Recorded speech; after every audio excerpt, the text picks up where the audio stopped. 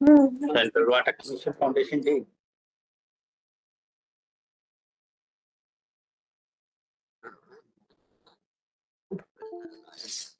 పిల్లలు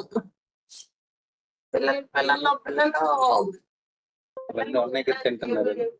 అది తినేస్తారు కదా, మీకు బాగున్నారు.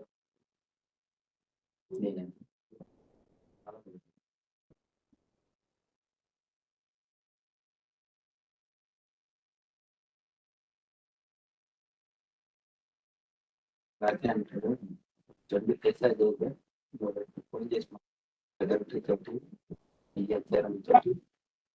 ప్రజెంటేషన్ ఇచ్చాను కదా ఫ్యాక్స్ చేయాలి.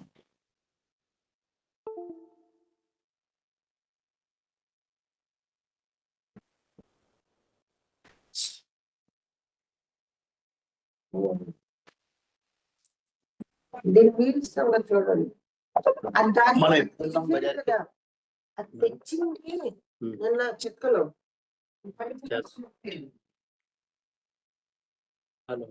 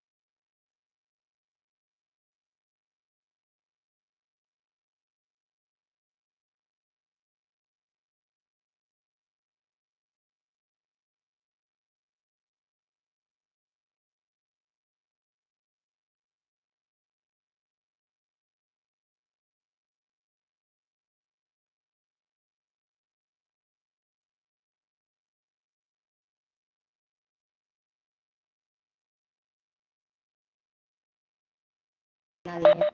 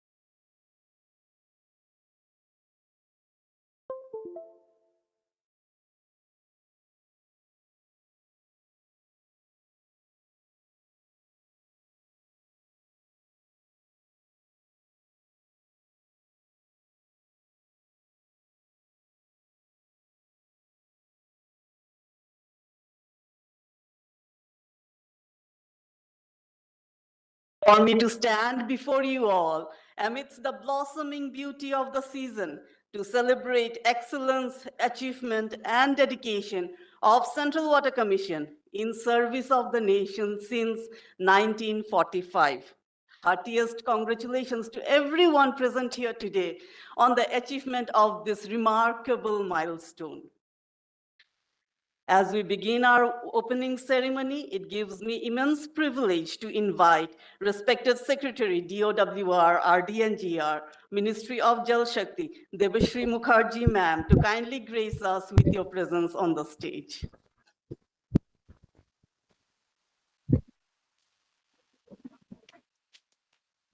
May I also invite Shri Kushvinder Boraji, Chairman, Central Water Commission, to kindly grace us with your presence on the stage.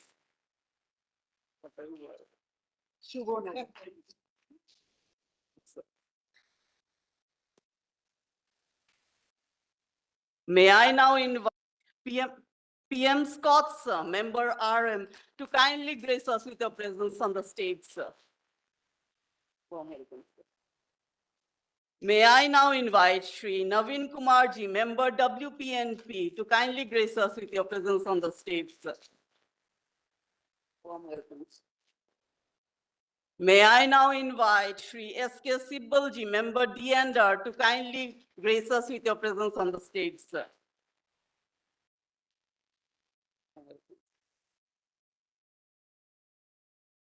Can we have a big round of applause for all the dignitaries seated here on the dais?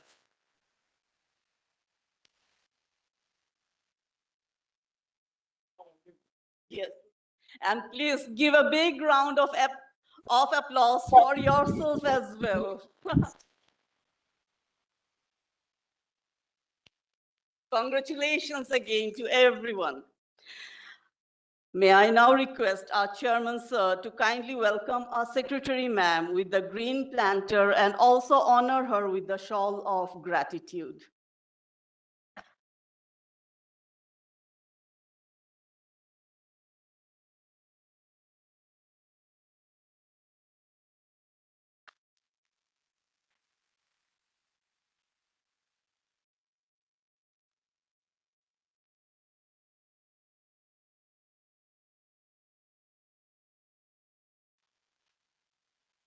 Thank you so much, sir.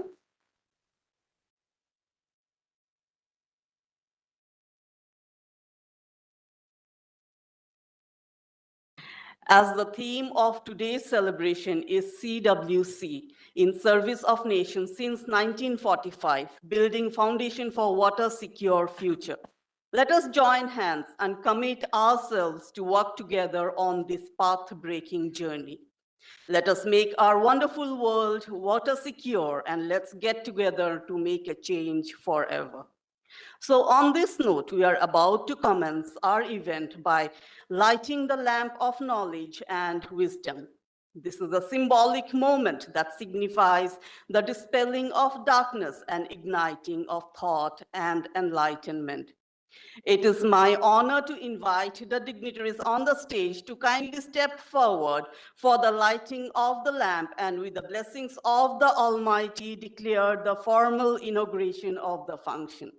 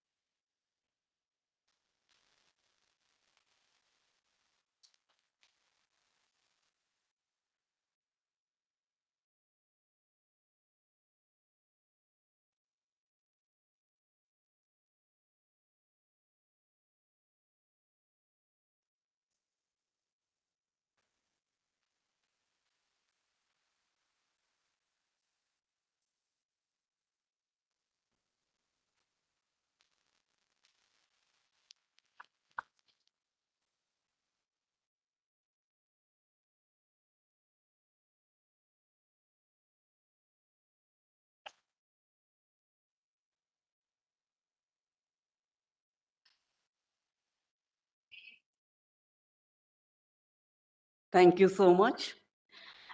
On behalf of the Fraternity of Central Water Commission, we are delighted to offer a gracious welcome to all the dignitaries present here today. And to give a red carpet welcome to everyone assembled here, may I take the pleasure to invite Shri A.K. Khariaji, Chief Engineer CWC, to kindly come forward and welcome our esteemed gathering.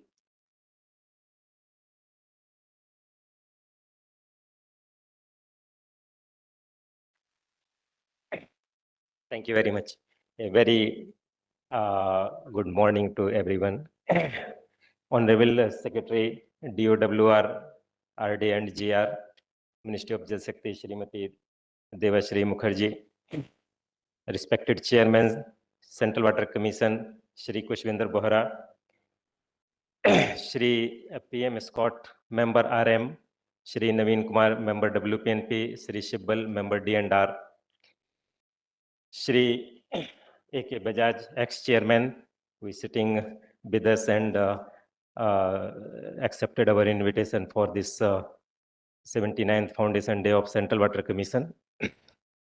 Shri Ayer, ex-chairman, very senior officers from various organizations under Ministry of Jal Shakti, Department of Water Resources, my colleagues and friends and other distinguished guests, ladies and gentlemen. I am truly delighted and proud to extend a warm welcome to each one of you gathered here today as we celebrate another milestone in the journey of Central Water Commission.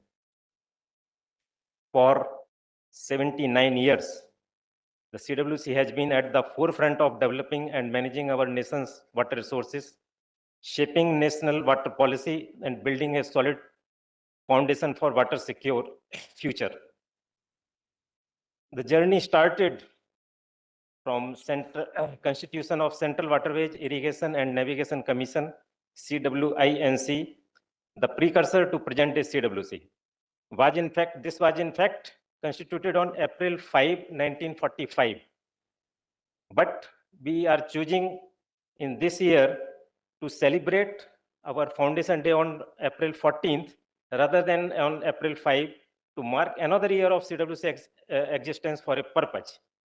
Today happens to be birth anniversary of Bharat Ratna Dr. B.R. Ambedkar, who envisioned the constitution of CWC as part of post-World War II development policy.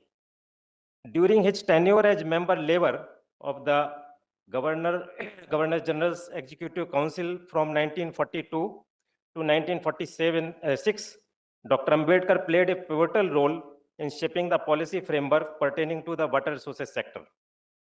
He visualized the role of multipurpose projects in bringing a quantum leap to the economy of the region where they are located and the country as a whole. Dr. Ambedkar prophesied at that time that CWC's activities would spread across the length and breadth of India, assisting and advising all provinces and states to put their natural resources to maximum benefit and unified development. CWC has lived up to his prophecy.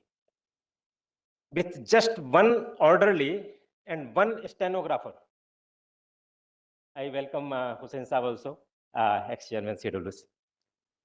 With just one orderly and one stenographer, Raj Bahadur Dr. A.N. Khosla, who was chief engineer in the Punjab province, took over as chairman of CWINC and established its framework and organizational structure. In fact, the system of putting chairman first in any organization is continuing since then only, and then they develop their organizational structure and framework. From a modest beginning, the commission has since grown into a large organization today with several sister organizations. To combat the food crisis following World War II and the partition of India, significant investments were made in the development of irrigation potential. CWC being an apex technical organization and the brain trust of the Government of India in the field of water resources, was closely involved in the planning, investigation, design, and management of various aspects of water resources. In fact, CWC executed also a few projects in the country, and I will just name one or two.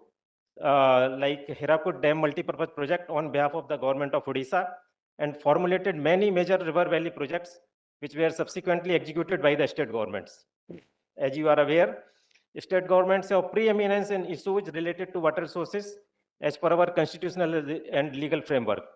In the formative years, owing to their limitations in having their own design and research organizations, states relied upon CWC to fill the gap in drawing up plans to ensure economical and efficient work on the water resources projects. Additionally, CWC facilitated the procurement process at that point of time and assisted the states by procuring and supplying various equipments. Of course, those directorates which were involved in that, they have been since given a different job because the states have come up with their own procurement processes.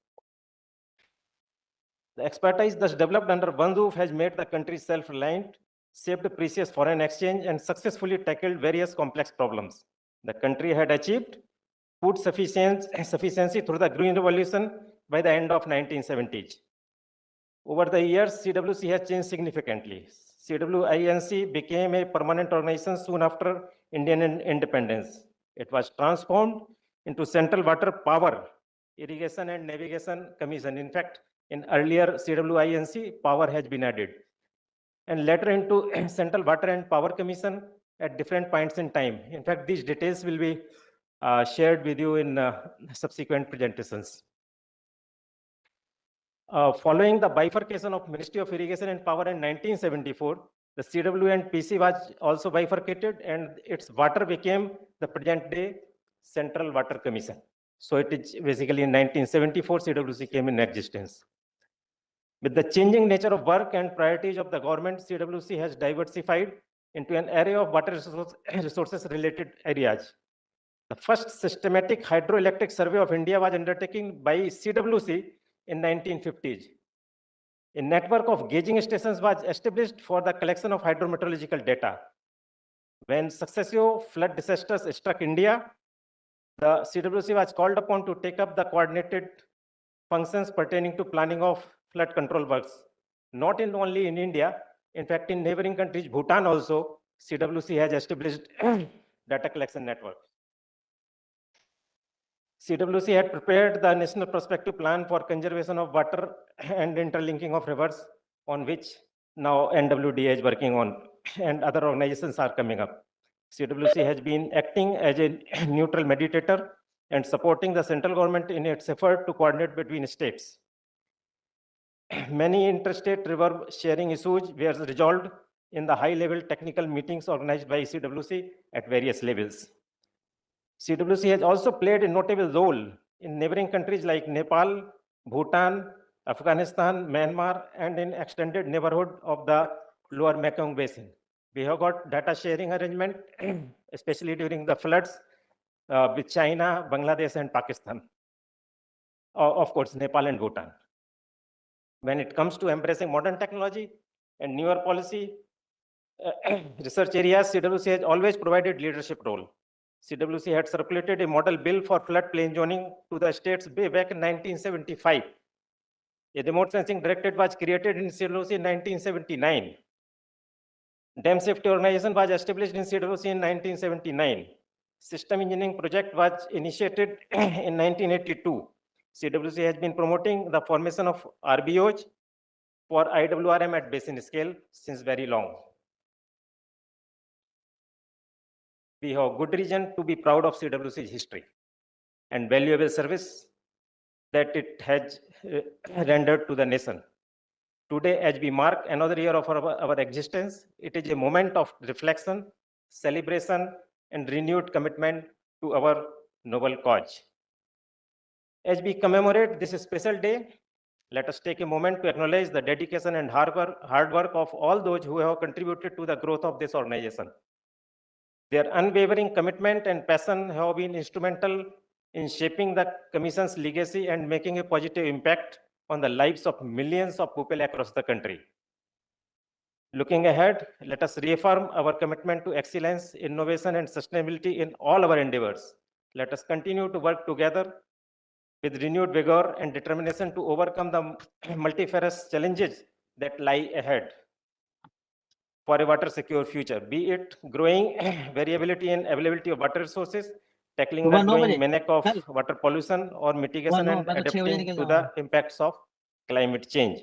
On this special day, let us celebrate our achievements, honor our past, and look forward to a future filled with hope, promise, and endless possibilities.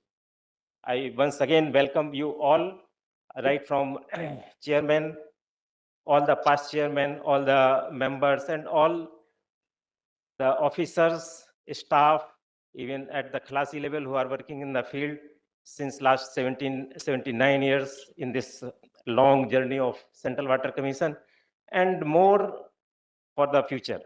And once again, a happy Foundation Day of Central Water Commission. Thank you very much. Thank you so much, sir, for the gracious welcome.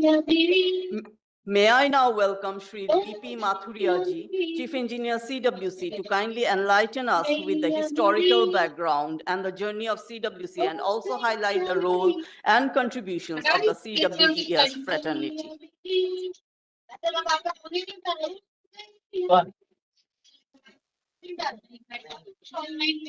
Namaskar and very good morning to this esteemed and august house of experts, Central Water Engineering Services fraternity, and our colleagues who are present both in physical mode and online from various site offices, field offices, and all alike. Respected Secretary, Water Resources, River Development, Ganga Rejuvenation, Chairman, Central Water Commission, members of Central Water Commission, esteemed members of Central Water Commission, and this glorious house, which is present today to witness this great occasion of a great organization which has contributed significantly and with indelible imprints on the water resources, footprints of this country. It's my profound privilege and honor to have been asked to speak about the role of Central Water Commission, its historical perspective and the legacy, and then bring out the role and contribution of all of us who are manning this organization and manned this organization. I also welcome our former chairmen who are here to grace this occasion. In fact, next.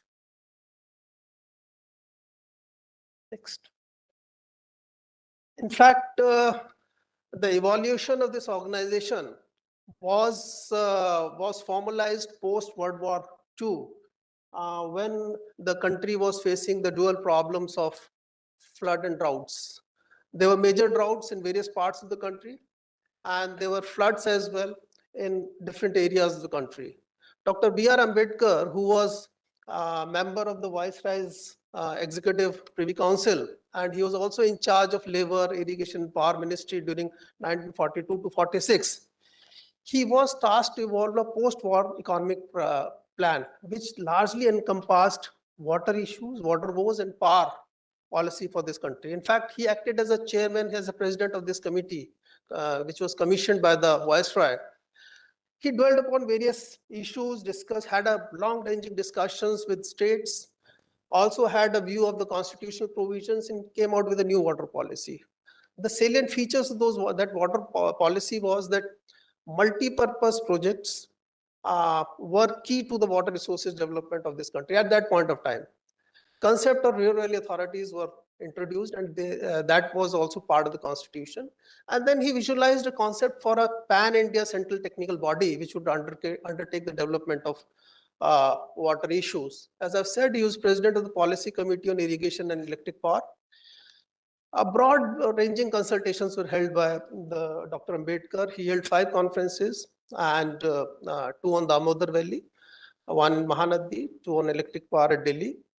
And his addresses during those conferences, during those interactions, that reflected his thinking on the issues of water resources. And if we read the Constitution, those thinkings are adequately, nicely reflected in the Constitution as well. Next. So, big vision. In fact, his policy reflected big vision for the national big issues. It led to emergence of definite all India policy for development of water and electric power resources, creation of technical organization at center, which is present day Central Water Commission or Central Electricity Authority, as we may call. Assisting states in development of irrigation and electric power were key. And as I've said, adoption of River Valley Authority to overcome constitutional provisions and development of irrigation and hydropower at par on the interstate rivers. Next.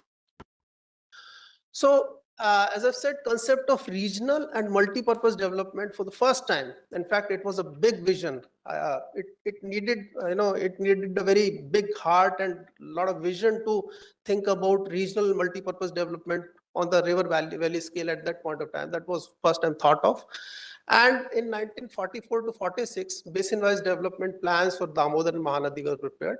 Tungabhadra project, Bhakra projects also took off as multi-purpose projects. And as I've said, initiation of some very, very important river valley projects, which we see today, initiated during that period, and they reflected the vision of Central Waterways Commission as well as Dr. B.R. Ambedkar. Damodar Valley projects, Son River Valley, Mahanadi Hirakud projects, Kosi and others, and Rivers of the Deccan. That was imprinted in the plan. Next, please. So, 1945. Central Waterways Irrigation Navigation Commission as a pan-India expert technical body was created. It was declared as a permanent organization, recognized as Central Water Power Irrigation Navigation Commission in 48. Central Electricity Commission and CWPINC were merged as Central Water and Power Commission in 51. It became an attached office of Ministry of Irrigation Power in 1952. In 1974, it got bifurcated into Central Water Commission and Central Electricity Authority. And then various sister organizations were, de-linked out of this. In 78, Central Water and Power Research Station, followed in 1981 by Central Soil and Material Research Station. And in 1994, we established a very vibrant and a pan-India network of the regional offices in the major river basins of the country. Next, please. Well, Dr. B.R. Ambedkar, he said, I visualize the growth of this body, and it's very important to read.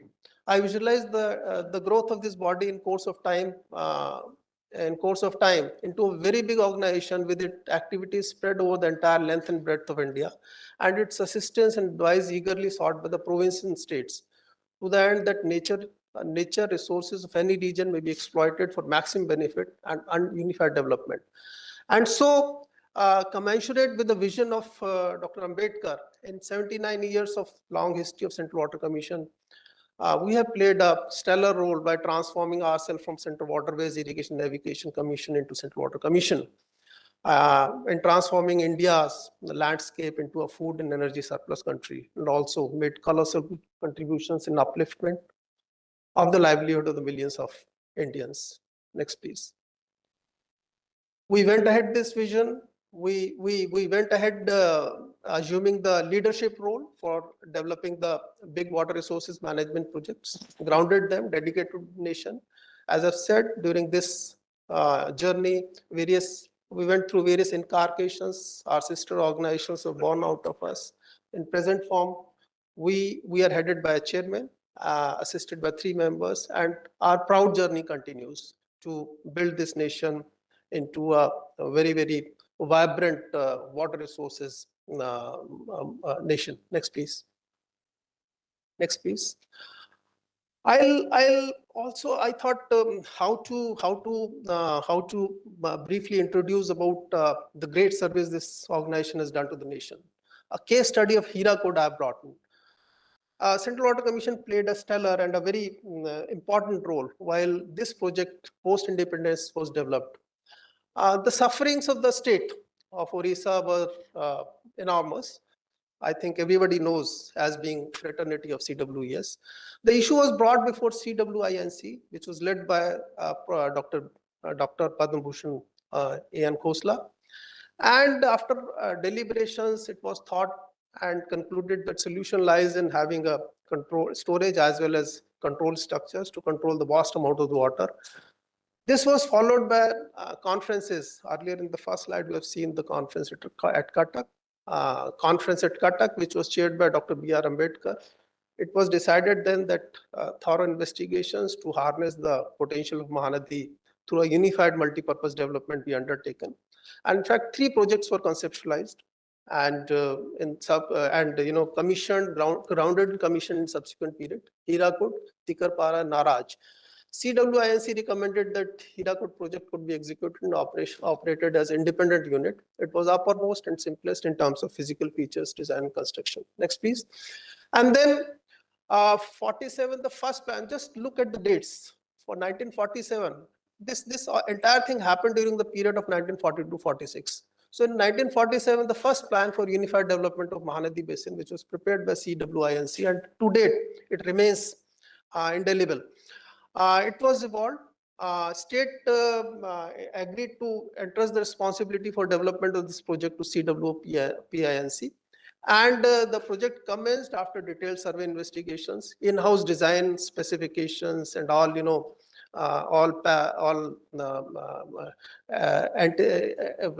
services were rendered by Central Water Commission through its Central Design Organization. And by 1957 itself, the project was commissioned and dedicated to the nation. It tells a lot about the commitment of the organization for the nation building. Next, please. And this magnificent story got replicated in major water resources development projects. They were multi-purpose, barrages, canal headworks, irrigation, drinking water, and so on and so forth. This list is endless. And I tried to capture some of the, next please. I tried to capture some of those in the subsequent slides. Well, our major achievements, they are innumerable, they are innumerous, they are many. They will need a lot of time to tell, but we have been pioneers. In fact, every province, every state is looking for designs at Central Water Commission. We excel ourselves in all structures, whether it is civil or hydromechanical designs. Next, please. Next, please. Some of the landmark projects which were developed by Central Water Commission through its contribution: Nagarjun Sagar, Hirakud, as I've said, Gandhi Sagar on Chambal Basin, Rana Pratap Sagar. Beautiful photographs. Next. Tehri in Uttarakhand, Koteshwar again in Uttarakhand, Sardar Sarovar, a marvel, Olavaram, and then technical support. Obviously, we are technical body. We have been assisting states with that technical support, providing some of the projects. Garuda Dam project, Rajasthan, Subarnekha in Odisha, Sri Salam, Sikasar Dam in Chhattisgarh. Next. In foreign countries, with our neighbors, we had a very strong, vibrant presence. Puna Sangchu 1 and 2 in Bhutan. Bhutan, Puna Sangchu, first highway tunnel. CWC had contribution in that also. We were design consultant in that. Next, please. Next, please. So this is one part, and then every facet of water resources development will see imprint of Central Water Commission. You name water resources sector in this country, and you'll find the footprints of this organization. That in Green Revolution, we contributed in creation of the irrigation potential. And this brought the country from the brink of grain starved country into the food surplus, grain surplus country. We excelled ourselves as only organization in the country who is providing assistance for the disaster, floods as a disaster, through flood forecasting services and management of this issue. We are also providing our human service in other disasters like glacial lake outburst kind of situations, and artificial land kind of outburst situations. A vast network of hydrometeorological network which provides national database for every stakeholder: states, private sector, public sector, anybody. This is what we call a very, very important service. In fact, it is often said that you can manage something which you measure. So any management starts with the measurement, and this is how Central Water Commission has imprints. And even if a railway designs a bridge, they need the data from Central Water Commission. We have been providing water availability status, how much can be utilized, through series of assessment reports. Recently, dam safety framework, which is a statute, which is a statutory framework, has been evolved, and Central Water Commission is has its first foot forward. Water use efficiency in other sector, we have made a lot of achievements on that. Next, please. How all this has happened? These were all, our achievements. How all this has happened? As I've said, we are technical body. We contributed by pooling our knowledge, our experience, our vision with the states through evaluation of standard guidelines and framework for every aspect of the water resource development. It can be irrigation multi-purpose project from concept to designing, and appraisal as well, environmental monitoring of the projects, water use efficiency, inventing drip and micro systems for increased water use efficiency, project monitoring, dam safety, as I said, hydrological observation, water quality, flood disasters, including GLOF as well, hydrological designs, one area in which Central Water Commission is a forte when we say hydrological designs, coastal management, river morphology. There are vast array of the guidelines, manuals, and the frameworks that have been evolved over the period of time with their revised versions, which have assisted Central Water Commission and the states in this country to take this sector forward. Next, please. Some of the guidelines. Next, please. Yeah. Coming to Central Water Engineering Services, no organization can, an organization is incomplete without the people who are manning it. And we must be proud to be part of this great organization, which has served this nation over that period of time and continues to serve. It is only organized group of services in the country.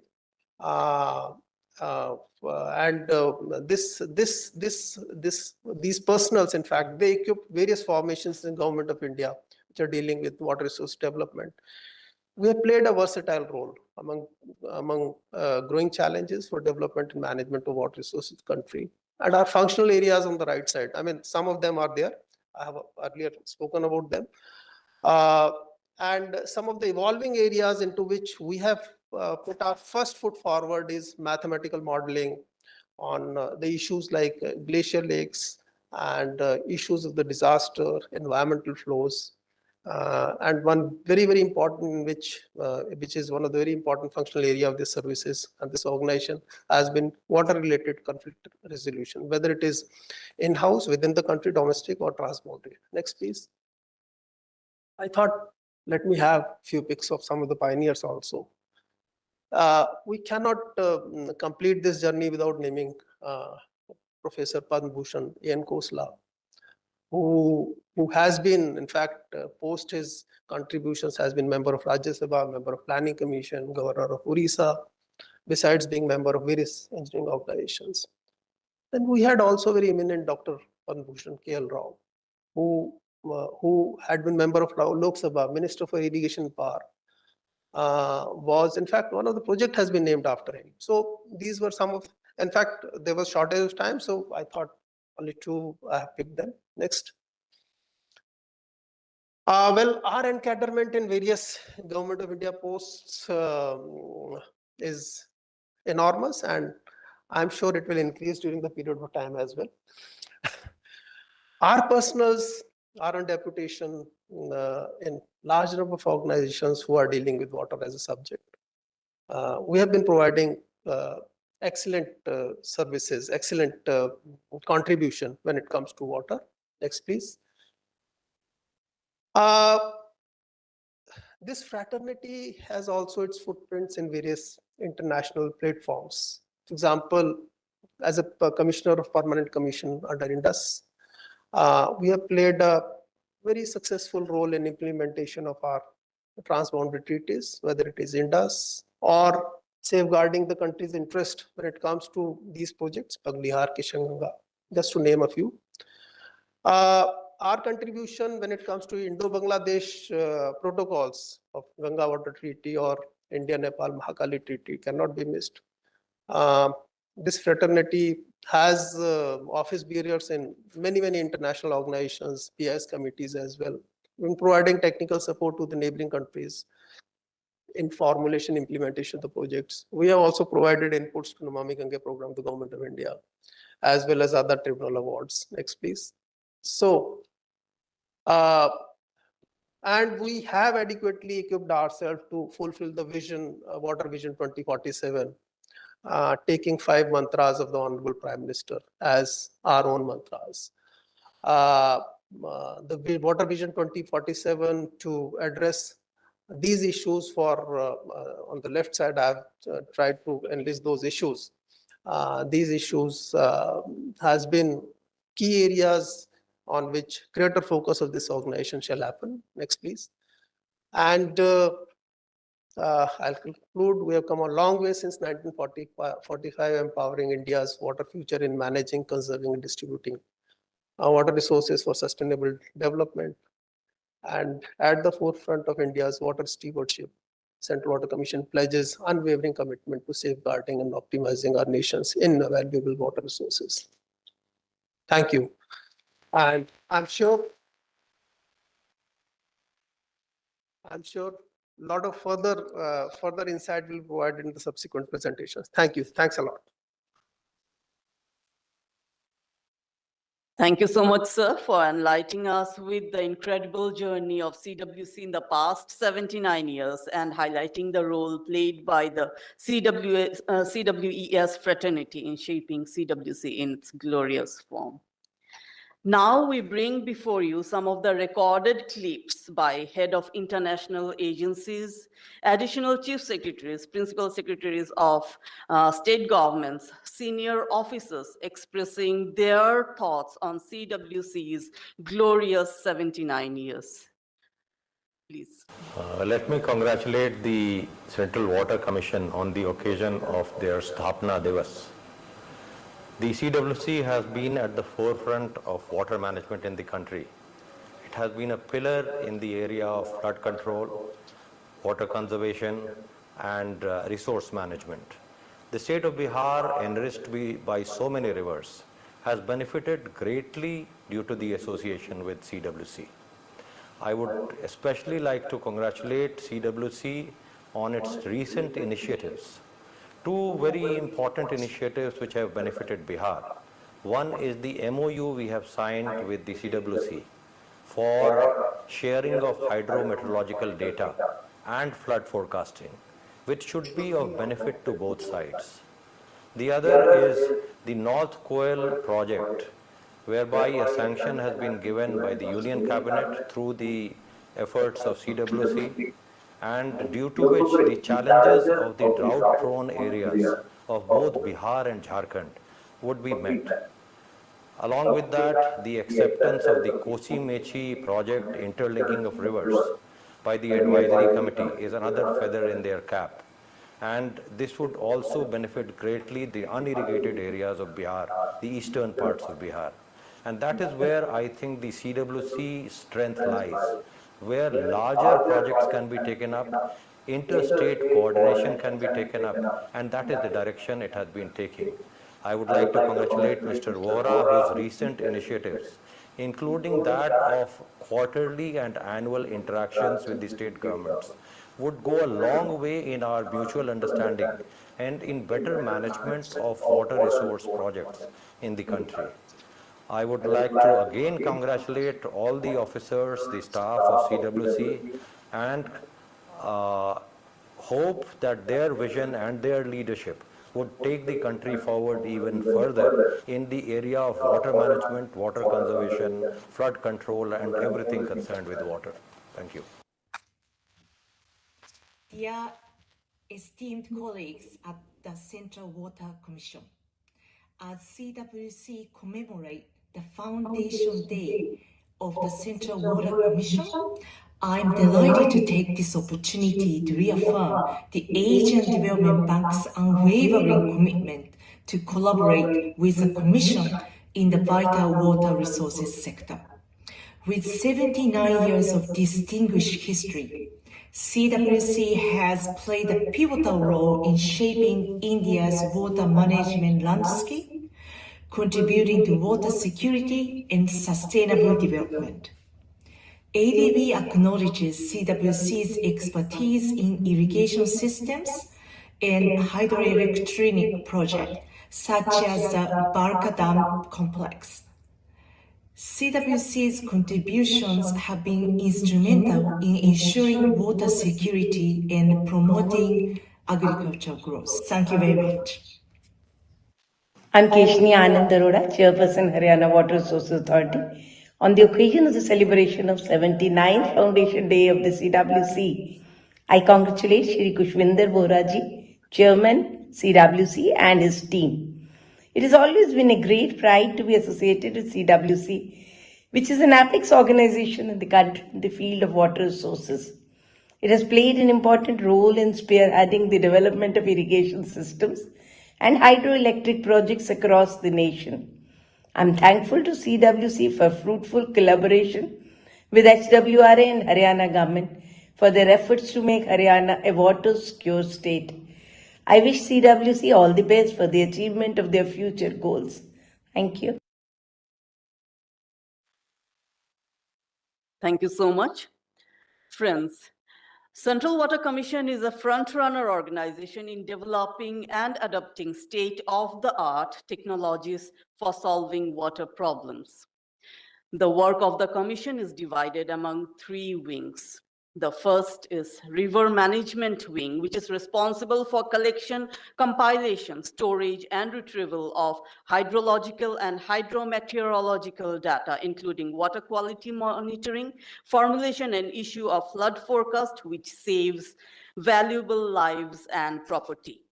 In this way, CWC keeps a bird-eye view on all its rivers and 20 river basins, including its tributaries, through its strategically located 14 regional offices headed by Chief Engineer under the umbrella of member RM.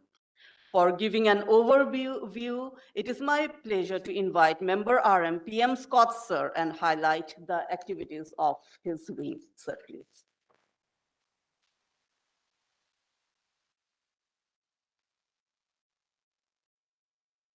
Respected chief guests of this function, Secretary Madam, respected Chairman CWC, my fellow member colleagues, ex-chairmen of CWC,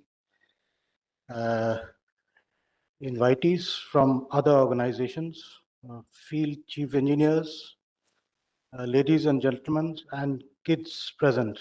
I wish all of you a happy Ambedkar Jayanti and a happy celebration of CWC Foundation Day.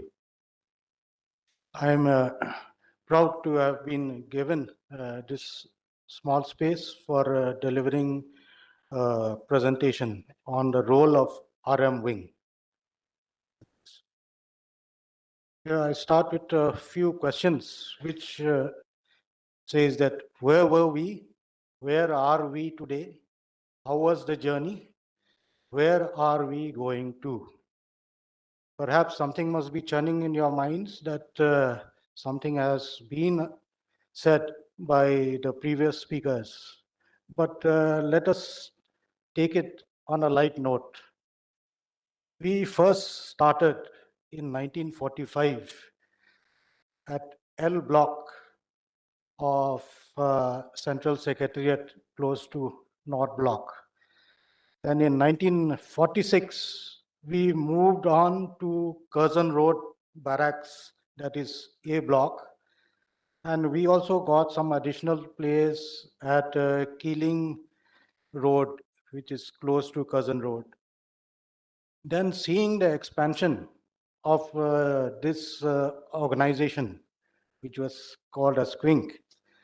So in 1951, the government allotted this organization the Bikaner House on Shahjahan Road, and we continued on that journey from Bikaner House till 1980. Now, during that period, 1951 to 1980, there were expansion of units, and Some were spread all across the city. Few were there in Safdarjung Enclave, Vasant Vihar, House Cars, then of course RK Puram was Block 1 and was Block 2.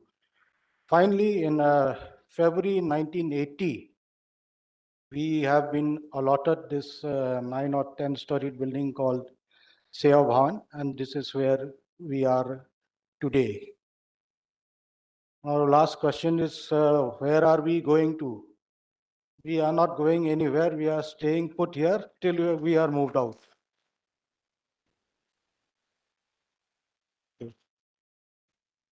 Yes, here we are in this auditorium of this CWC. This also has a legacy. This library was first created in the year 1931 under an organization called the CBI. It's not the CBI which you read in newspapers and TVs every day, but it was then called the Central Board of Irrigation. And in 1947, this library was transferred from CBI to Quink. And in 1945, 1955, sorry, this library was shifted from Shimla to the CWC office in Delhi. And this is how it continues till today. Okay, so now we move to the next slide, that is river management in India. As has been told by the previous speakers, I will not like to repeat, but I will just highlight what were the important years pertaining to river management in this history. So in 1943, there was a sort of double blow. We had the Bengal famine, then we had the floods in the Damodar, then combined with that, we also had the Second World War. So this drew the attention of the government that there has to be a pointed attention on the necessity for overall planning and control of our rivers and river systems. Then in 1954, again after the disastrous floods, the flood wing was created in CWC. This wing was so important that it reported directly to the chairman from 1954 till 1970. And it had 3 chief engineers. All of them had served at headquarters. Then in 1970, it was considered appropriate to have this flood wing function under a member, and it was then that the floods came into function. And over time, of course, in 1986, the flood wing was renamed as the River Management Wing, and it continues to the next. Now, under the RM wing, we have our hydrological observations. We started with our first hydrological observation site, and Ganga is always lucky. We opened this Hatita site on River Ganga in Bihar in 1948. And as we are today, we see that there is a population of 1,543 hydrological stations spread across 20 major river basins in the country and manned by 14 regional chief engineers. And we also acquire data through electronic means, and we have earth receiving stations and modeling centers for flood forecasts spread all over the country. Next. Now coming to coastal management, next. Under the allocation of business rules 1961, sea erosion is a mandate which comes under our ministry. So this data pertaining to coastal processes is very important for evolving long-term coastal management and protection measures. Presently, we have 8 coastal sites in 6 states. And we have now submitted a plan for opening of 4 new sites in 3 states, 2 sites in West Bengal, 1 in Odisha, and another one in Andhra Pradesh. And from these sites, 9 parameters pertaining to ocean and sea, they are being collected. And we create a data bank to tackle coastal engineering problems. So far, whatever interventions that have been done on the coastal areas, although it is done with some engineering, but it was done in an ad hoc manner. And through this coastal management information system and through the services of CLUC, we plan to streamline all these activities so that we can have manuals which can be used by all coastal states. Next. We also monitor glacial lakes and water bodies. Our story starts in the year 2009 when MOU was signed between CLUC and NRSC for preparation of an inventory for glacial lakes and water bodies. In the year 2011, this inventory was published, which contained a list of 2,028 glacial lakes and water bodies. And in the same year, CWC, in association with NRSC, took up the monitoring of 477 glacial lakes and water bodies of size 50 hectares or more. Now, this joint monitoring continued till 2015, and by 2016, CLUC was able to take up this work independently on its own. So it started monitoring the same water bodies, but by the year 2022, this number has been increased from 477 to 902 water bodies, which includes water bodies more than 10 hectares in size. Now, in the future, we plan to increase this number from 902 to about 2,400 water bodies. You may ask a question, when the inventory is 2028, how come we will be doing 2,400? Last year, there was a new inventory of glacial lakes and water bodies, which came up with about 28,000 glacial lakes and water bodies. So from that inventory, we will be picking up this 2,400 and will be going forward. Next. Now, in this realm of flood forecasting, CLUC started its first flood forecasting activity in the year 1958, after the aftermath of serious floods on river Yamuna. So starting with one station in 1958, over the years now, we have reached this number of 338 flood forecast stations, and we plan to take it up to 375. Now, these flood forecasts are of two types. One is the short range, that is up to 24 hours, and we also provide advisory forecasts up to 7 days in advance. Next. On water quality, we started our work in the year 1963. Today, we have 782 river stations from where water is collected and tested for its quality. And since last year, we started venturing into stationary bodies. That is, we now have 88 water bodies for which, from which the water samples are collected and being tested. The testing is being done in 3 types of labs, that is level 1 at site, level 2 in the office, and level 3, which is the highest type of level. So the number of parameters ranges from 6 parameters to 41 parameters. Next. Now, on morphological studies, we started during the 80s. First of all, it was a very crude method of working out a methodology of the change in morphology of rivers. In those days, only Survey of India topo sheets were available, and those topo sheets were produced once in a blue moon. And then CLUC, with the help of those topo sheets, maybe a topo sheet which comes out once in 10 years or once in 15 years. So these were compared, and the changes were detected We had instruments such as planometer, and we were reporting the changes in river behavior to the states. But after the report of the Rashtriya Bar Ayog in 1980, so we started taking morphological studies in a big way.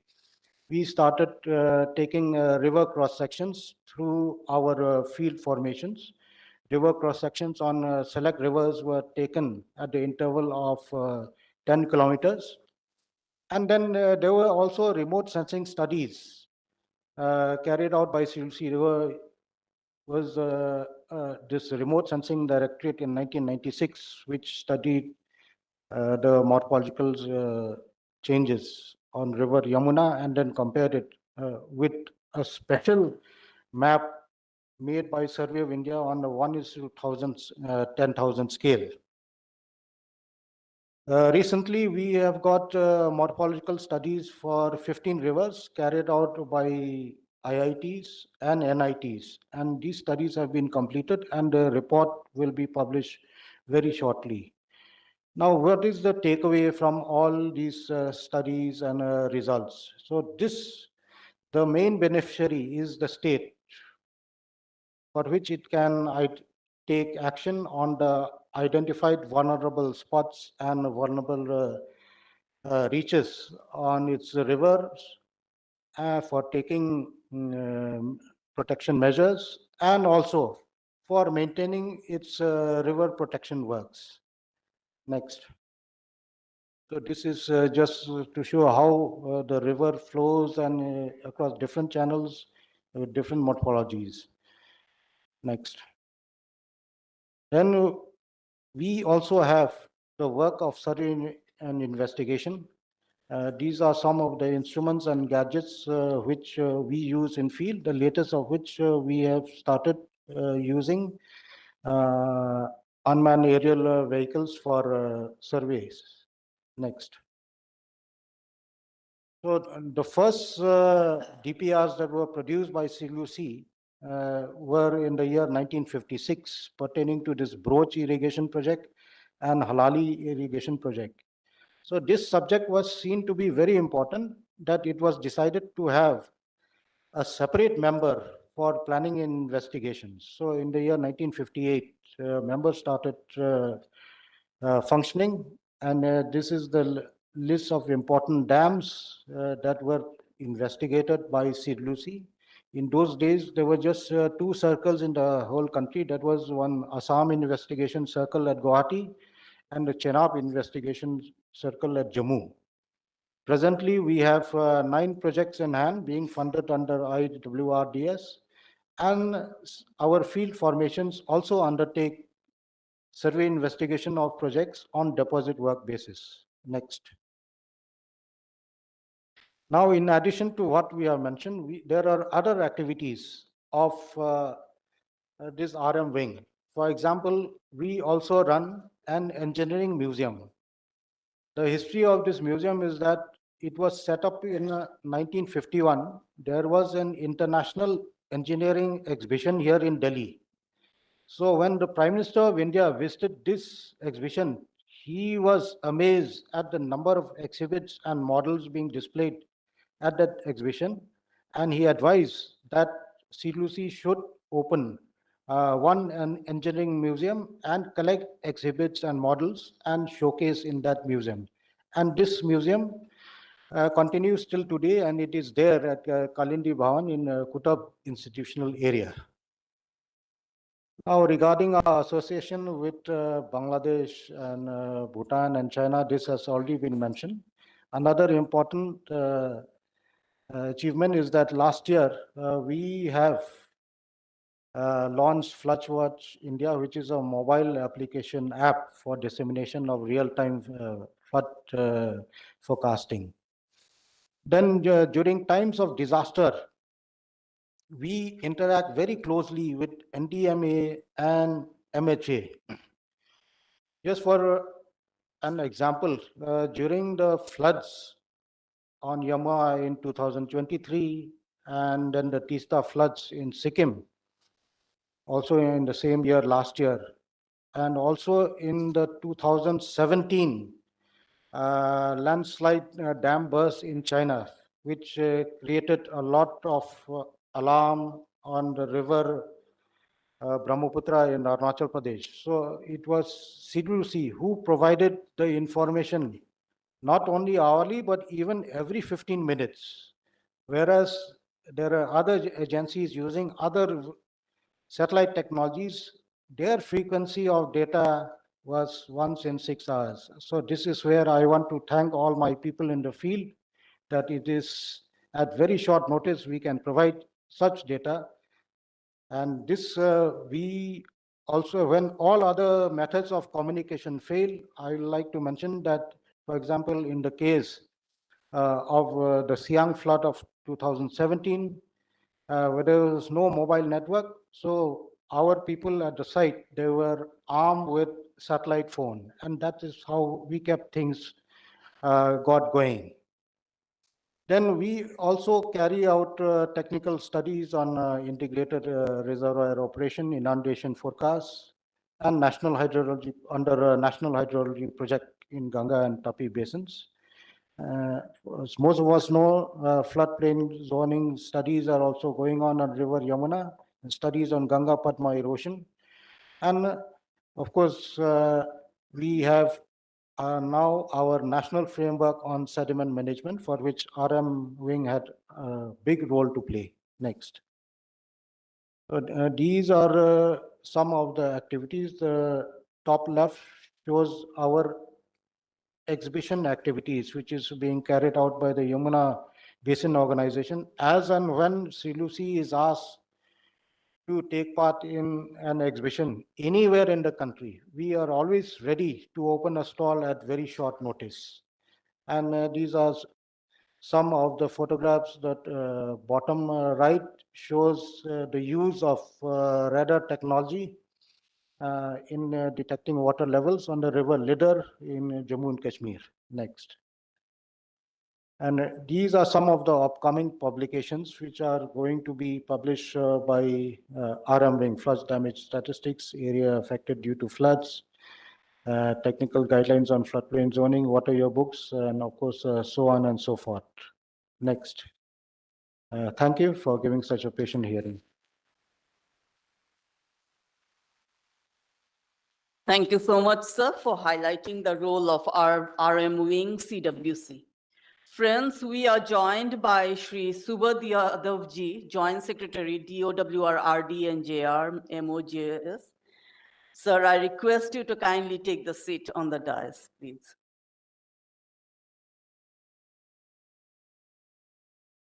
Sir, please.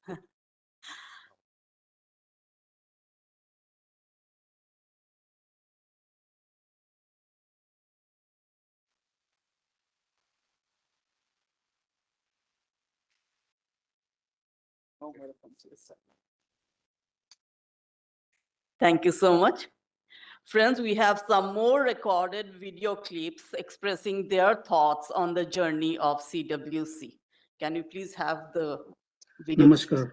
On behalf of Meghalaya Power Generation Corporation Limited, I extend my warm greeting to CWC in the celebration of its Foundation Day.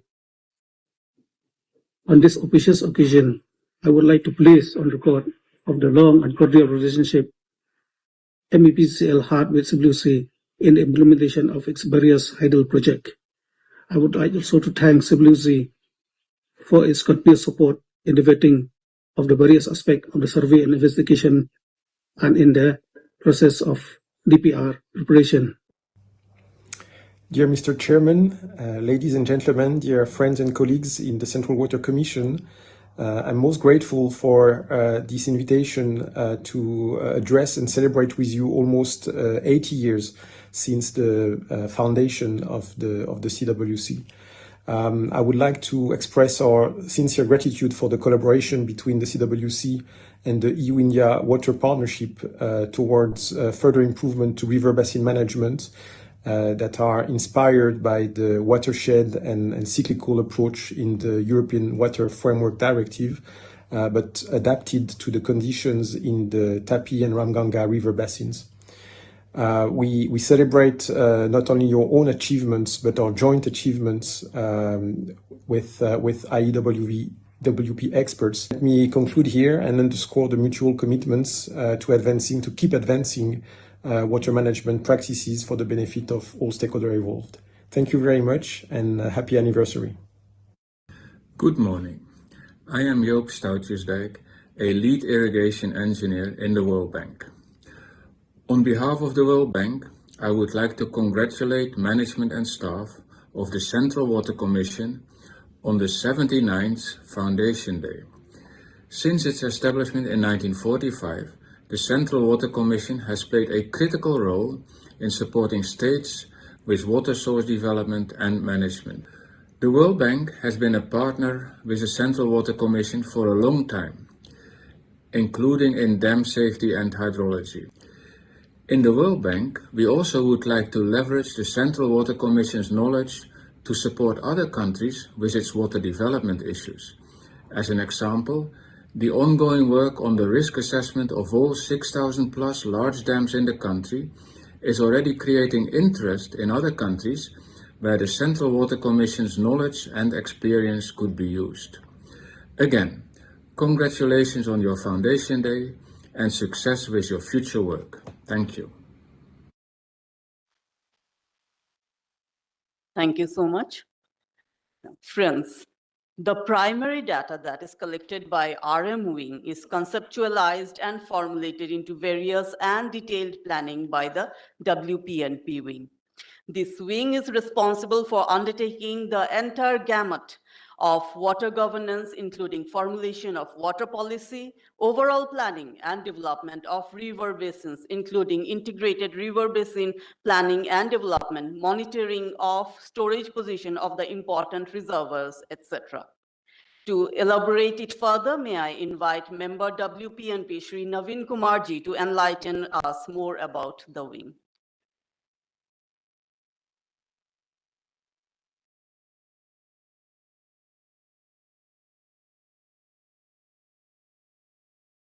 Respected Secretary Ma'am, Chairman Central Water Commission, Member RM, Member D&R, JS, DOWR, former Chairman Central Water Commission, DG NWDA, senior officials of CWC, and other dignitaries present in the program offline as well as online. Good morning to all. Happy Ambedkar Jayanti and happy CWC Foundation Day. Today we are celebrating the 79th anniversary of establishment of Central Water Commission. The event has given us an opportunity to look into our glorious past as well as to see what we are doing today and what we should pursue in future. As we all know that the average annual rainfall in India is about 110 centimeter, which results in annual water availability of about 2000 billion cubic meter. However, due to technological and topographical constraints, the water which is available for our utilization is only about 1139 billion cubic meter. Not only that its availability is limited, its natural occurrence also varies to a great extent in space and time. This necessitates manual interventions to make its availability as per our requirement. The interventions include implementation of water resources projects for storage creation and construction of conveyance system. Next slide, please. Execution of large water resources projects requires knowledge in the interlinked domains, and thus their planning requires multiple aspects to be considered for sustainable exploitation of the resources. As the name of the wing suggests, the main objectives of this WPNP wing include planning for water resources development and management, providing technical support and advice to central and state governments on the interstate matters, technical examination of irrigation projects, monitoring of implementation of irrigation projects. We are also working for performance evaluation of irrigation projects to identify improvement measures. We are also involved in the collection and compilation of water resources data and information and its storage, processing, and retrieval.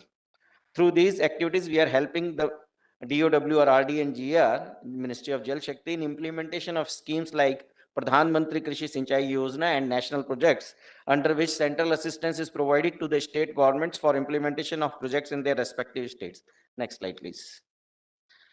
The activities I have just mentioned are conducted through 8 organizations under the WPNP wing, each headed by an officer of chief engineer level. These organizations have been shown in the slide. Apart from these 8 organizations, 19 monitoring and appraisal directorates report to the member WPNP through their regional chief engineers and conduct inspection visits for monitoring of the water resources projects. Next slide, please. Here I would like to mention that WPNP wing has gradually grown in the last 79 years to reach to this point. At the time of inception, we were mainly providing technical support to the central and state governments on interstate matters. After initiation of the plan schemes, the project appraisal was started in the year 1954 to ensure only technically sound projects are implemented in the country. In order to even out the special variation of water resources, the National Water Grid Directorate was formed in January 1972 for countrywide water resources planning. This directorate later transformed into the present National Water Planning Directorate. Directorate of Statistics was created in the year 1968 to collect water resources data and information needed for water planning. The same is now known as Information System Organization, which is headed by a joint secretary level officer from Indian Statistical Services. The World Bank division was created in the year 1972 to help the states to formulate proposal for external funding.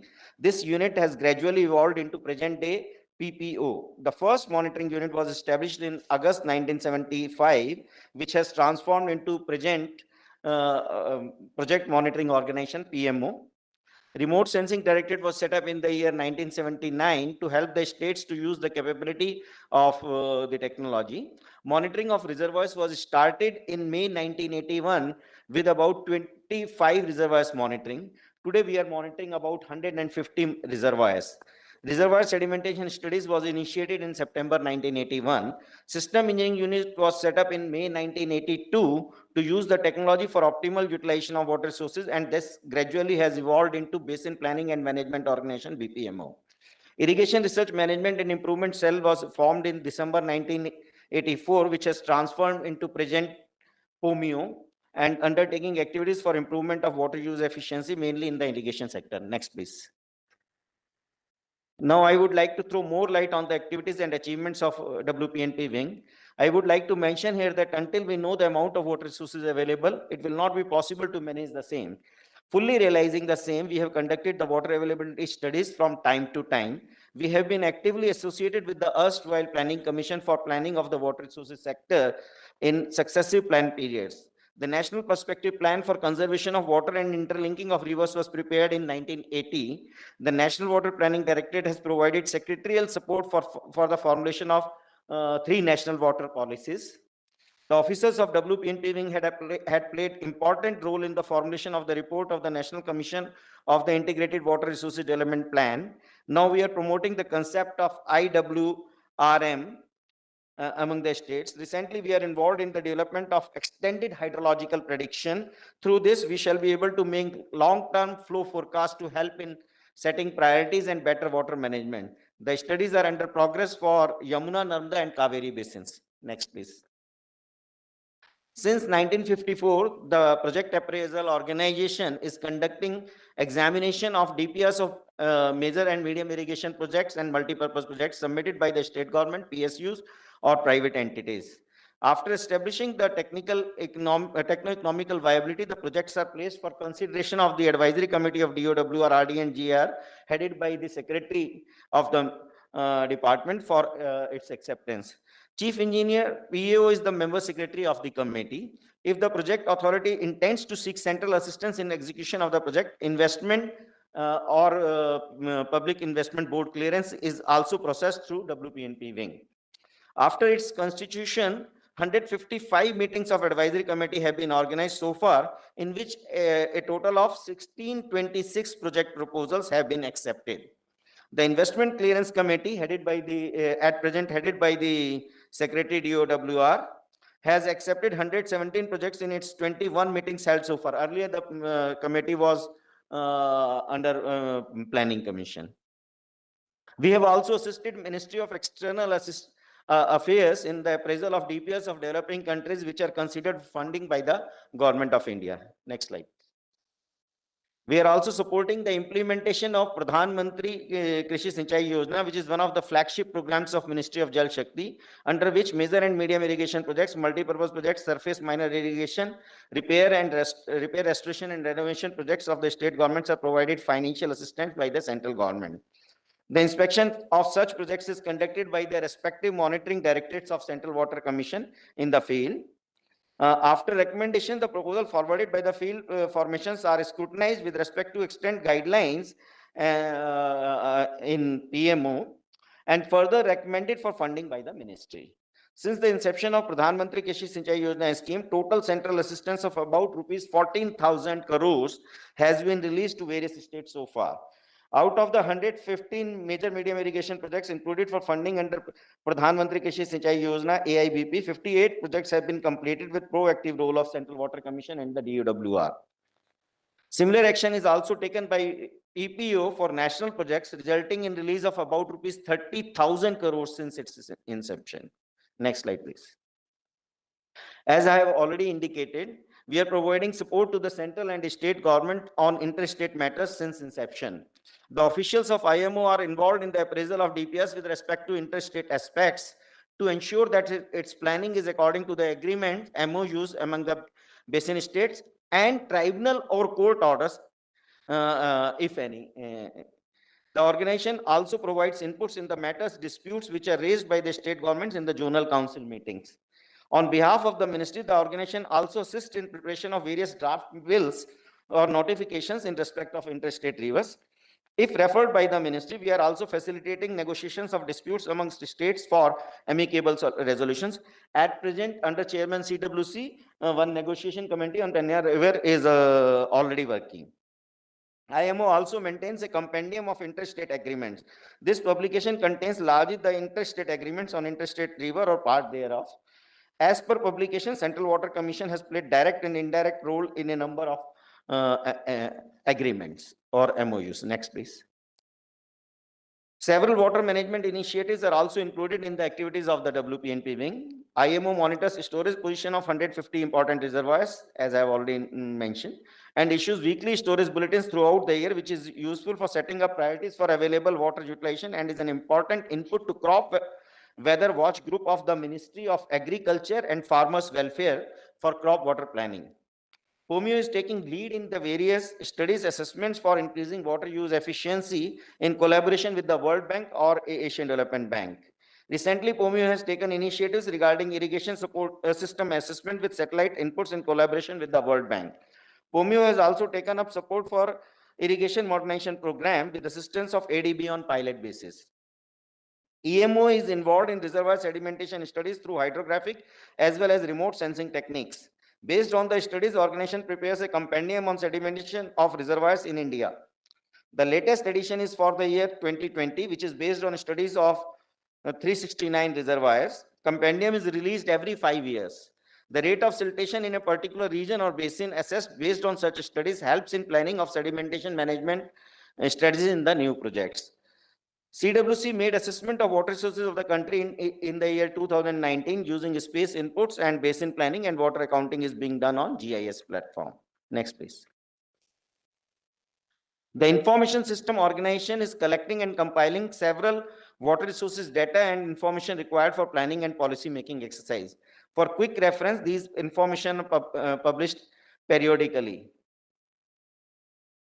As we all know that per capita availability in India is reducing day by day due to population increase, and we are already in water stressed condition, a stressed situation. Further, new water resources projects face major challenges of land acquisition, environmental concerns, and water sharing disputes.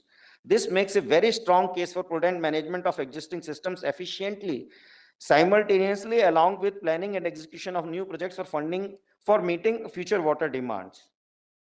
At the end, I would like to state that WPNP wing has played a pivotal role in not only formulation, approval and execution of new projects, but also made contribution by conducting several studies and firming up strategies for efficient management of existing systems. We have to play major role in the future also to ensure water security in the country. Thank you. Thank you all.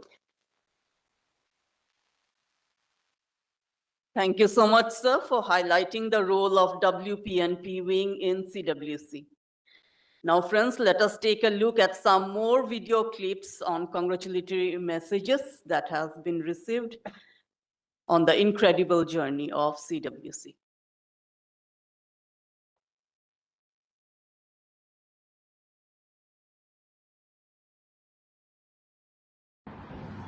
Good day to all my dear friends and colleagues in the Central Water Commission.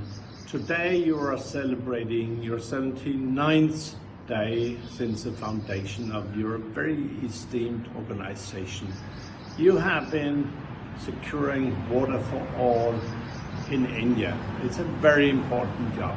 The work that you have done throughout all these years have really opened up opportunities for all you, the Indians. Denmark is proud to be a partner with you, and we do hope that the good work in securing water for all in India will be one of the most important pillars in the growth towards Viksit Bharat. We stand with you, we are with you, and I wish you, all of you in the Central Water Commission, all the best. Good morning. I'm delighted to learn that Central Water Commission is celebrating its 79th Foundation Day on 14th April 2024. The Central Water Commission is the apex technical body of Ministry of Jal Shakti, Government of India, and one of the largest repository of the technical content in the field of water sector in this country. Malviya National Institute of Technology, Jaipur, has been interacting with the Central Water Commission, Ministry of Jal Shakti over the past few years on the subject of earthquake safety of dams. The National Center for Earthquake Safety of Dams at MNIT Jaipur is a pioneering effort of the Ministry of Jal Shakti towards ensuring the implementation of the Dam Safety Act 2021. We look forward to work closely with Central Water Commission in its endeavors related to earthquake safety of dams in India. We wish Central Water Commission the very best in its continuing effort in dealing with management of water resources in India. Jai Hind. Namaskar. Namaskar.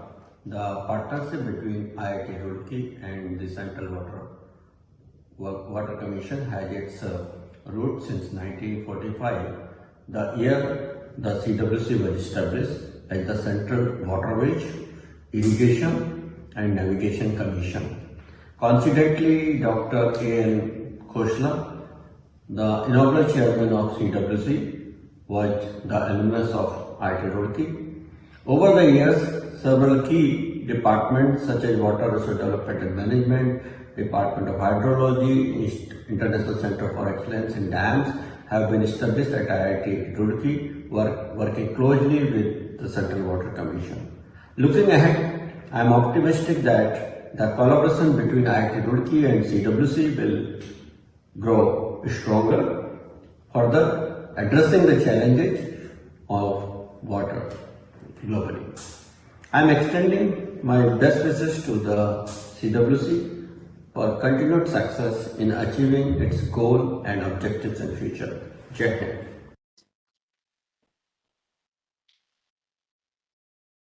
Thank you so much. Now, friends, the third wing, that is the D&R wing, is responsible for providing guidance in the planning, preparation of layout studies, specifications, detailed designs and drawings, and standardization of designs of river valley projects in the country. CWC has played a pioneering role in designing the iconic projects like the Bhakra Nangal, Hirakud, Indira Sagar, Teheri, Sardar Sarovar project, etc., by virtue of which this country is able to meet its various water needs and is not only self-sufficient in food, but also is a net food exporter. I now invite Shri S.K. Sibbalji, member D&R, to throw more light in this aspect. Sir, please.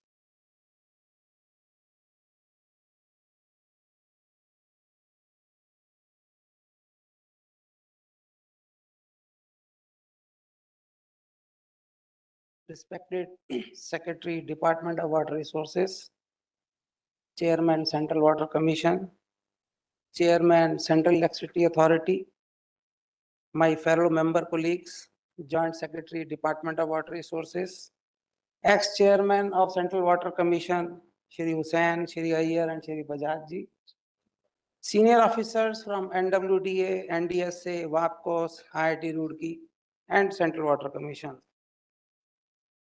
So I think we can move to next slide. So I will be talking about the journey of Central Water Commission and the role D&R wing has played in nation building. The age of D&R wing is as old as of CWC. As we all know, this CWC, in its earlier incarnation, it was constituted in 1945 as Central Waterways Irrigation and Navigation Commission. And since then, D&R wing has been a part of Central Water Commission. There were two wings at that time. One was D&R wing, another was planning and investigation. The thrust at that time was to develop the projects, construct them, and after independence, CWC was given the role of two major projects. One is Hirakud and then Kosi.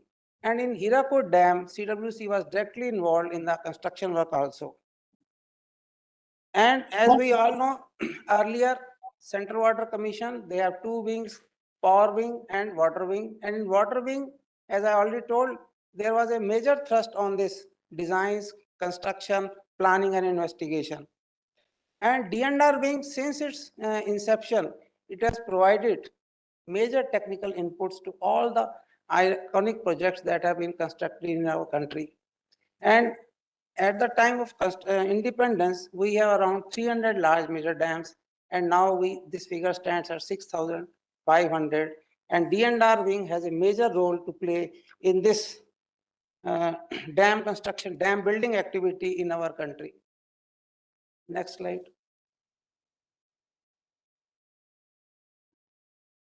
So these are some of the important major projects that have been designed by Central Water Commission, starting with Hirakud, Nagarjuna Sagar, Rajghat, Hasdai Bango, Umimamtru, Farakka. So in the earlier presentation, I think my colleague Mathuria has shown the pictures of all these projects that were constructed. So D&R wing, I think all the ex-chairmen who are sitting there, they were associated with the D&R wing in some way or the other. Next slide. So this is the how the hydropower development has taken place in our country. Earlier, all the projects that were designed, they were basically storage projects, and hydropower was also a part of those projects. So we can see that after construction, the share of hydropower, it was around, it peaked at 50%, and thereafter it has been gradually sliding because of this coming of thermal power plants and other plants. But now the government of India, it has realized that the share of hydropower has to come up. So it is now giving thrust to these pump storage schemes. They are coming up, and CWC has received a large number of pump storage schemes. So I will be discussing on that later on. Next slide. So during this journey of Central Water Commission, earlier the CWPRS and CSMRS, they were also part of D&R wing. So in 1978, CSMRS was branched out, CWPRS branched out, and in 1981, CSMRS branched out of CWC. And currently, we have 5 design units functioning in Central Water Commission. 3 are the design units. One is our dam safety organization, and the 5th one is our hydrological organization. So these are some of the activities that D&R doing. The primary one is we are providing this design consultancy to our states. So D&R wing, since it starts, has been providing this design input to the states, because this design input required great technical skills, technical studies, studies of literature, knowledge of softwares and all that. So this was earlier found that this was lacking in the states. So CWC was given this role. So we are also now providing assistance to the states in some of the special problems that they are encountering in their projects. We are undertaking technical examination of all the hydropower projects and some of the irrigation projects where the state doesn't have any CDO, Central Design Office. Our CWC officers, they are involved in this formulation of Bureau of Indian Standard Codes. Our chief engineers are the chairmen of their technical subcommittees. And as and my earlier colleague told, we are providing assistance to the Indus Water Commission for this sorting of issues related to Indus Water Treaty between India and Pakistan.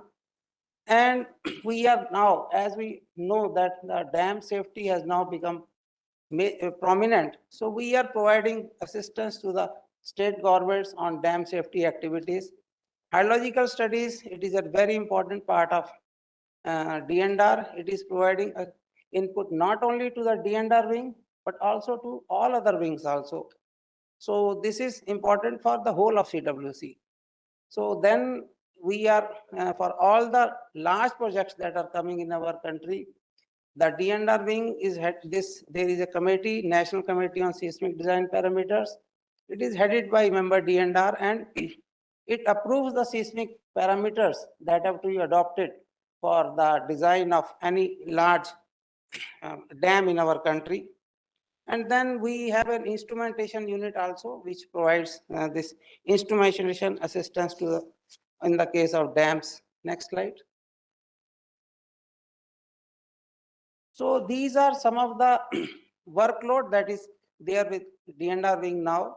Currently, we are having 28 construction projects, then 32 projects for DPR preparation, then 28 projects which are facing the special problems or challenges, and 95 proposals, techno-economic proposals we are having for evaluation. And over the period of time, D&R wing has enhanced its technical capabilities. Earlier, all the projects, all the design calculations used to be done by hand. But now, all the design calculations are done using high-speed computers. We in D&R wing have got, I think, all the state-of-the-art softwares that are available globally, be it HACRAS, HMS, Abacus, Black 3D, Black 2D, UDEC, 3DEC, then Bentley Hammer, GeoStudio, Plaxis, all the rock science suite softwares, then Medice, GTX, NX, AutoCAD, AutoCAD 3D, all the softwares that are to be used for geotechnical design or the structural design, those softwares are available in CWC. So we now have capabilities to undertake this FEM analysis for understanding the behavior of the dam during actual operation. At actual operational stage, we can simulate that behavior under different loading conditions. And I will be discussing about some of the projects where a very high level of technical input is needed. And we are doing some of these projects for the first time globally also, where we are encountering such problems. So I think next slide we can move. So first is the Pune Sanchu 1.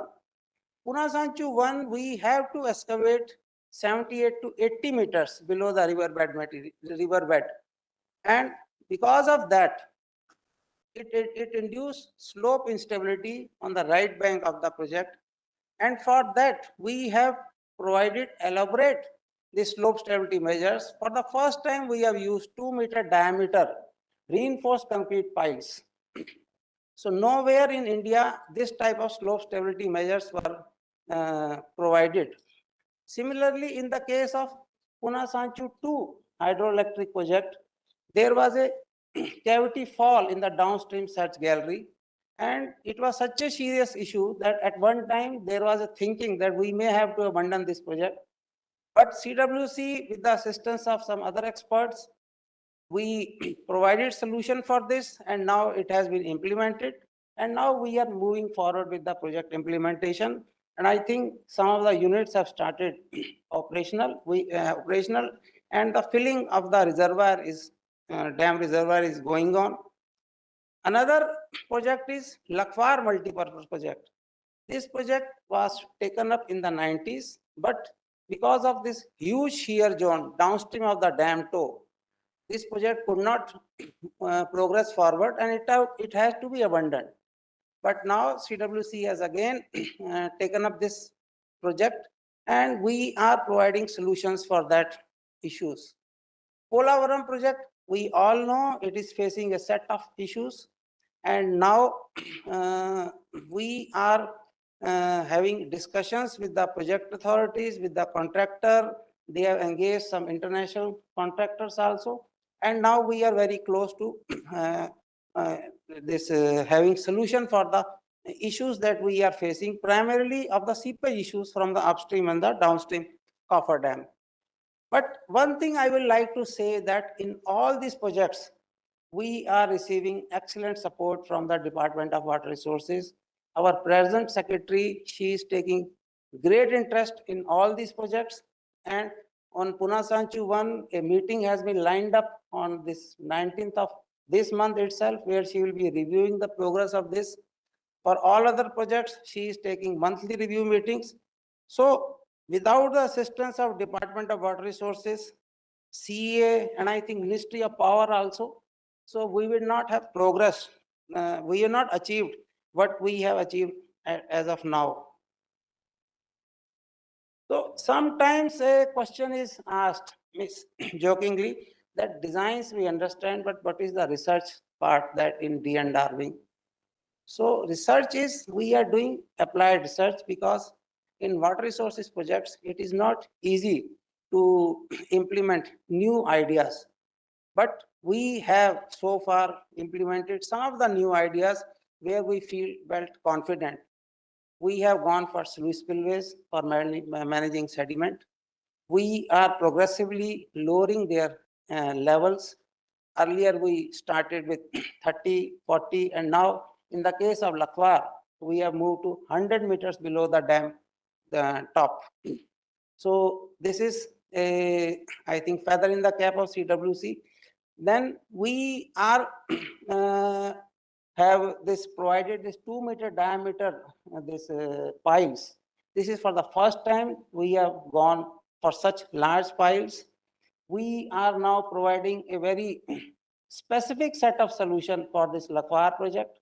We are working closely with the project contractor. So because this shear zone, it is 12-meter wide, and it is coming down right beneath the dam foundation. So this is also a very challenging task. As I already told you, this project was stuck up for the last 40 to 45 years because of this issue. No solution was there, and because of that, it could not move forward. Even though all this diversion activities were completed, even the this rock excavation was also done, but still the project could not move forward. But now we are moving ahead with that. Polavaram, I already talked about. Another is, next slide we can move.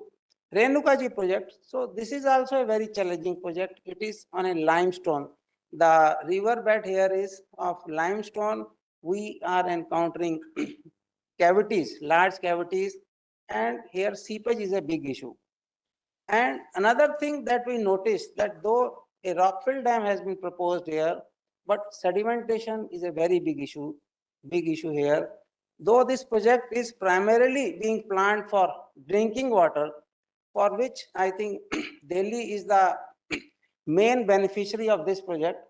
But if we could not manage sediment here, then this project will lose its functionality in around 40 to 45 years.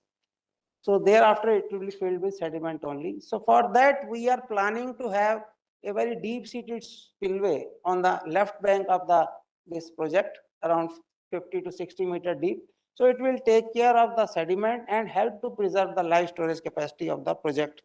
So currently, these geological investigations are going on for this project, and we hope to find solutions for this. And this also is being closely monitored by the Department of Water Resources. Next is the pump storage project. I already talked about it earlier. Currently, we have received proposals from 50 pump storage projects, and there is a great deal of pressure to expedite this process, and a number of meetings have been held with Chairman CA and our chairman to expedite this. And as a part of that agreement, all the design units of Central Water Commission, they have been roped in for this clearance of pump storage projects. And these pump storage projects are will be generating around 55,000 megawatt, and we have approved general layout of around 36,500 megawatt, and we hope to clear the other projects soon. But the issue is geology. We have no hesitation in early completion of the project, but because of the insufficient information on the project geology, it becomes a handicap for us to clear the project. So we have apprised the CA. I think CA chairman has now come. So we have apprised CA about this, that we are facing problems because of geology only. Next slide. Next is the dam safety rehabilitation. This is being looked after by our dam safety organization. And now dam safety has become a very big issue. Earlier we were having 300 projects. Now we are having 6,500 projects. The state doesn't have the funds to take care of the maintenance of these projects, and the dams are suffering because of that. So the government of India, understanding the problem, they have engaged from time to time different set of programs to improve the dam safety of the projects. Firstly, in 1991, Dam Safety Assurance and Rehabilitation Project with the World Bank assistance was taken up. So it was a very successful, in that 33 dams were taken up. Then in DRIP 1, Dam Safety Rehabilitation and Improvement Project, DRIP 1 was taken up. So this was taken up 2012 to 2021. So in this, around 223 dams were rehabilitated. And this performance of this DRIP 1 was very good. World Bank termed it as satisfactory. Satisfactory is the best rating in there as per World Bank. So because of that, they agreed to fund this DRIP 2 and DRIP 3. And this project is around 10,000 crores. It has a kitty of around 10,000 crores.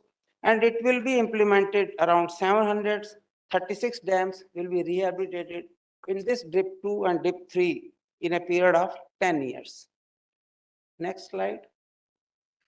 And to have this dam safety ecosystem set up in our country, and to have this dam safety activity to be in place on a long-term basis. So this Center for Excellence at IIT Roorkee and IIC Bangalore have been set up. And we hope for IIT Roorkee, 2 topics have been given. One is the sedimentation and another is the seismic. And both of these topics, they are essential for dam safety. And for IIC Bangalore, the topic has been given on dam materials. So this is also very important because we know that some of our projects are suffering because of deficiency in material. The first project that we commissioned, this Nagarjuna Sagar, Hirakud Dam. So it is suffering because of this alkali aggregate reaction. So in the case of new projects, we are taking care that such thing does not happen, because this alkali aggregate reaction, it is called the cancer for dams. So no solution has been evolved till now for taking care of that issue. Another thing that our dam safety organization is taking up is glacial lake outburst flood. So this phenomena, I think, is now known to everybody because of the recent Sikkim GLOF that has come up.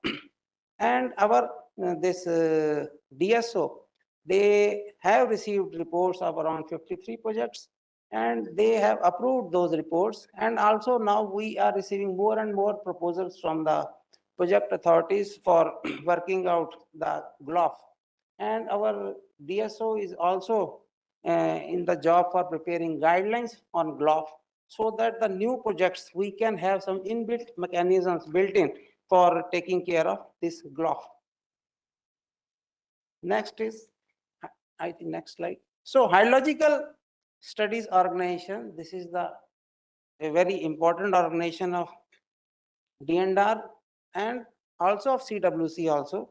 So it undertakes, initially whenever any project comes, the project hydrology has to be approved. What is the design flood and what is the total annual availability of water. So after these two inputs are known, then the project contours are formed up. So in a way, this is a very important organization. Then it undertakes analysis of severe flood events that have occurred in our country. Then this organization, it has gone a lot of modernization. Now we have developed PMP Atlas, Probable Maximum Precipitation Atlas, and we are making use of this DEM, digital elevation models, for working out the project hydrology. So they are also now using the state-of-the-art softwares for this purpose. Next slide. So I think this is in a very brief about the D&R wing. So thank you.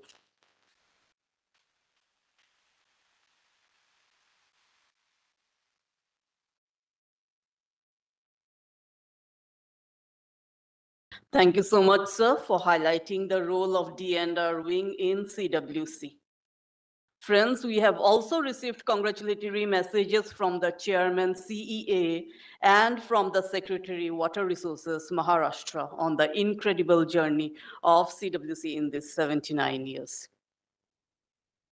Friends, now is the time for the presentation of Chairman's Award of Excellence to a CWC officer. This is the first time such an award is being presented for outstanding contribution to the organization.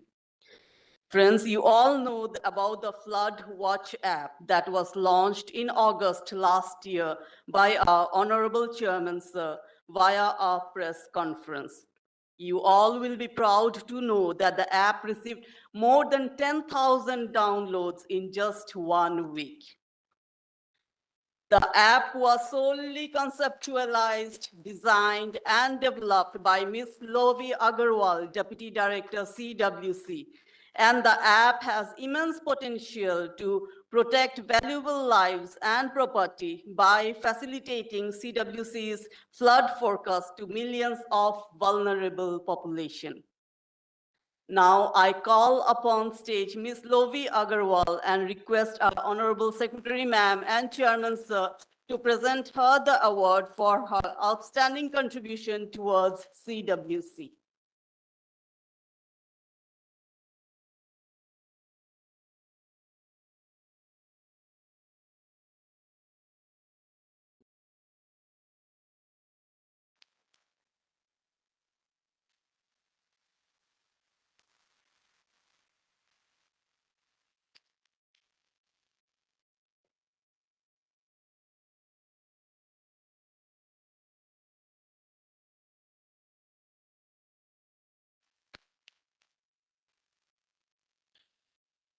Heartiest congratulations, ma'am. You are such an inspiration to all of us.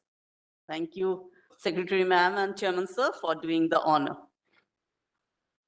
Friends, after the tea break, we have a cultural program, but as Secretary ma'am will be leaving after the opening ceremony, we are presenting a glimpse of our celebration by Shri Prakash Sood Das from CWC Gang Talk, exclusively for you, ma'am. Yes, all in-house, all are from CWC. Let me give a brief introduction of Shri Prakash Sood Das. He is posted in CWC Gang Talk and is from the Indian Idol and the Saregama fame, and is also the winner of the Northeast Got Talent. He is also the judge of Sikkim Idol and is also a Doordarshan artist.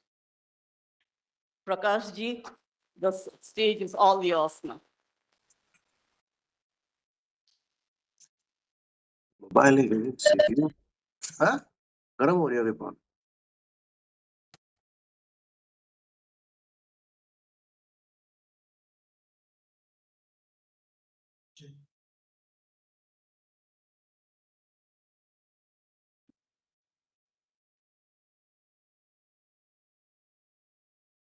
सभी मेजबान भाई बैठे हो, यहाँ पे उपस्थित हुए आप सभी को मेरा हृदय से नमन करता हूँ और धन्यवाद मुझे यहाँ पे आने के लिए बुलाने के लिए। सभी को बहुत बहुत धन्यवाद।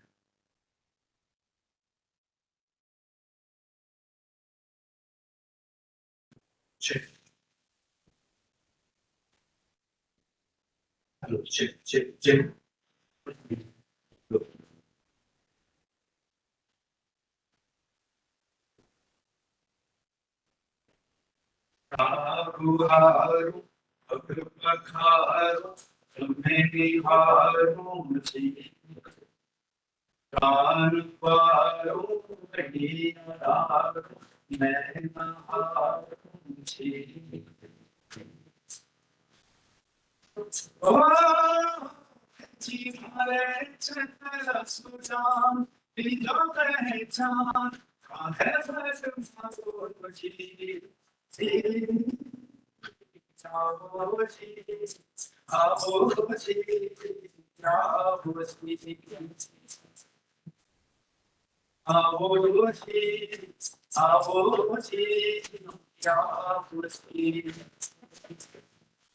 As you are Sultan, so Pehchan, I have heard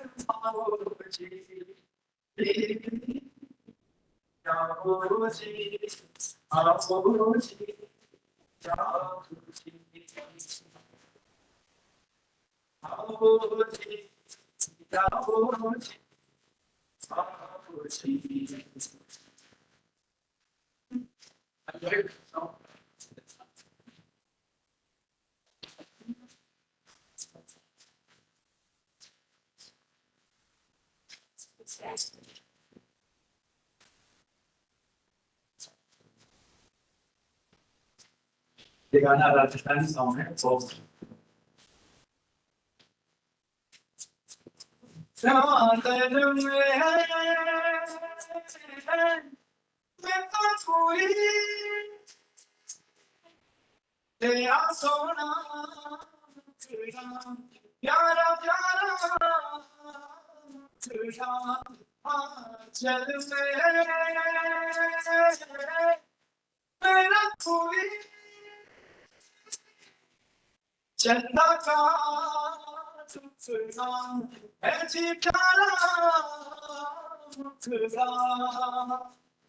वो खरे जा पाऊं तो मुस्काएंगे धरती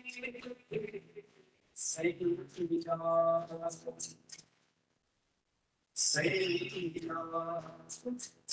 ओ जी मारी बिनती सुन लो मारे भगवान हमें न सताओ जी जाओ जी आओ जी जाओ जी आओ जी जाओ जी आओ जी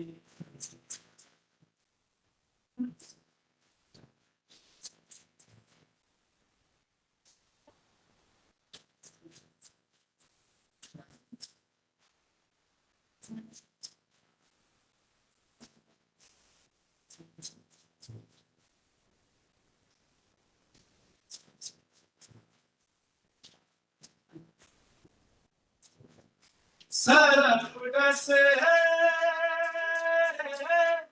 सुना सुना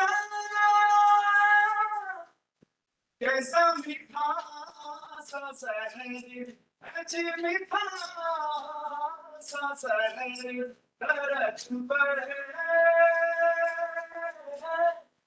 चूना चूना उठे जिया में दहर उठे मैं करूं चार तो शर्माए गए दर्पण सही सही ओ जी मुझे छड़ के बचाना बनो जान पर्दा हटाओ जी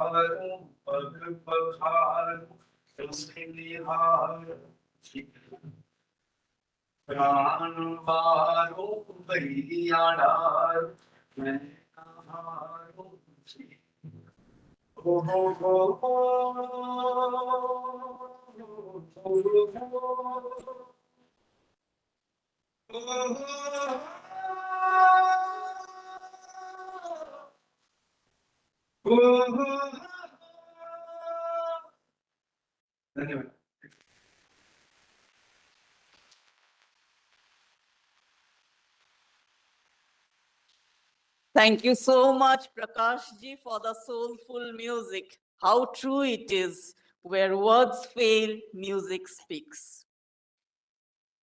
Friends, it has been heartening to witness the journey of CWC from the perspective of the three wings, which included glorious past of CWC. And now it is time to highlight our recent achievements in the arena of CWC and the vision and mission of the overall perspective of CWC by Chairman Sir. It is my honor to invite Shri Kushvinder Boraji to kindly address the gathering, sir, please.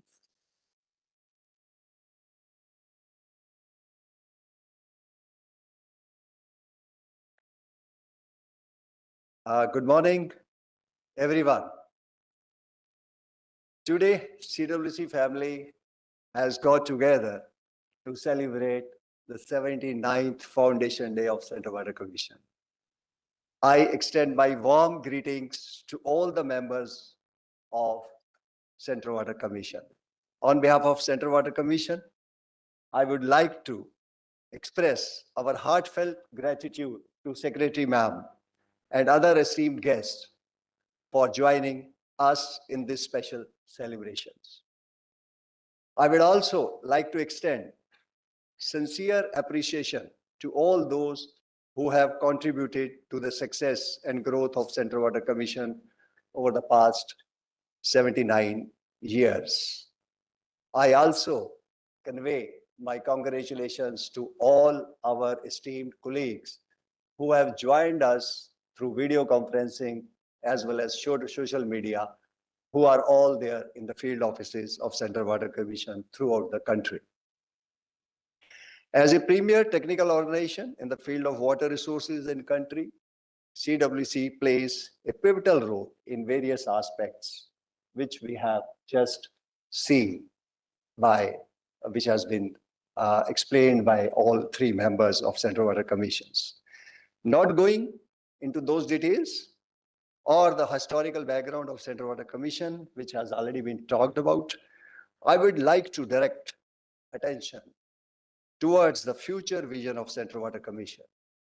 In the beginning of last year, 2023, CWC held detailed consultations, both internally as well as with various stakeholders to identify most pressing current needs as well as the future needs in view of new emerging challenges in the field of water resources sector. And accordingly, we have prepared a short-term, medium-term by 2030, and long-term, that is 2047, action plan and vision for Central Water Commission. While short-term plan focuses on revamping the current functioning of Central Water Commission and realigning it with the present day and the future requirement. This includes review of roles and responsibility of each and every directorate. This includes review of all the publications, manuals, guidelines, capacity building programs, standardization of the processes, frequent state interactions, public awareness or public outreach. etc.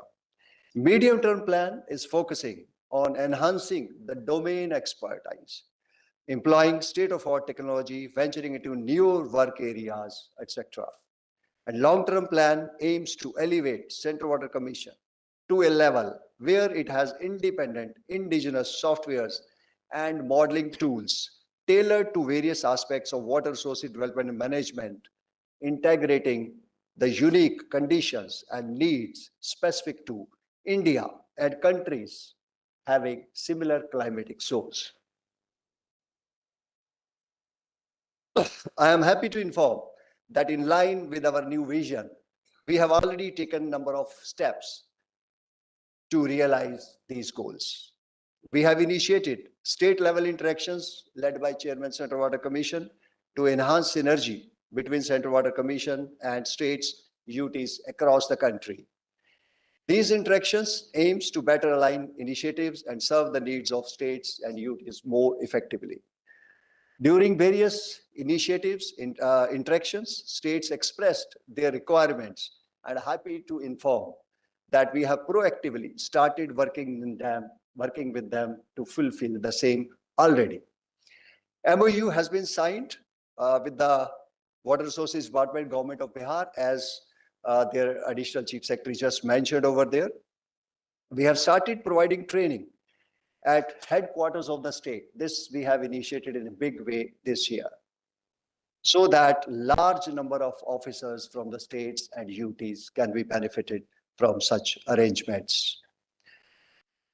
Some of them are related to finalization of the DPR preparation for SMI, FMP, AIBP, RRR projects that has been conducted right at the door of Ladakh, at Leh. Application of remote sensing at GIS has been done at Itanagar, Arunachal Pradesh. Survey investigation, preparation of DPR, etc. has been done for Government of Bihar twice in a very short period, and about more than 100 of Assam. Almost all the WRD officers have been covered in that. And we have used the existing infrastructure of Central Water Commission as well as the states without investing much. We have actually gone into the to get the best of the benefit in those training programs. We have also done flood protection, anti-erosion, river training works, related trainings in the northeastern region through Nehari at Guwahati. Again, preparation of DPR for flood management as per the need of Government of Bihar, that has been done at Valmi, Patna. Again, increasing water use efficiency as required by them, requested by them, it has been done for the Government of Bihar at Valmi, Patna again. Remote sensing GIS application for Government of West Bengal at Calcutta. Introduction to Google Earth Engine, and for the Government of Andhra Pradesh at Vijayawada. So these are the only few, it's only the beginning, and all the needs which are emerging during those interactions, we are trying to fulfill then and there itself. A MOU, during the interaction with Maharashtra, it was felt that an MOU can be signed between Maharashtra Engineering Training Academy, META, Government of Maharashtra, to collaborate in the field of training, so that since the large number of dams are actually in Maharashtra, half of them in the country, almost half of them. So it was felt that through those training institute also, we should expand our training horizon as per their needs. Then quarterly dialogues by regional offices of Central Water Commission along with Central Groundwater Board has also been initiated. For all the 4 quarters, interactions have been done. This has definitely resulted in strengthening coordination between the states and the Central Water Commission for faster resolution of the existing issues. For the first year, we have focused on the matters related to the works which are being executed by Central Water Commission and the states in general. But now, this year onwards, our focus is changing, and we have evolved a new process of actually having the interaction with the states on specific topics to firm up our future action plan on this topic. To start with, in the coastal states, we have this quarter dedicated to only discussions on the coastal management related issues. All the stakeholders, large number of stakeholders are actually in this particular activity involved. All of them are being called to these conferences, to this quarterly dialogue. In the form of the quarterly dialogue we are saying, and we have actually made it open. Maybe if 1 day is required or 2 days required, whatever time will be required, this interactions will be carried out by our field offices. These have been initiated. In fact, they are going on. And from headquarters, we are monitoring this particular, the way we are doing it there, the kind of information which we are getting. And the whole purpose of this particular exercise this quarter will be to firm up our action plan related to the coastal management area. This is going to be the next very big activity which Central Water Commission will be taking up in addition to the flood management activity which we are already doing. So based on our outcome of these interactions, we will be coming up, if required, with a revised, with a EFC, and have a particular scheme if required, if it is not being, we are not able to fix it in some existing scheme. So we will be proposing that also. This is going to be a new kind of activity where we see the Central Water Commission will play a very large anchor role in future to come. We have opened up the new initiatives, keeping in view of our medium-term vision, which is related to the urban hydrology. So we have opened up a directorate this year, and we have started beginning to deal with certain subjects, matters which are related to the riverine floods and other issues. But urban hydrology is a phenomenon which is basically every city is not having a riverine flood issues. So we will be gaining that thing, and through our international institution where we are having already through EU and other institutes where we are having interactions going on, ongoing MOUs, we will be strengthening this activity in coming 2 to 3 years time. And once, and it will be immense support to all the other ministries which are actually dealing with this subject. This year we have increased our advanced advisory timing from 5 days to 7 days. So this has been done in a very short time. This basically model-based flood forecast has been developed fully in Central Water Commission. Various satellite data from different national, international agencies, and flood forecast in terms of water level inflow is generated in the automatic mode. Our website links and are open during the flood season, even in fact throughout the year, which are providing all this information. This is an immense help in thinking, in addressing the issues which we see in short term, maybe 7 days time, what kind of flood situation will be there. Then, as we have already discussed, one of our officer has actually got the award for the new initiative, Flood Watch India mobile app. This mobile app is now fully functional, and that has been launched last year.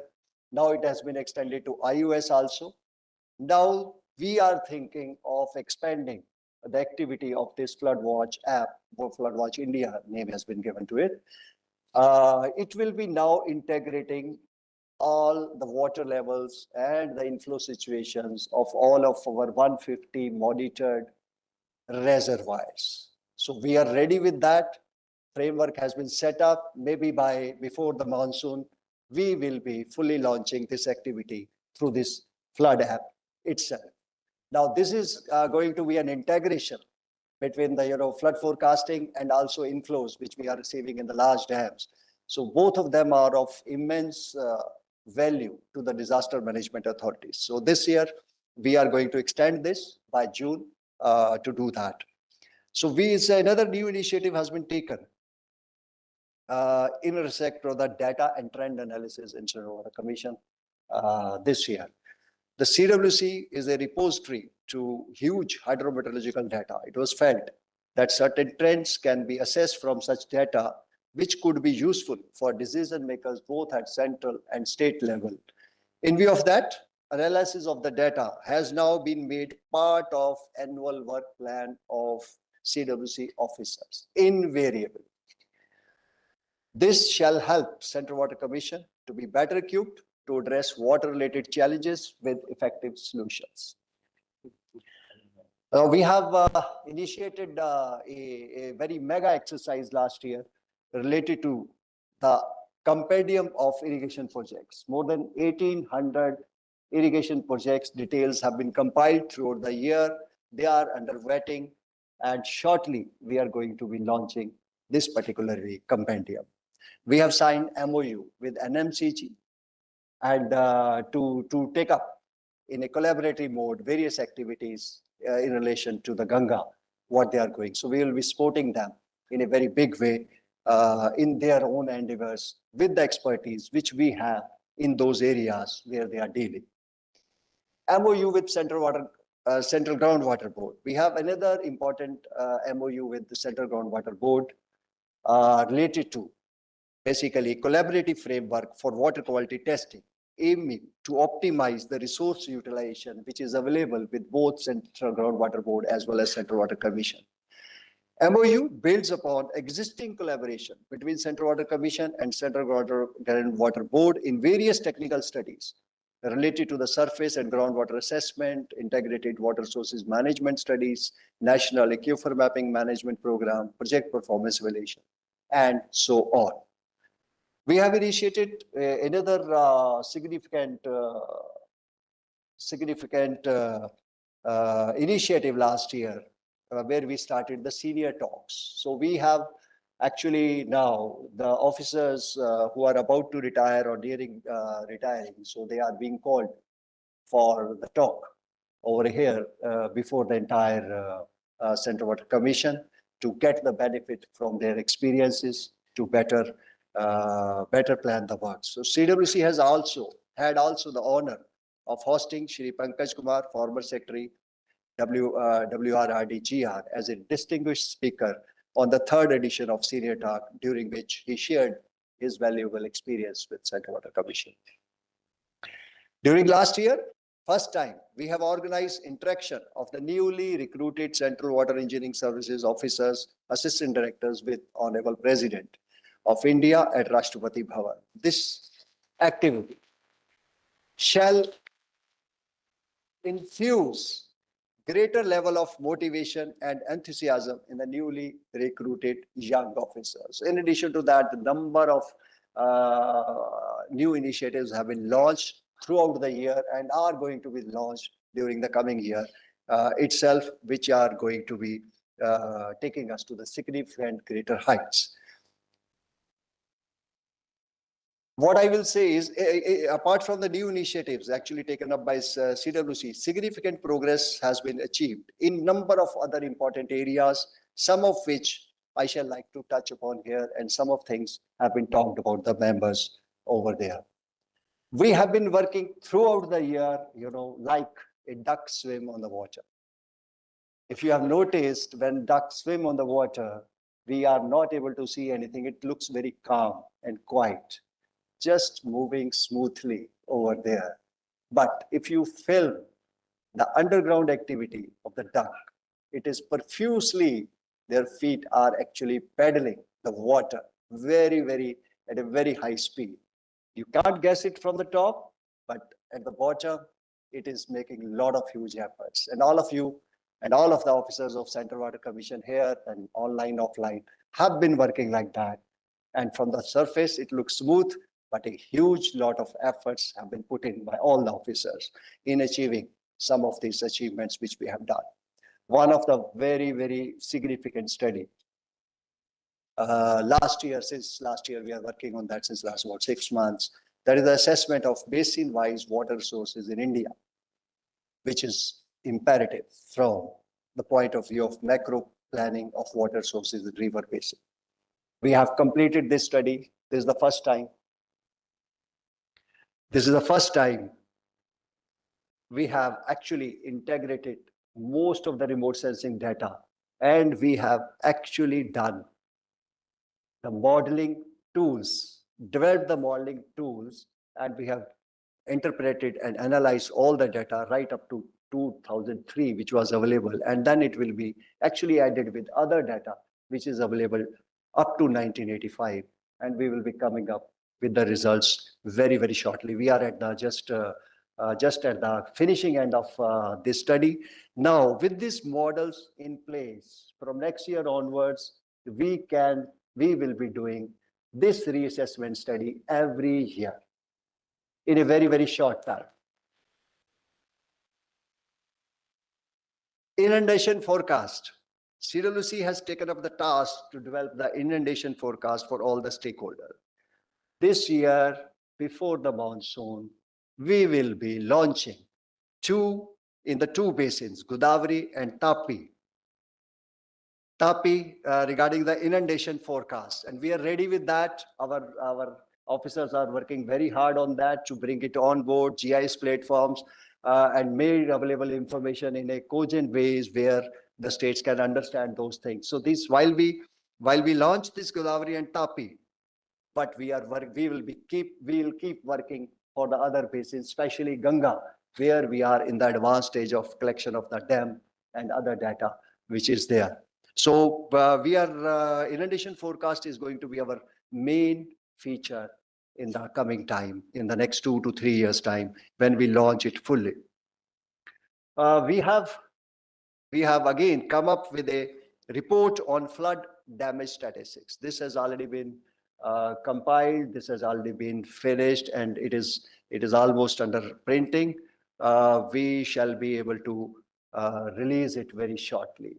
This is a very, very significant information regarding the past flood data, flood damage data, which is of immense value to understand the kind of investment we should make into this particular activity.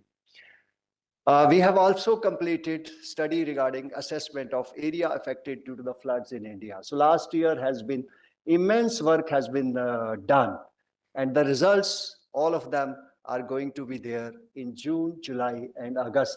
These are the 3 months where we are going to come up with almost about no more than 12 different studies and publications of a very, very huge comprehensive value, including assessment of area affected to the floods in India. So this has been done basically in a very comprehensive way, along with doing the ground truthing through the states as well. So this data is more kind of related to the ground itself, rather than, and it has been ground truthing has been done, which is which gives a very, very accurate kind of assessment. This assessment of area affected due to the flood is one thing which the publication will be coming. Now we are extending it to a very new dimension, where we are trying to find out the vulnerable areas, in the sense based on the frequency, flood frequency in the area. What are the various flood prone area? So flood affected areas are not the flood plain area. Both are totally different subject matters. So now we have enough data since 2015 on the GIS platform, which we can analyze, and we will come up with this report in another 6 months' time, where we will be trying to come up with a new definition of flood affected areas, and we will try to give not the districts. At the moment, actually, NDMA is calling flood affected districts or the flood prone districts, which is because in district itself, only very small area is actually facing flood or is a prone to flood, because once in 10-year flood, we can't say really it is a prone. So 1 in 5 year, we are forming up the definition and other things where we can do. So what is the flood prone area? And we will be going up to the block area, up to the taluka area, up to the village area, because now we have all having the GIS layers. This is going to be the very, very significant thing which is going to come up in next 6 months when we go there. So integrated reservoir operation, this is a very huge activity which has already been initiated since last more than 1 year.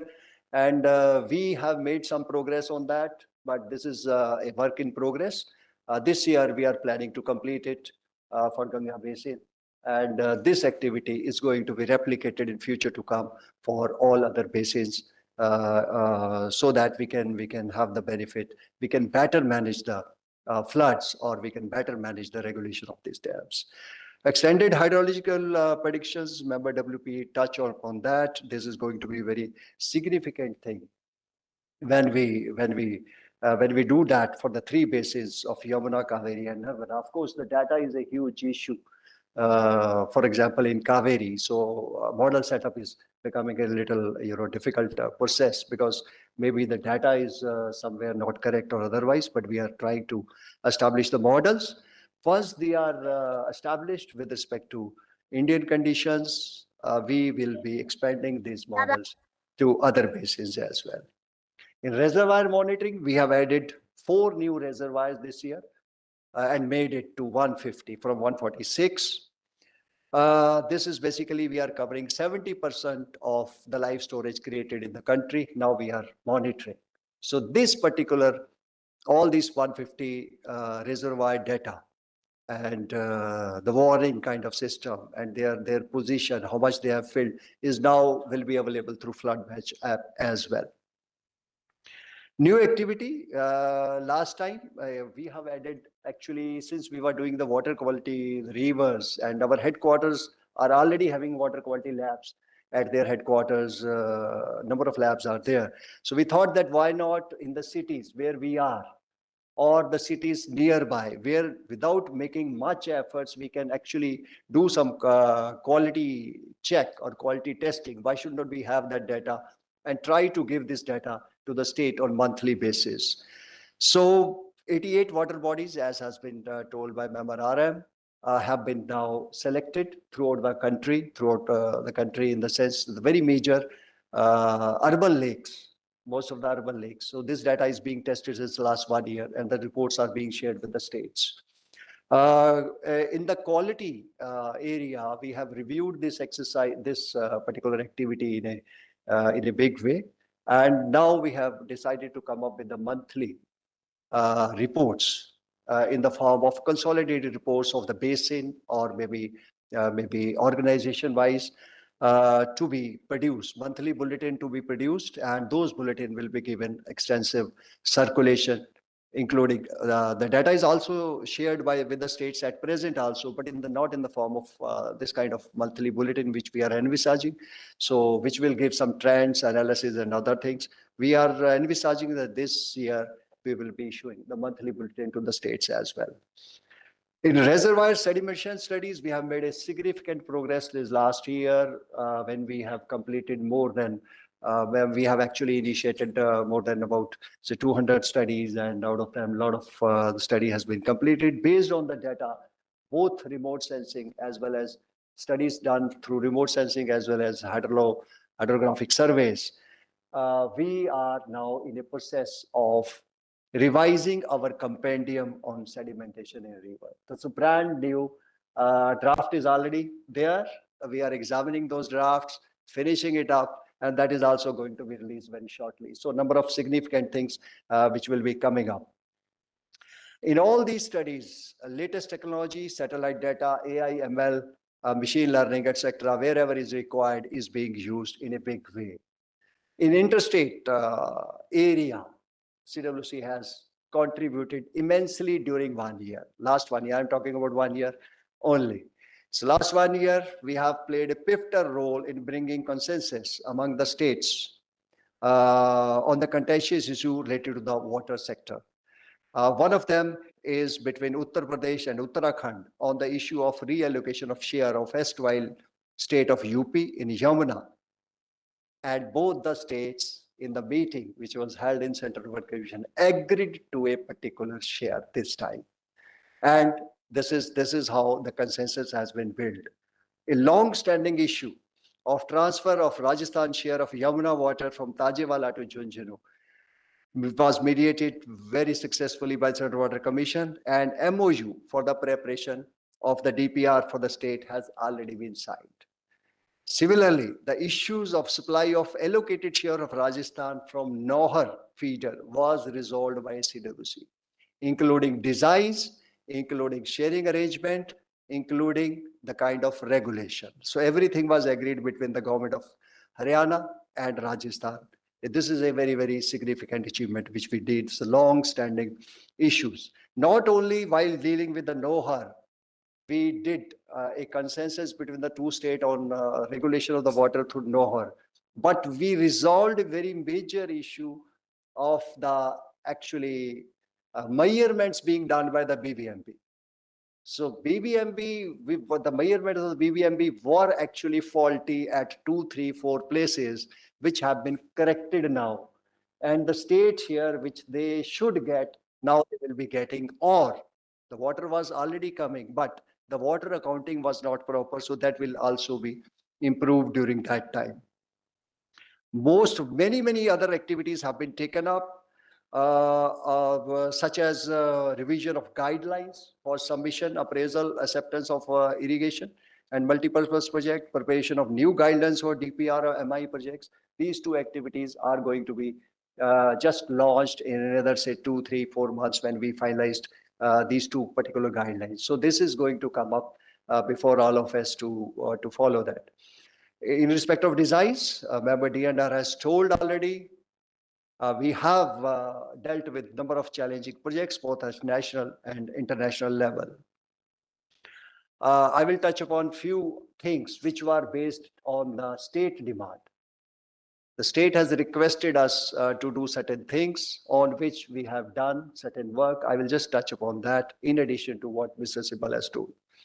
We have provided design solution to the tide over shortage of drinking water in Aswal water supply scheme. We have given the designs, we have given the rehabilitation, and we have given the long-term and medium-term program to that.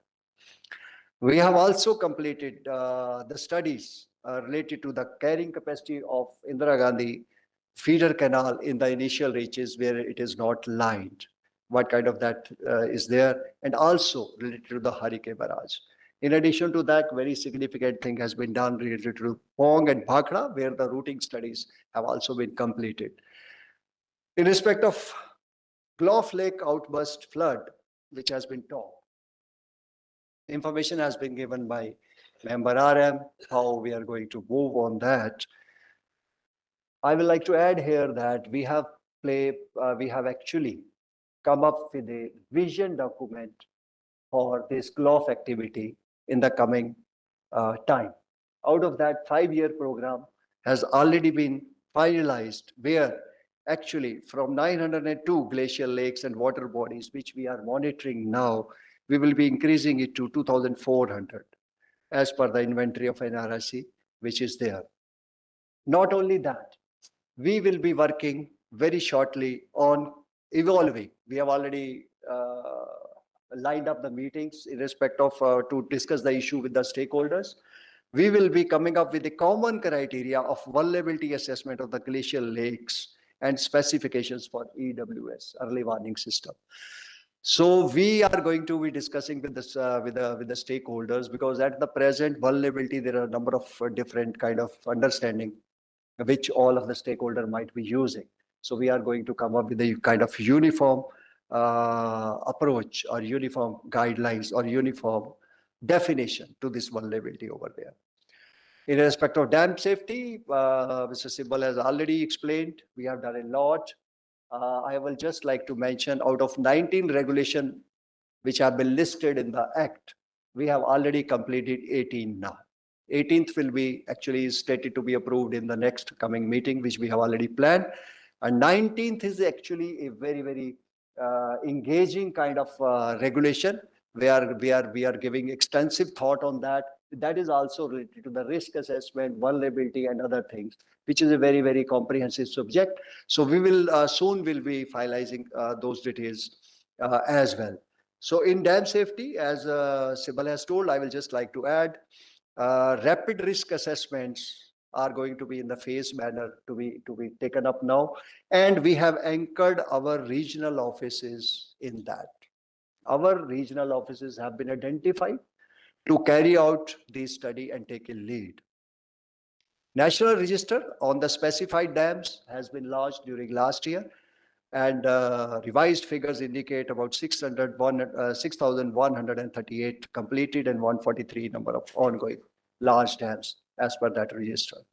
International cooperation, we have done a very big We have made very big achievements in those, and we have come up with a very concrete outcome of that. For example, in the Danish cooperation, we are reorganizing a complete one organization in Central Water Commission, and we are going to call it a Center of Excellence for the Modeling Activities in Central Water Commission.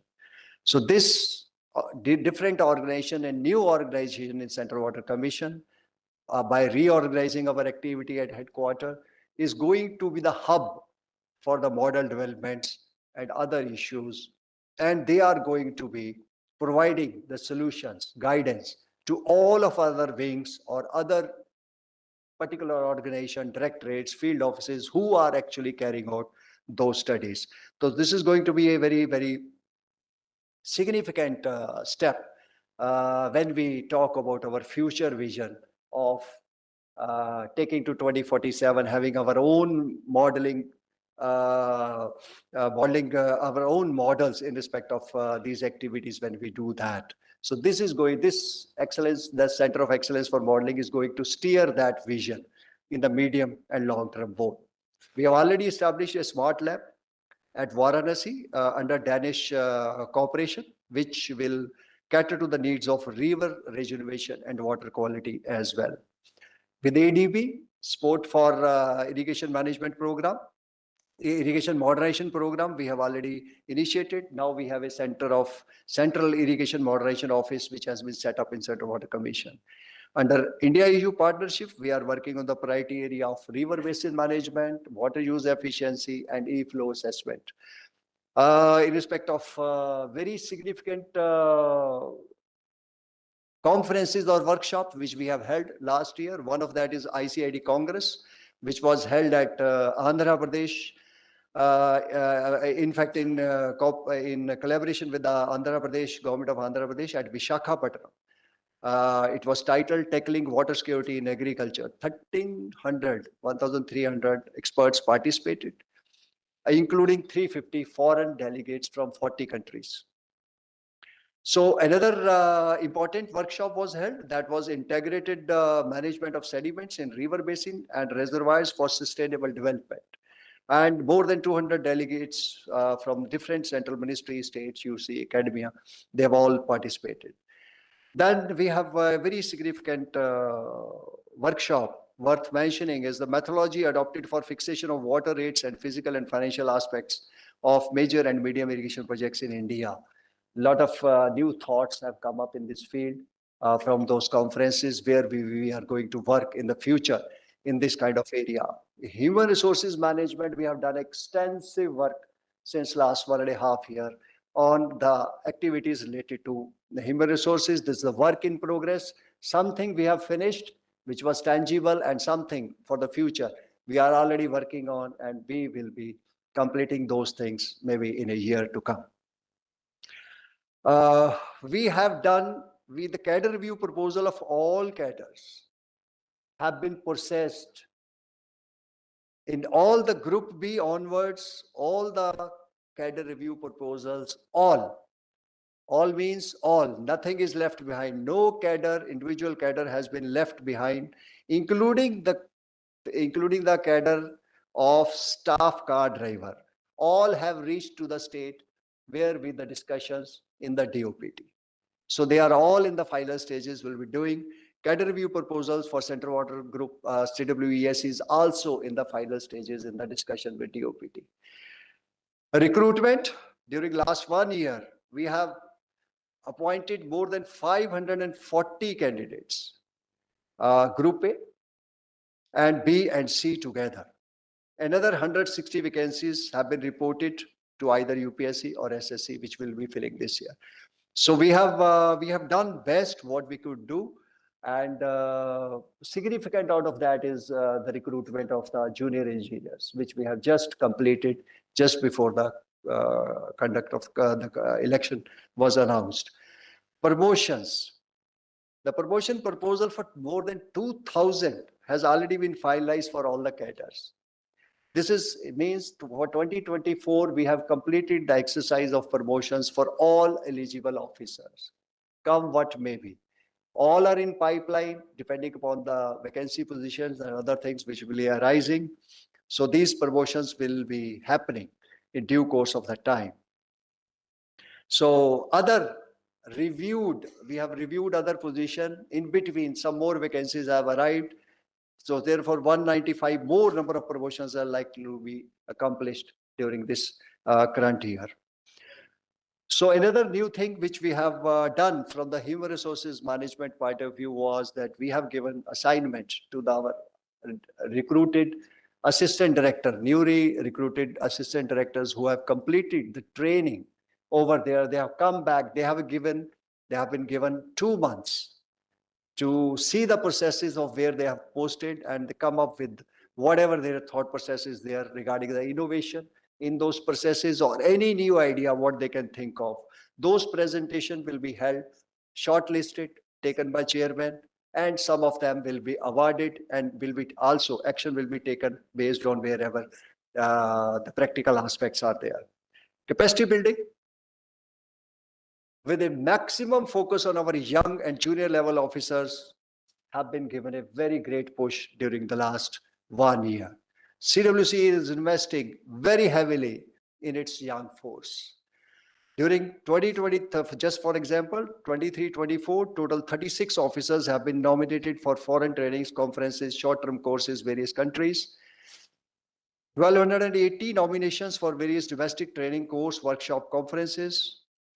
All of them, 90% of them are at DD level, AD, DD level, and some director level. And some of them, because the leadership role is required, those trainings or the workshops or the foreign visits have been anchored at a higher level. CWC has played a very hard role, worked very hard with NWA to finalize training program on the emerging topics. The new topics have been introduced midway. Despite their action plan has already been approved, we have actually modified that for introducing the topics of pumped storage projects. NWA has done a good job in assembling quickly a training course on that. In coastal management information system, modernization of irrigation system using RAP mascot approach with ADB, what we are doing. So that trainings have been conducted in a very short changes and modification which we have done. So public awareness initiatives and engagement. Our engagement on the various important days during the year, we have already finalized the calendar. Last year, the calendar was finalized. This year, the calendar is already finalized. We will be taking up those outreach activities through skits, painting competitions, marches, rallies, and all other way which we think of. So at the moment, we are extremely thankful for all these achievements. What we could do was actually because free hand has been given to Central Water Commission by the Department of Water Resources in the ministry. We are receiving excellent support, unwavering support on whatever proposal we bring which has value is approved as it is in a very, very short time. We have received a support from in the human resources management also, promotions, cadre reviews, and all those things from the ministry. Very useful suggestions have come, and we have discussed the things. And actually, due to this excellent support, an ecosystem has been created which is conducive to creation of excellence in Central Water Commission. In the last, I will just like to mention these initiatives represent just few of the proactive steps which have been taken by Central Water Commission, with several more planned for implementation in the near future.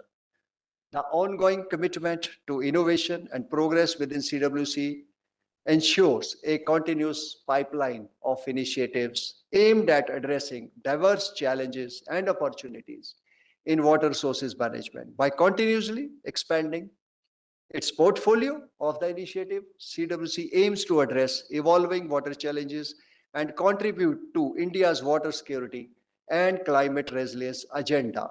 Together, let us continue to work towards ensuring water security for generations to come. Thank you once again, and I wish happy 79th Foundation Day to all. Jai Hind.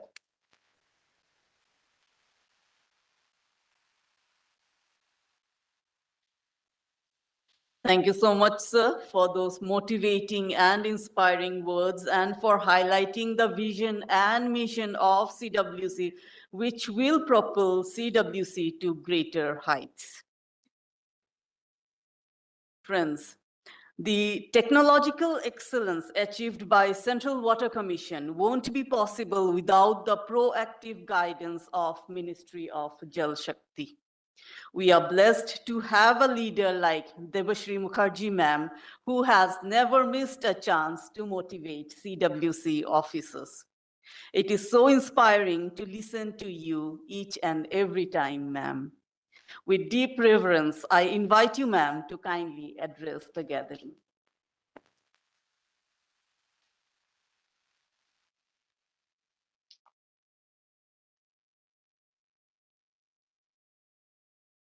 Good afternoon to everybody. Vora Saab, our eminent former chairpersons who are here with us today, dignitaries on the dais, my colleagues and friends. Heartfelt greetings on the 79th Foundation Day of the Central Water Commission, and also greetings on Ambedkar Jayanti. I mean, the two are inextricably linked, and we have heard from everybody at this table of how Dr. Ambedkar led us in terms of visioning, water management, power management, multipurpose irrigation projects, and how he an institution builder par excellence, how he created institutions of modern India that was to support the water security of the country. But I'm just going to touch upon a different area of his work and in a different area of his leadership. You know, when during the 125th anniversary of Dr. Ambedkar, I was in the PMO, and I was also dealing with the Social Justice Ministry. So at that point, I did a lot of reading on Dr. Ambedkar and of his speeches, of the, of his writing. And I could, I think, do a thesis on him. But one of the things in terms of water that has always stayed with me is also Ambedkar's work and vision on water, either as a mode of inclusion or as a mode of exclusion. The Mahad Satyagraha that he led was really about providing access to water for the most deprived and the most marginalized. So today, as a tribute to Dr. Ambedkar, since we are here on his birth anniversary and our relationship with him is so close, I think possibly a rededication to the fact that we grow greater sensitivity in everything that we do to the aspects of inclusion and possibilities of exclusion in water management for the vulnerable, who gets left out and who gets included, who benefits and who actually pays the price for the projects that we design. So that sensitivity is what I wish for all of us. To talk about this organization, the organization that is the strong right arm of Department of Water Resources and is the fulcrum of all water management activities in this country. And after everything that you have heard, there is not much left for me to say.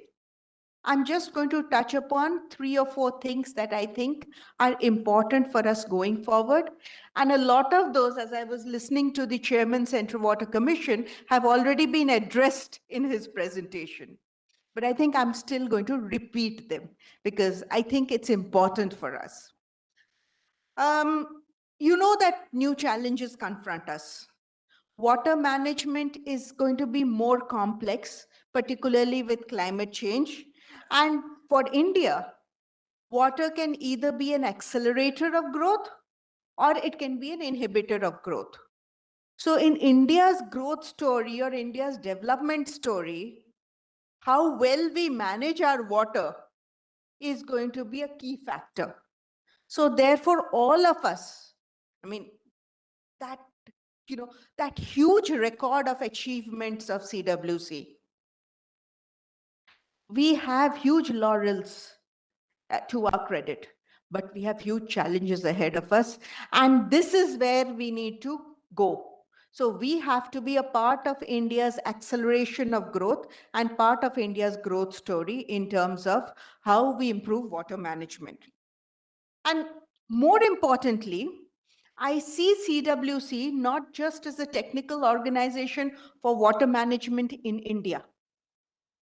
I see CWC also as a leader that enhances India's soft power, particularly in the global south.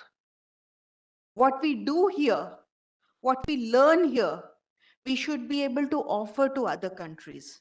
And we will evolve mechanisms to do that, because if we can train, if we can bring in people, remember the Colombo plan that UK used to do? It was a means of enhancing their soft power through technical expertise, through training of people. CWC has to be our means also for enhancing India's soft power in terms of addressing the water challenges of the world. And this is where I think our young people have to also look at addressing our own challenges, but learning from that and looking at how we can offer services and knowledge to the world. So going forward, I think the issues are one, which you're already doing, identify the emerging issues. You've looked at urban water management and create or build or bring in new multidisciplinary skills that are required in the organization, looking at a 25-year time horizon.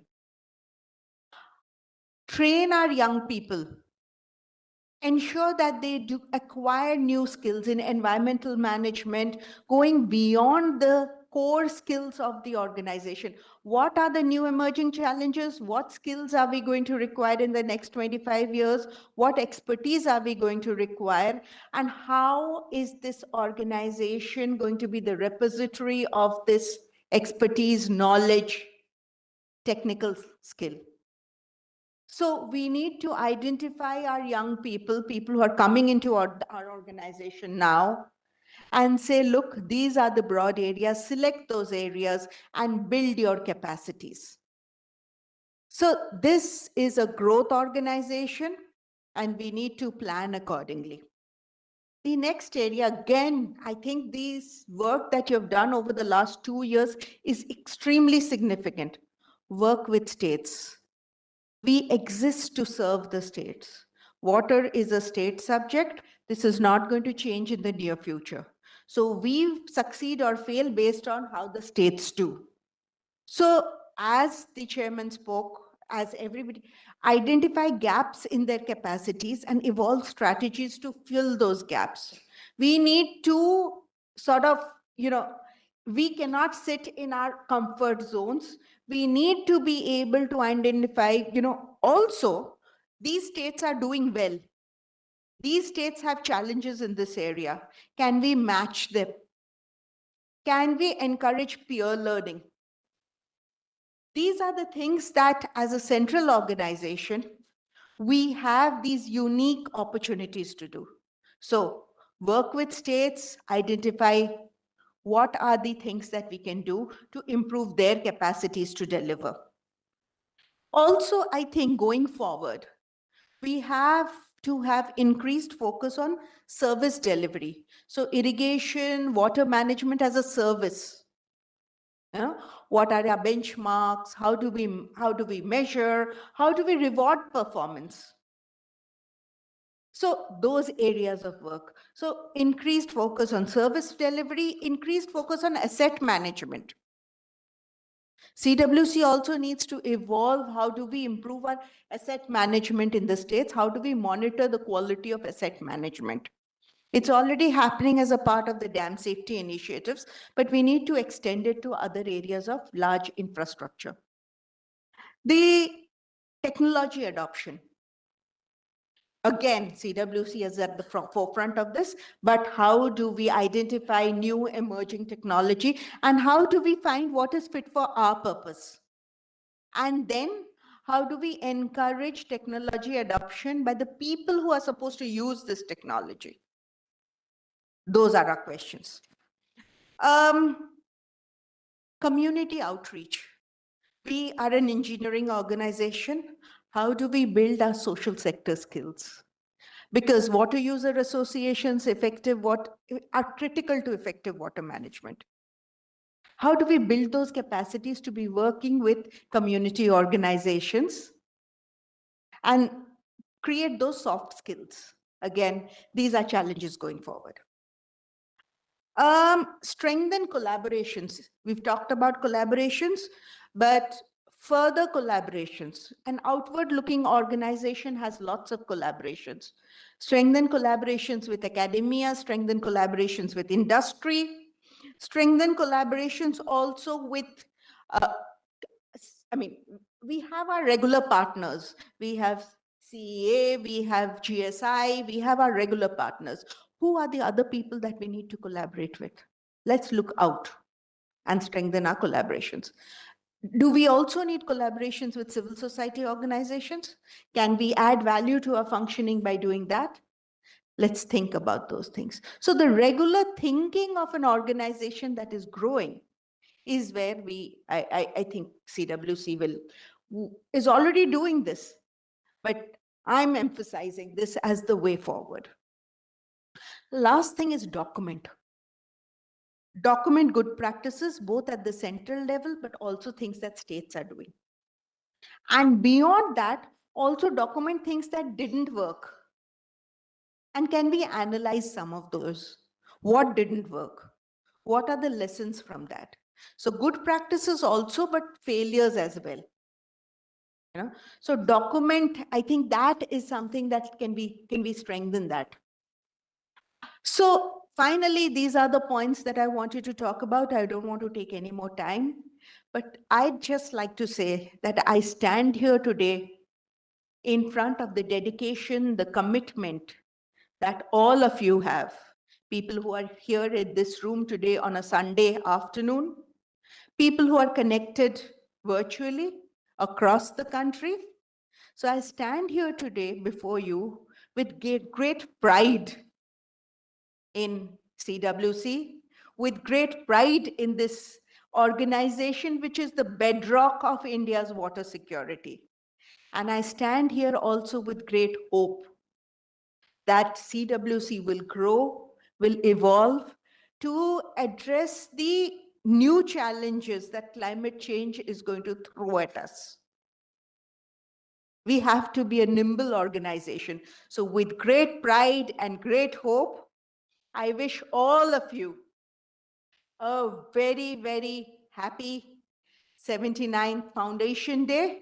And I trust that the faith that this country reposes in you in terms of India's water security, CWC will be equal to the task. Thank you and Jai Hind.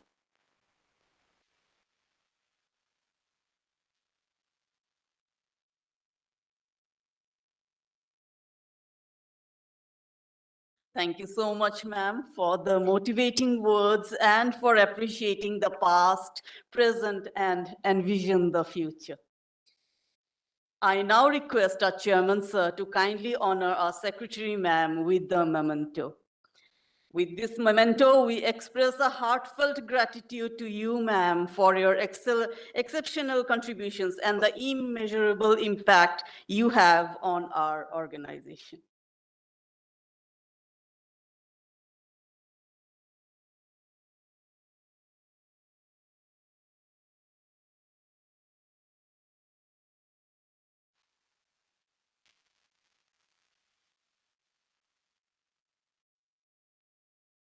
Thank you so much, sir. I now request you to kindly honor Shri Subodh Yadav ji, Joint Secretary, with the memento, sir, please.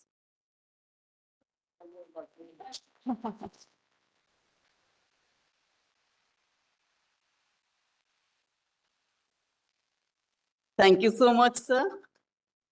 I now request our chairman, sir, to kindly honor Shri A.K. Bajaj ji, former chairman CWC, with the memento.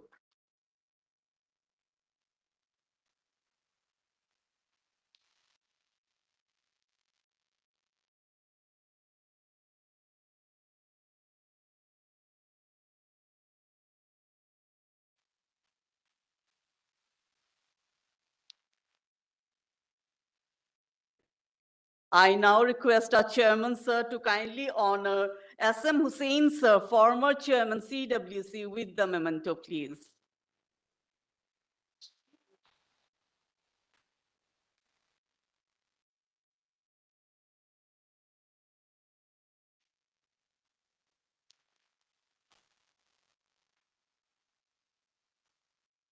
I now request our chairman, sir, to kindly honor Shri J.C. Iyer, sir, former chairman CWC, with the memento.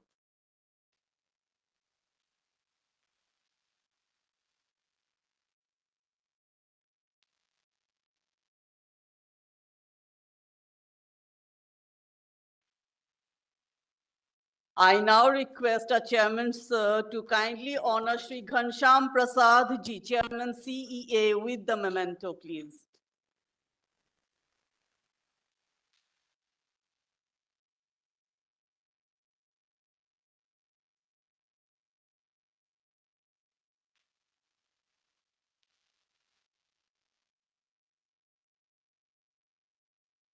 Thank you so much, sir.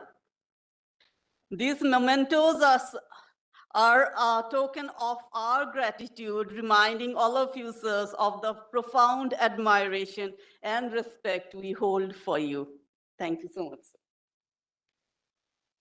With this, we come to the end of the opening ceremony this morning. The end of a story is the new beginning for many others. On this note, let's conclude our remarkable, memorable, and knowledgeable technical session. On behalf of everyone, we sincerely thank the dignitaries for being with us this morning and enlightening us with their enthusiastic remarks. I shower my heartfelt gratitude to everyone present here today for their wholehearted support rendered in the success of this glorious event. Thank you very much, everybody. I now request all of you to kindly proceed for the tea and the refreshment. First, I would like to request the dignitaries on the dais to kindly proceed for the refreshment, please.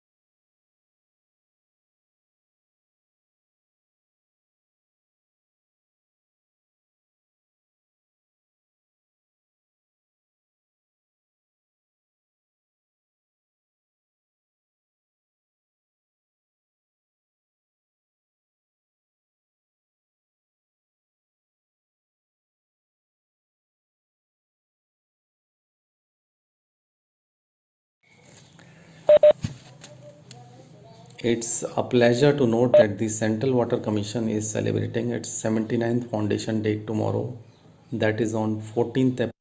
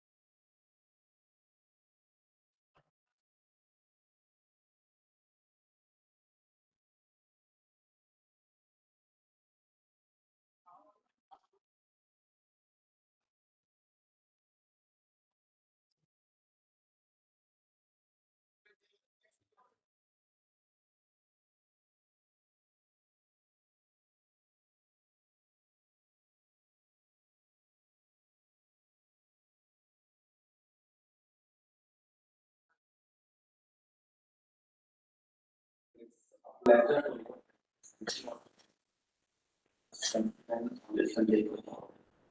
is on 14th April. The Central Water Commission will advance 79 years. That is since the 1945. Has been playing a very important and significant role in the planning, management, and development of the water system.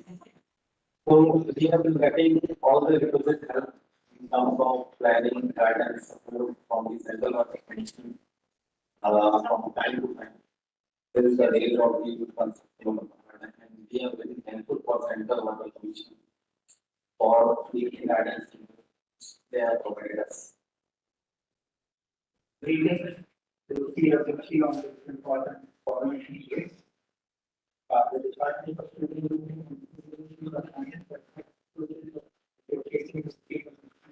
for the last 70 years. Privileged capability of service.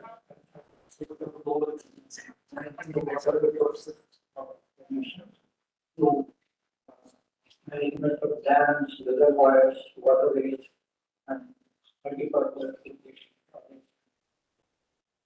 So greetings to CWC on this.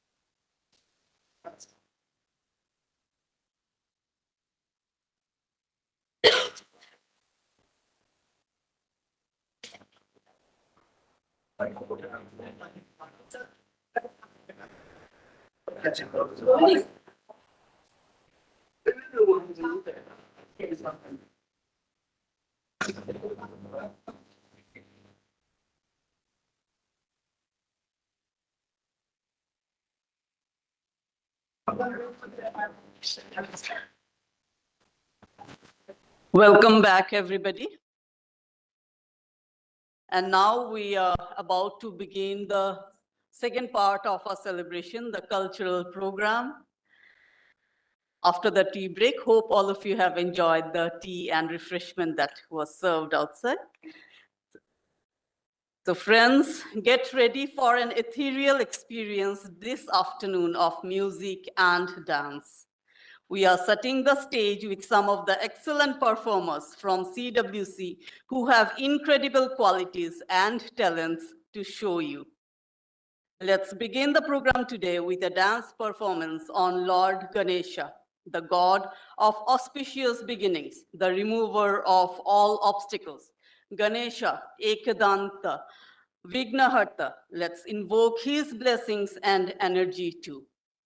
Without waiting much, please put your hands together for Ms. Gopika, Assistant Director, CWC, who will be performing the Ganesh Vandana Nritya.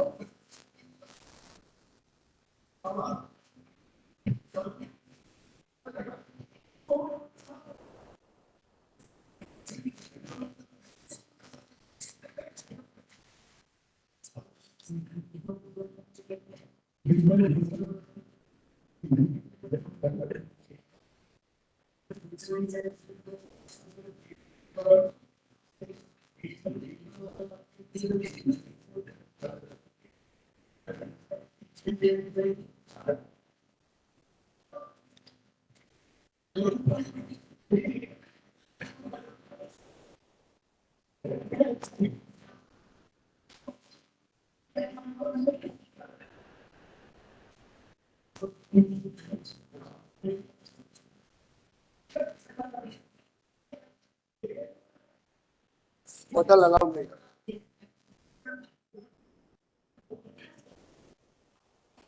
Sir बिटिया का programme किया क्या? कौन सा? काम नहीं है। काम है। आवाज।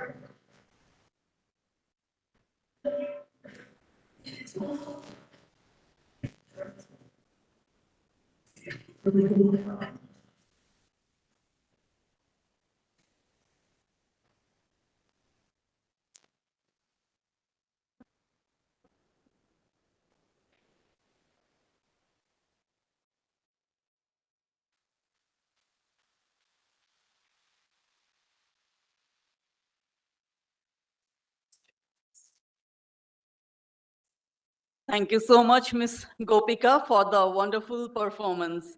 And now I invite Shri Warid Gupta, Deputy Director, CWC, who will be reciting a poem which is his own composition.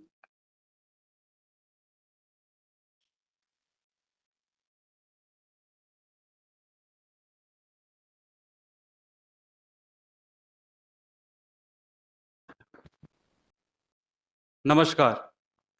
आज मैं एक कविता के माध्यम से आपको दो गांवों की कहानी सुनाता हूं, जिनका नाम है टिम्बक और कुंभक।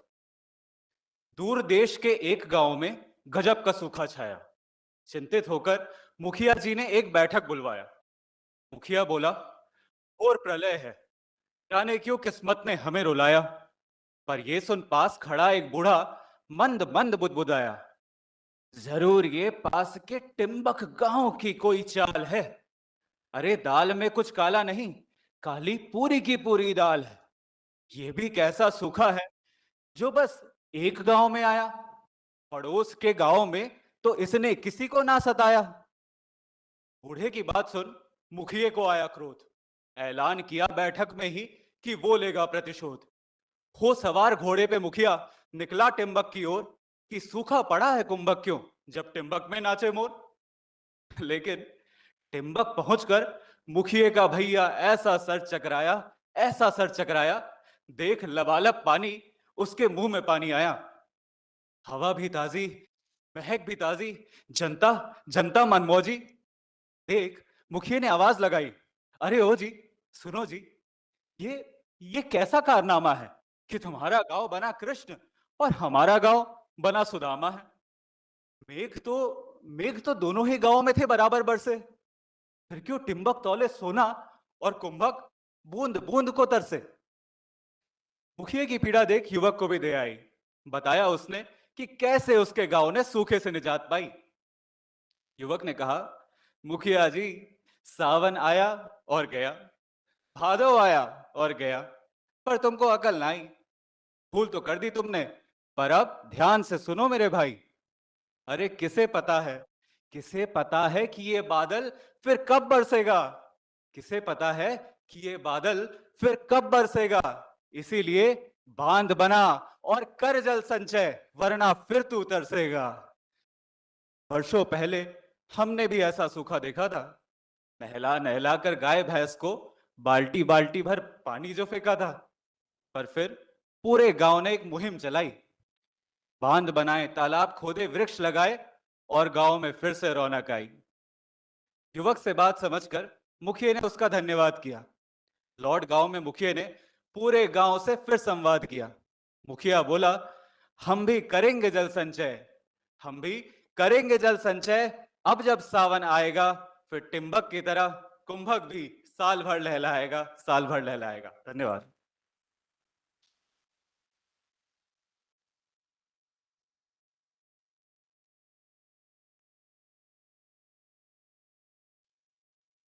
Thank you so much, Warid Gupta ji, for the wonderful message that you have given us through your poem on water conservation. And now we have a skit which will be presented by the CWC cultural team. And the performers in this skit are Amit Srivastava, Deepti, Anjali, Richa, Sachin Arora, Hema, Devinder, Mahima, and Sagar Rawat.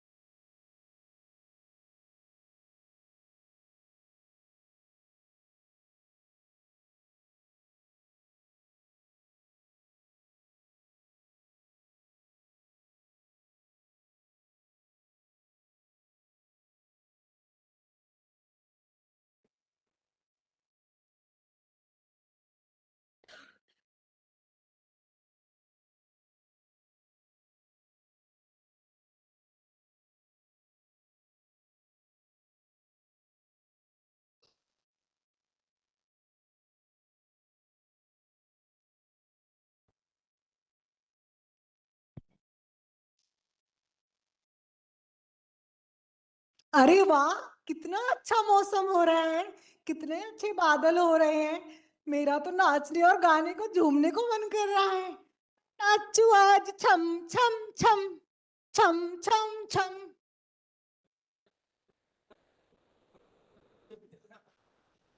पानी पानी आज मौसम बड़ा बेहाल है, आज मौसम आने वाला कोई तूफान। अरे अरे, ये तूफान का नाम लेती बारिश कहाँ गायब हो गई? अरे इस बारिश ने तो हमारा दिमाग ही खराब कर दिया है। याद है तुम्हें वो दिन जब हम बचपन में छोटे हुआ करते थे? और हम इतनी बारिश हुआ करती थी, हर रोज बारिश, इतनी लंबी लंबी बारिश हुआ करती थी, हम घरों की छतों पे पानी को रोक रोक कर खूब मस्ती किया करते थे, खूब छम कर करके नहाते थे। हाँ, और वो दिन याद है जब हम कागज की कश्तियां बनाते थे और बरसात के पानी में उन्हें दौड़ाते थे और फिर शर्तें लगाया करते थे, जाने कहाँ गए वो दिन। याद है वो दिन जब साथ में बैठ के बरसात में पकौड़े शकौड़े खाया करते थे, वो भी क्या दिन थे। आज बरसात ने तो पूरा मजा ही खराब कर दिया आज तो। सही कहा आपने, एकदम सही कहा, वो भी क्या दिन थे। पर आपने कभी सोचा है कि अब ऐसा क्यों हो रहा है? ये बरसात आते आते अचानक थम सी क्यों जाती है? नहीं ना? तो ऐसा करते हैं, आज हम अपने गुरुजी के पास चलते हैं, शायद वही हमें इसका कोई सही जवाब दे पाए।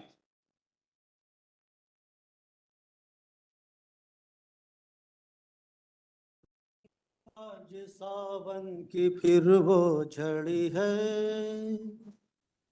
वही आग सीने की जल पड़ी है। नमस्कार गुरुजी, कैसे हैं? नमस्कार सागर, आज कैसे रास्ता भूल गए भाई? क्या मेरे अकेलेपन पे तरस आ गया जो मेरा अकेलापन बांटने चले आए? अरे नहीं नहीं, तुम्हारे तो 12 पे चेहरे बजे हुए हैं, कोई समस्या लेकर आए हो? चेहरे पे 12 बजते हैं। हाँ हाँ हाँ, सही पकड़े, इसी तरह पकड़ते रहो, बहुत आगे जाओगे। वो कहते हैं ना, बैचेस विंस द कैचेस। सही बात, कैचेस विद द मैचेस होता है। हाँ हाँ, अब तो हेमा भी सही पकड़ने लगी, समझदार हो गई है, संगत का असर है। अरे शब्दों को मत पकड़ो भाई, भावनाओं पे जाओ। भावनाओं से याद आया, आज तो आप बड़े रोमांटिक मूड में हैं। सवेरे आप कौन सा गाना गुनगुना रहे थे? अरे मेरी बात छोड़ो बेटा, तब मेरी बात छोड़ो, जब बारिश होती है तो कुछ कुछ होता है, और जब दर्द का इलाज ना हो तो दर्द को ही दवा बना लेना चाहिए। वाह, तुम अपनी समस्या के बारे में बताओ। गुरुजी क्या बताएं, हम अभी तीनों बैठे हुए थे, बातें कर रहे थे, झूम रहे थे, नाच रहे थे, गा रहे थे, इतना अच्छा मौसम हो रहा था और अचानक से बारिश बंद हो गई गुरुजी। हमारा तो दिमाग ही खराब हो गया गुरुजी, हम तो बहुत परेशान हैं। इसका कारण पूछ रहे हम आपके पास आए हैं गुरुजी। अच्छा, तो तुम लोग की चिंता का कारण बारिश है? हाँ जी गुरुजी। मुझे कभी खुशी कभी गम वाली फीलिंग हो रही। खुशी इस बात की कि तुम लोग अपने अलावा समाज और पर्यावरण के बारे में भी सोच रहे हो। हाँ जी गुरुजी। और गम इस बात का कि स्थिति अत्यंत गंभीर हो गई है और मानव अब भी अलर्ट नहीं हुआ, तो आने वाली जनरेशन के लिए तो बारिश के दर्शन ही दुर्लभ हो जाएंगे। बारिश की बातें केवल किस्से और कहानियों में ही सुनाई देगी। लेकिन आज मैं तुम लोग को कुछ पढ़ाऊंगा या सिखाऊंगा नहीं, बल्कि कुछ दिखाऊंगा, क्योंकि देखने से जो ज्ञान अर्जित किया जाता है उसका असर लंबे समय तक रहता है। ये बात साइंटिफिकली भी प्रूव्ड है। चलो एक दृश्य दिखाते हैं तुम्हें। ठीक है गुरुजी, चलिए।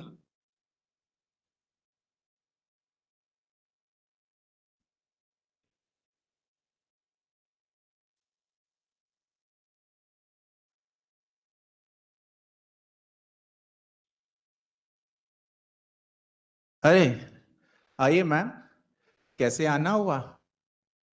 एक्चुअली मुझे एक 2 BHK फ्लैट चाहिए था। क्या आप एक बजट में और मजेदार फ्लैट दिखा सकते हैं? 2 BHK क्या मैम, आपको हम 3 BHK देंगे, और वो भी 2 BHK के दाम में। नहीं नहीं सर, मेरे को तो 2 BHK की जरूरत है। आप एक 2 BHK ही बेड फ्लैट दिखा दीजिए। अच्छा चलिए 2 BHK दिखाते हैं आपको। तो ये हमारी साइट है मैम। अच्छा। तो आपको दिखा अपना मकान? नहीं सर, दिखाइए कौन सा है। वो 14वां फ्लोर देख रहे हैं? हाँ हाँ दिख रहा है। उसके 2 फ्लोर ऊपर 16वां भी दिख रहा होगा। हाँ हाँ दिख रहा है। जरा दाएं एक और बढ़िए।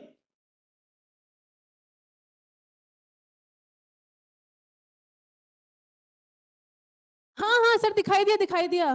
बस उसके 5 फ्लोर ऊपर ही आपके सपनों का घर है। अरे सर, क्या आपने अब तो आसमान में चढ़ा दिया। मैडम हमारा तो धंधा ही ऐसा है, आसमान पे चढ़ाने वाला। तभी तो आप गाएंगे, आज कल पाँव जमी पर नहीं पड़ते मेरे। सर ऐसा ना हो इतनी ऊंचाई पे जाने के बाद वहीं से टुई। अरे शुभ शुभ बोलिए मैम, अभी बहुत मकान बेचने हैं। चलो सर कोई बात नहीं, ये तो बताइए यहाँ पर कोई हरियाली कोई वृक्ष कुछ नहीं दिखाई दे रहे। हरियाली? हरियाली का क्या करेंगे आप तो हरे नोटों की चिंता कीजिए, हरियाली की चिंता हम पे छोड़ दीजिए। अरे सर हरे नोटों से तो चलो हो जाएगा, लेकिन कुछ हरियाली भी तो चाहिए होती है। अरे मैडम, नकली पेड़, पाम ट्रीज और बहुत खूबसूरत पेड़ लगाएंगे और उसके ऊपर एलईडी की लाइट्स भी होगी, हरी नीली पीली।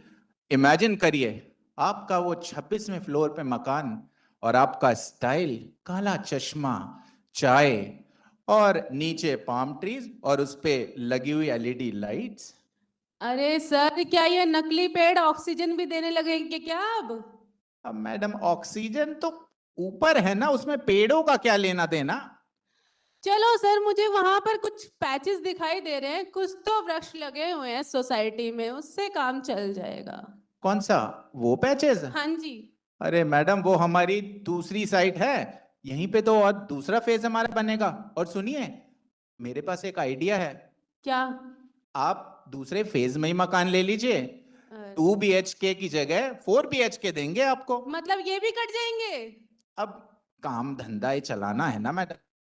अरे सर क्या बात कर रहे हो, सारे वृक्ष काटते जाते हो, आपको पता भी है वृक्ष की क्या महत्वता है? एक वृक्ष कितने लोगों को छाया देता है, ऑक्सीजन देता है, उसकी पत्तियों से जो ट्रांसपिरेशन होता है उससे तो क्लाउड फॉर्मेशन होती है, जिससे बारिश होती है, जिससे कितनी कमी हो गई है आजकल बारिश की। आप जैसे लोग इमारतें बनाए जा रहे हैं, वृक्ष काटे जा रहे हैं। अरे मैडम आप ये कौन सा ज्ञान बांटने आ गए, कहां से आ गए आप? मुझे तो लग रहा है आप हमारी बिल्डिंग ही गिरवा देंगे। आप ऐसे अपना रास्ता नापिए, ये ज्ञान व्यान छोड़िए, हमारे पास नहीं है मकान आपके लिए। ठीक है।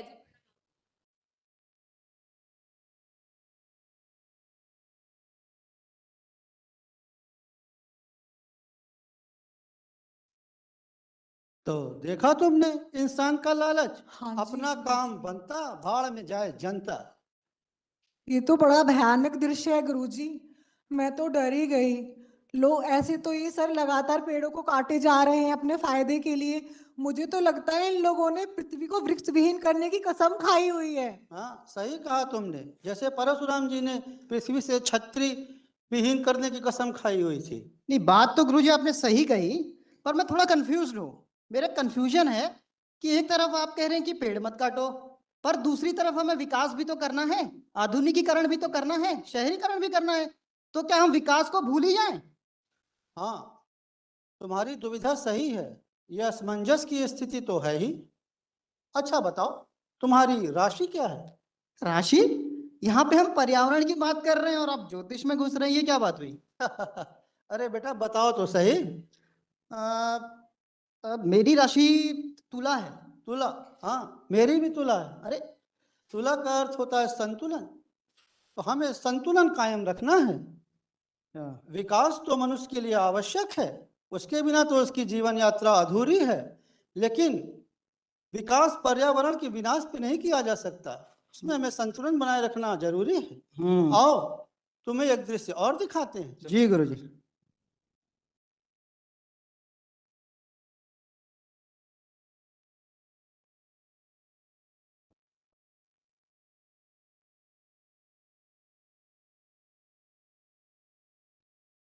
Welcome ma'am, how may I help you ma'am? मुझे एक बढ़िया सी लग्जरी सी कार दिखाइए।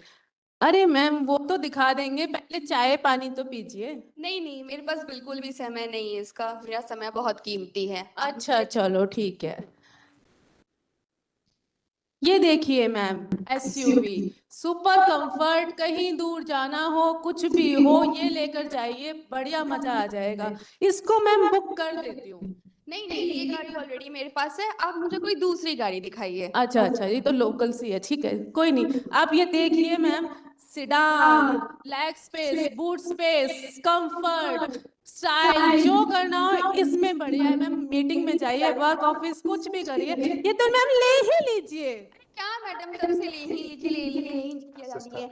ये गाड़ी ऑलरेडी मेरे पास है, आप मुझे कोई दूसरी अच्छी सी दिखाइए। कोई बात नहीं मैम, ये तो लोकल सी गाड़ियां थी, सबके पास होती है, कोई नहीं मैम। आप ये देखिए मैम, कारा थारा 4x4, जहां जाना हो पहाड़ों पे, बर्फ में, जहां जाना हो स्टाइल मारिए, ये तो मैम आप बुक कर ही दीजिए। अरे मैडम क्या आपको बताऊं, अब मैं कुछ बोलूंगी तो आप बोलेगा कि बड़ाई कर रही है। ये गाड़ी भी ऑलरेडी मेरे पास, एक्चुअली मेरे पास ना चार गाड़ियां हैं और हर 2 साल पे मैं गाड़ी नहीं लेती हूँ। वो तो पिछले 2 साल से मैंने कोई गाड़ी नहीं ली, तो मैंने सोचा चलो इस बार कोई नई गाड़ी ली जाए, तो इसलिए मैं आपके पास आ गई।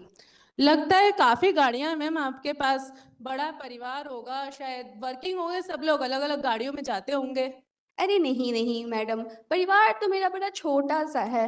वो एक्चुअली हमें गाड़ियों का शौक है, हर अलग अलग चीजों के लिए अलग अलग गाड़ियां हैं हमारे पास। अब देखिए, अगर हमें पहाड़ों पे जाना हो तो हम थार यूज करते हैं, अगर हमें मीटिंग में जाना हो तो हम सेडान लेते हैं, और कहीं लॉन्ग ड्राइव पे जानी हो तो हम कंफर्टेबल एसयूवी लेते हैं। तो इसलिए मैम आप अब हमें अच्छी सी गाड़ी दिखाओ। कोई बात नहीं मैम, 4 गाड़ियां हैं ना आपके पास? हाँ जी। सारी पेट्रोल डीजल ही होंगी? हाँ बिल्कुल। तो अब मैं आपको एक बढ़िया सी कंफर्टेबल गाड़ी, नई लॉन्च हुई ई कार दिखाती हूँ, बैटरी ऑपरेटेड, किफायती, एनवायरनमेंट फ्रेंडली, ये तो मैम बुक कर ही दीजिए। ये क्या गाड़ी आप मुझे दिखा रही हैं? ये कोई मैं टॉय कार है, बच्चों वाले रिमोट गाड़ी आप दिखा रही हैं? मुझे ये सब गाड़ी नहीं चाहिए, मुझे तो कोई अच्छी सी लग्जरी शो ऑफ करने वाली पेट्रोल डीजल वाली गाड़ी दिखाइए। अरे मैम, क्या आप स्टाइल के पीछे पड़ी हुई हैं? स्टाइल से क्या होगा, एनवायरनमेंट का तो सोचो। आपको पता है पेट्रोल डीजल की गाड़ियां कितना कार्बन एमिशन करती हैं, कितना पॉल्यूशन फैलाती हैं, विनाशकारी है, सब कुछ विनाशकारी है। बस मुझे ज्यादा ज्ञान मत दीजिए। एक मैं ही पेट्रोल डीजल वाली गाड़ी यूज करती हूँ क्या, और एक मेरे पेट्रोल डीजल वाली गाड़ी न चलाने से कौन से इन्वायरमेंट पे बड़ा ये हो जाएगा? मुझे नहीं चाहिए। अगर आपको दिखानी है पेट्रोल डीजल वाली कोई अच्छी सी लग्जरी गाड़ी तो दिखाइए, वरना और भी शॉप्स है, मैं वहां मैम चली आप जाऊं। और शॉप्स पे ही देख लीजिए, हम तो नहीं ठीक है। दिखाएंगे।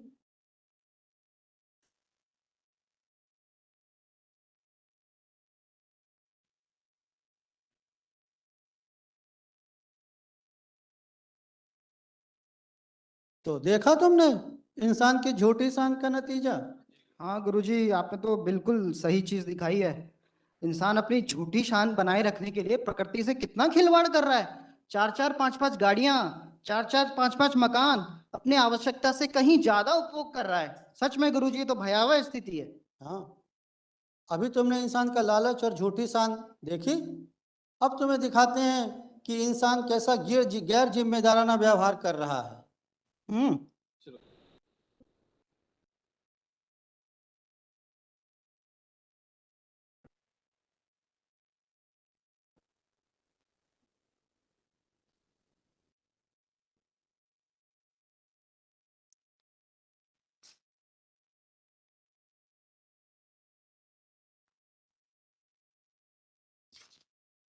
आप कहाँ जा रहे हो?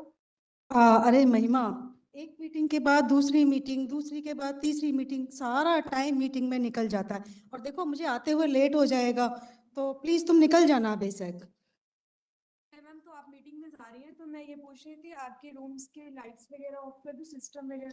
नहीं नहीं नहीं, मेरे रूम का कुछ बंद करने की जरूरत नहीं है। मैं वापस आऊंगी तो मुझे सब कुछ वापस चलाना पड़ेगा। एसी ऑन करूंगी 15 मिनट तो कूलिंग में ही लग जाएंगे। कंप्यूटर ऑन करो 5 मिनट उसमें वेस्ट हो जाते हैं, इसलिए मेरे कमरे का कुछ बंद करने की जरूरत नहीं है। जाते हैं तो अपना सब कुछ ऑफ करके ही तो जाते हैं। कहाँ महिमा, तुमको क्या बिजली बचत की पड़ गई है आज? क्या हुआ है तुमको? ये मेरे अकेले बिजली बचत करने से क्या होगा?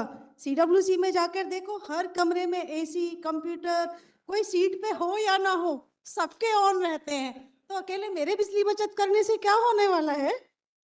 मैम, इससे सिर्फ इलेक्ट्रिसिटी ही नहीं बचेगी। आपको पता है, जैसे जैसे हम बिजली को वेस्ट करते हैं, हम अपने वायुमंडल में अधिक कार्बन और मीथेन गैसों का उत्सर्जन करते रहते हैं, और इससे जो हमारे वायुमंडल में जीवाश्म ईंधन गैसें जो फंसी होती है, जो आज कारण यही हो गया है कि हम चिलचिलाती गर्मी और बेधड़क ठंड का महसूस करते हैं। इस वजह से हमें बिजली के व्यर्थ करने को बचाना होगा। अरे महिमा, क्या फालतू की बातों में पड़ गई हो? बिजली बचत करो, ये करो, वो करो। अरे यार, इससे कुछ नहीं होने वाला। और फिर एक बात बताओ, ये ऑफिस का बिल तो ऑफिस वाले भरेंगे, हमें इसकी चिंता करने की क्या जरूरत है? और तुम भी ये फालतू का ज्ञान मत दो मुझे। देना है तो सीडब्ल्यूसी में एक एक सीट पे जाओ, वहां जाके ये ज्ञान बांटो। मुझे देर हो रही है। लगता है ये नहीं समझने वाली।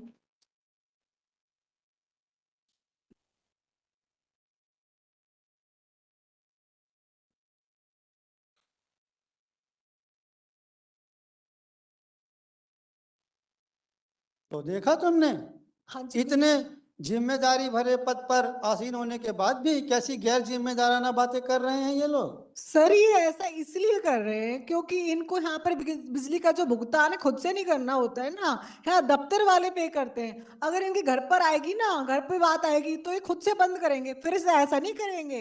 अरे तुम नहीं समझोगी, आज की जो पीढ़ी है ना, वो तो ना पैसे की कीमत समझती है और ना ही कोई पर्यावरण का विजन है उनके आगे।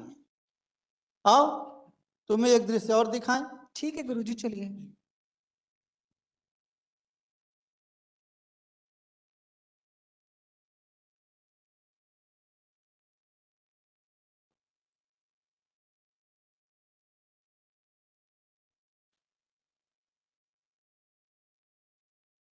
अरे ये क्या, फिर से महिमा ने लाइट, एसी, टीवी सब कुछ खुला छोड़ दिया है। ये महिमा भी ना दिन प्रतिदिन बहुत लापरवाह होते जा रही है।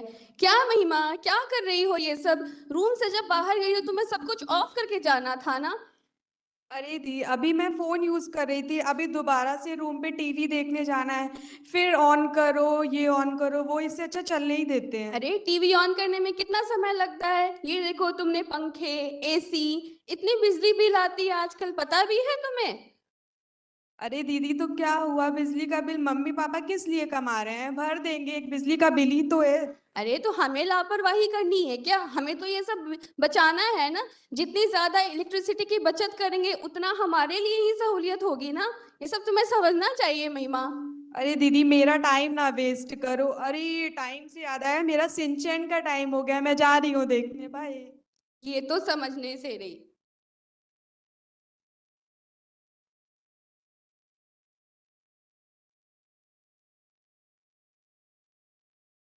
तो देखा तुमने, खुल गई तुम्हारी आंखें। जी गुरुजी, ये बड़ी गंभीर समस्या है गुरुजी। हाँ, समस्या तो अत्यंत गंभीर है। मानव ने पर्यावरण को खिलौना समझ रखा है और प्राकृतिक संसाधनों का मनमाना उपयोग कर रहा है। इसी तरह असीमित ऊर्जा और ईंधन का उपयोग करके वो ग्रीन हाउस गैसें जैसे कार्बन डाइऑक्साइड, मीथेन और क्लोरोफ्लोरोकार्बन के उत्सर्जन को बढ़ावा दे रहा है, जिससे पृथ्वी की ओजोन परत में छेद हो गया है और सूर्य से आने वाली अल्ट्रावायलेट किरणों से पृथ्वी का तापमान बढ़ रहा है। ग्लोबल वार्मिंग का संकट पैदा हो रहा है, सागर का जल ऊपर बढ़ रहा है। गुरुजी, आपने बिल्कुल बिल्कुल सही कहा। और मैंने भी ये चीज कहीं पढ़ी थी कि अगर ऐसे ही हालात रहे तो सन 2100 तक समुद्र का जल तकरीबन 8-9 फीट से ऊपर बढ़ जाएगा। और तो और सुनामी जैसी जो समस्या है, आपदा हैं, ये और बढ़ जाएंगी। और जो हमारे तटीय क्षेत्र हैं, जो द्वीप हैं, इनके भी डूबने का खतरा है। तो समस्या तो गुरुजी वाकई बहुत गंभीर है। सही कहा तुमने। अच्छा बताओ, महाकवि कालिदास का नाम सुना है तुमने? हाँ बिल्कुल, महाकवि हैं। महाकवि कालिदास जब बने थे उसके पहले उनके बारे में एक कथा प्रचलित थी कि जिस डाल पे वो बैठे थे उसी को काट रहे थे। कदाचित उन्हें यह भी भान नहीं था कि उस डाल को काटने से वे स्वयं ही गिर जाएंगे। यही हालत आज के मानव की भी हो गई है।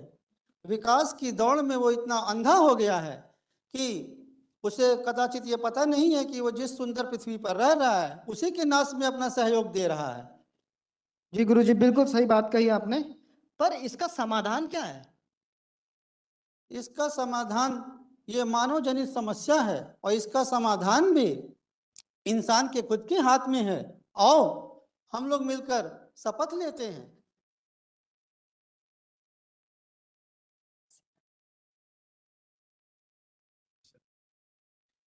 हम शपथ लेते हैं कि एक एक पेड़ लगाएंगे और पेड़ों को बचाएंगे। हम शपथ लेते हैं कि ईंधन बचाएंगे, पब्लिक ट्रांसपोर्ट का यूज करेंगे और कारपूलिंग करेंगे। हम शपथ लेते हैं कि हम बिजली बचाएंगे और एनर्जी एफिशिएंट अप्लाइंग का यूज करेंगे। हम शपथ लेते हैं कि हम रेन वाटर हार्वेस्ट करेंगे, पानी का सदुपयोग करेंगे और जल को बचाएंगे। चलो शाम का भूला सुबह को वापिस आ जाए तो उसे भूला नहीं कहते हैं। गुरुजी वो सुबह का भूला होता है। हाँ हाँ हाँ, तुमने फिर सही पकड़ा। बस हम लोग तो समझ गए, आप लोग समझे क्या? वृक्षारोपण कीजिए, प्राकृतिक संसाधनों का विवेकपूर्ण बुद्धिपूर्ण इस्तेमाल कीजिए और पर्यावरण को सुरक्षित रखिए। थैंक यू, धन्यवाद।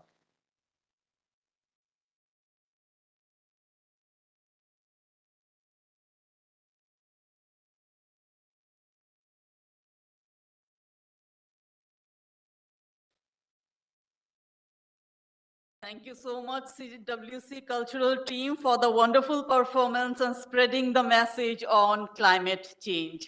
Yes, we must take note to conserve energy and save our only planet, the Earth. And on the 79th Foundation Day of CWC, it has been decided to encourage the children of CWC employees who have excelled in their academic and co-curricular activities. And it has been decided to encourage the children and motivate the children for their further growth and development and success in life. And I must say that these children have excelled not only in their academic, but also in their co-curricular activities. As I was preparing the list, what I found was that the list of their talents is endless. So I call upon and invite our chairman, sir, to kindly encourage the children and hand over the certificates to these talented, multi-talented children, I must say. First, I invite Master Aman Singh Bakshi, son of Sri Sarabjit Singh Bakshi, Director CWC, who have excelled in mathematics. Sir, so please, Sir, I invite you, sir, on the stage, sir, please.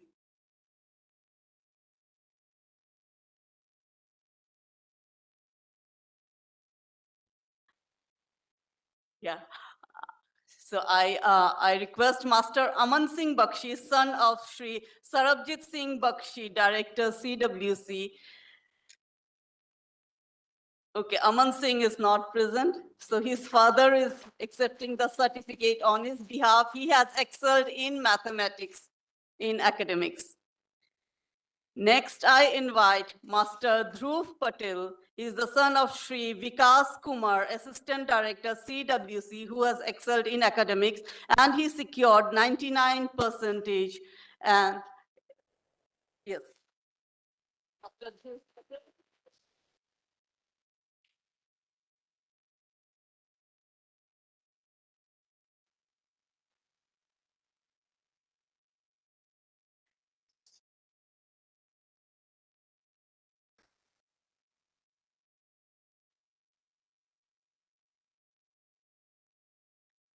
Next, I invite Master Siddharth Nehra, son of Sri Vikas Kumar, again Assistant Director CWC, who has excelled in academics and secured 100% in lower LKG.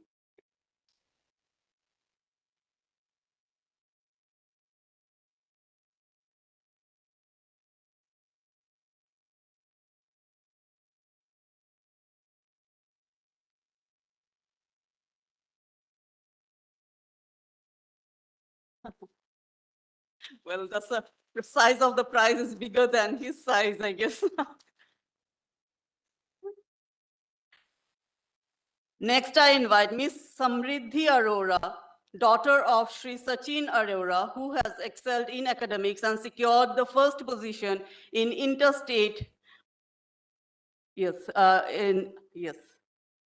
Miss Samriddhi Arora.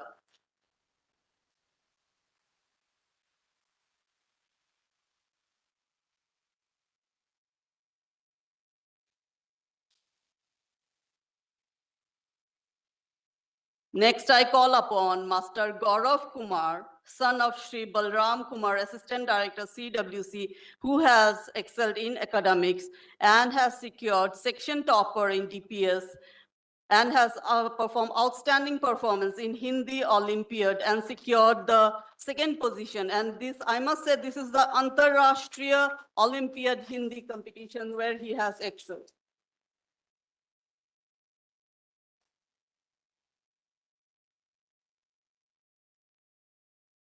Next, we have Miss T. Mahati. She is the daughter of P. Murugarani, who is from Nanded, KGBO CWC, and she has won the gold medal in National Science Olympiad. So her certificate will be delivered to her. Okay, sir.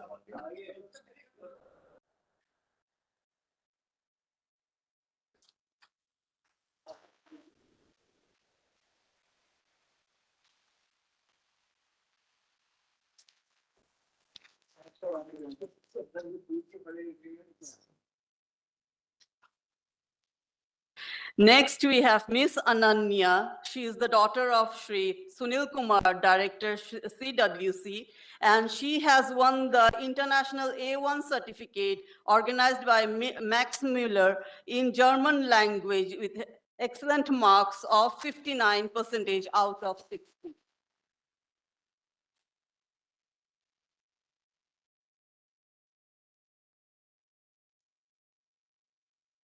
So these were the children who have excelled in their academics. Next category, we have children who have excelled in the co-curricular activities. For this, we have, first I take the name of Miss Medhavi Singhai, who is the daughter of Shri Gaurav Singhai, Deputy Director CWC, and she is the topper in Inter-School Skating Championship under 5.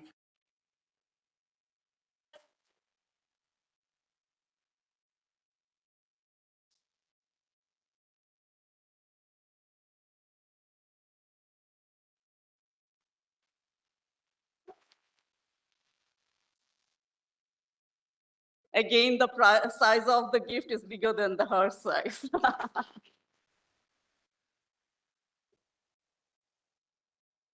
Next, we have Miss Sandhya Pandit. She is the daughter of Shri Mrityunjay Kumar, and she has won the first position in dance competition.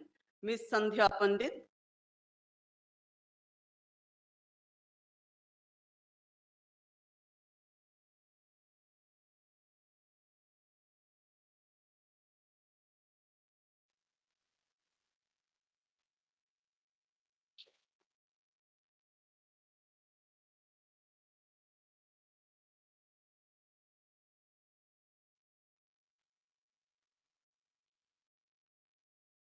Next, I call upon Master Shaurya Pratham. He is the son of Shri Rishi Kumar, and he has won the national level championship, and he is a champion in badminton.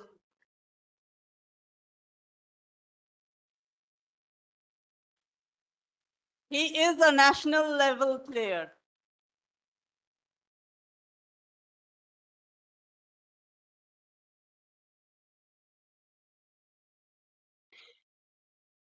Next, we have Miss Ishanika. She is the daughter of Srimati Jyotika Pegu, Director CWC, and she has won in a choir competition, but then she is not here, I guess.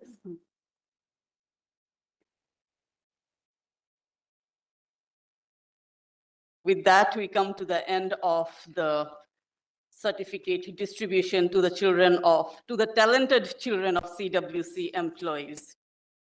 And now, friends,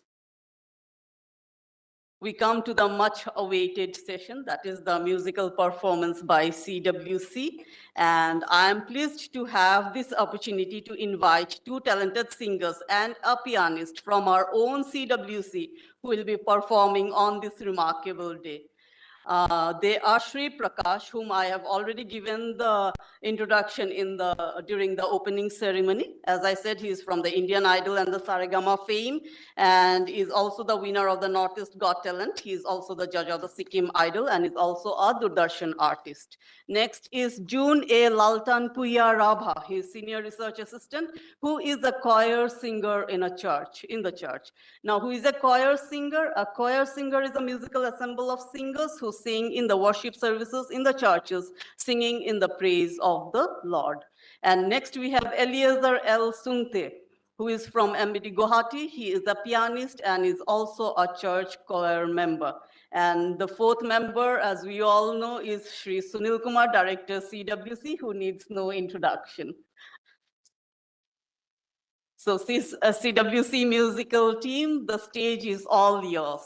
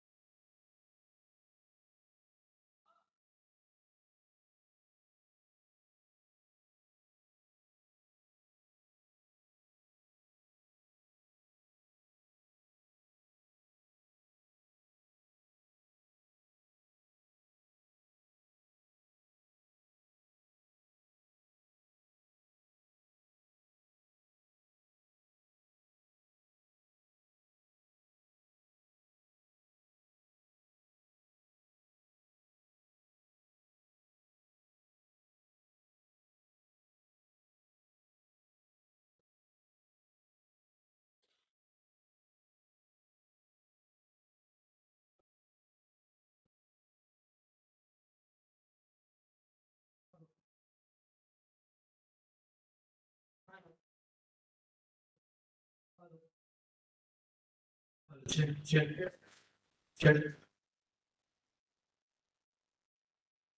suffer film से एक गाना सुनाना चाहूंगा, मन्ना दे सबका नदिया चले चले रे धारा। ये काफी पुराना गाना है, 54 साल पुराना गाना है। तो आज बहुत अच्छा लग रहा है कि आप सभी के सामने हो। फिर बुलाएंगे, आशा है। ठीक है, शुरू करते हैं, आप लोग एंजॉय करें।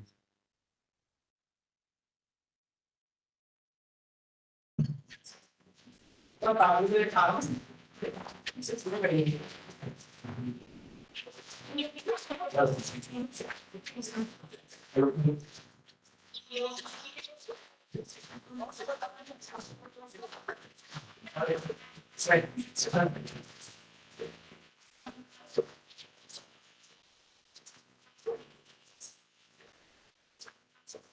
नदिया चले चले रे धारा,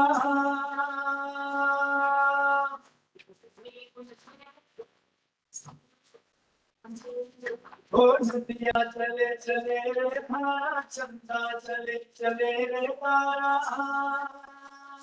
तुझको चलना होगा, तुझको चलना होगा।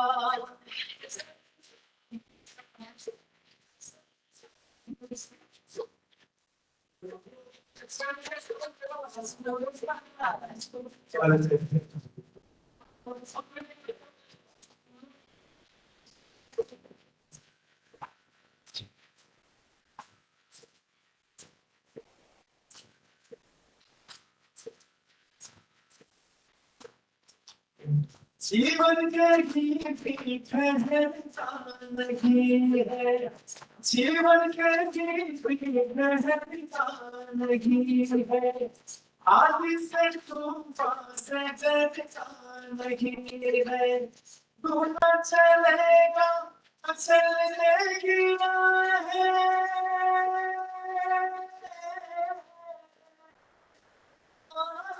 दूना चलेगा चलने की राह है, मंजिल को दर्द से क्यों तेरी निगाहें, तुझको चलना होगा, मुझको चलना होगा, मुझको चलना होगा, मुझको चलना होगा। नदियाँ चले चले रे तारा, सुनता चले चले रे तारा, मुझको चलना होगा, मुझको चलना होगा।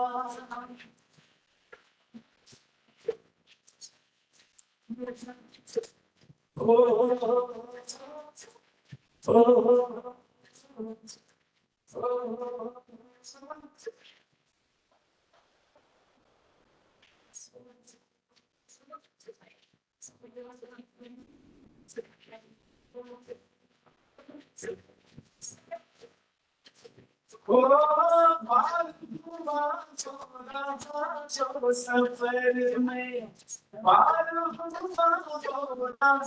जो सफर में जो भी रुका फिर गया वो खबर में, ना तो क्या पहचाए किनारा,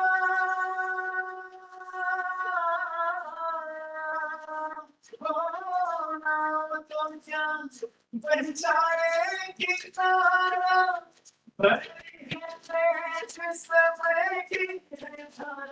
मुझको चलना होगा, मुझको चलना होगा, मुझको चलना होगा, मुझको चलना होगा।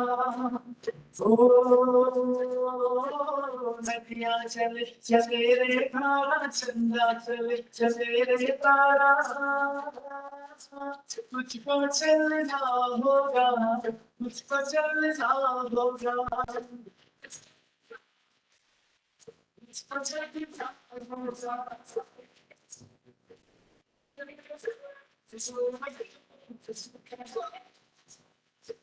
धन्यवाद।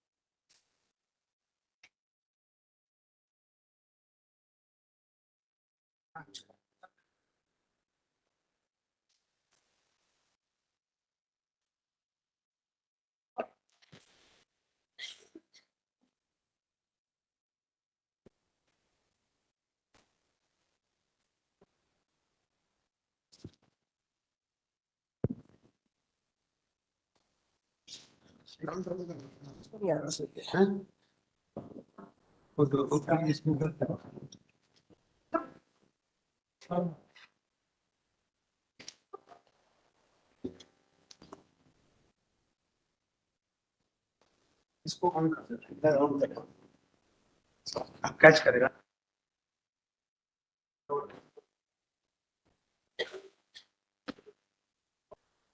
कैच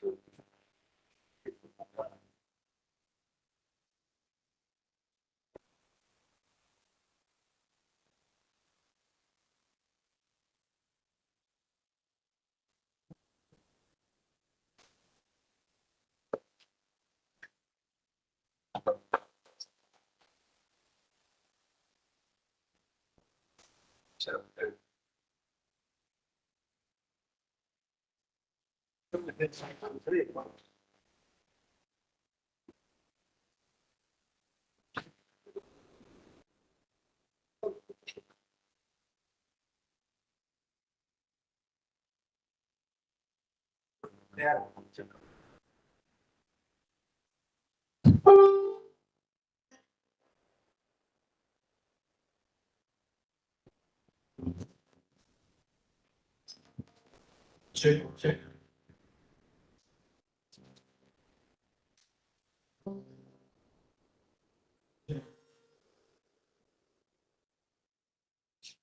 लाइट किधर, नीचे का लाइट, नीचे का लाइट। ये लाइट जला दो भैया।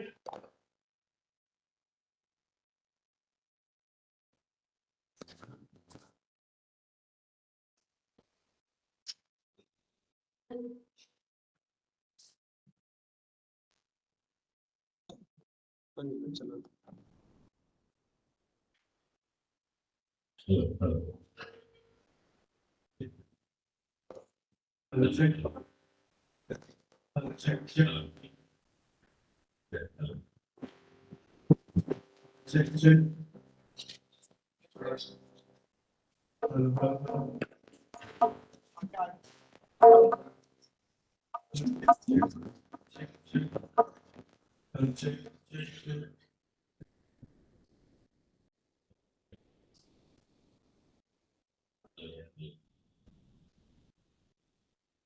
इको खोलो, इको नहीं, इको नहीं आया, इको नहीं आया। इको खोलो, इको एक बोलो, एक बार बोलो, एक बार बोलो। इको इको खोलो, इको खोलो, खुला है, किसी और का कर रहा है। चलो कर, चलो चलो चलो चलो शुरू करो। ओ माय जी रे।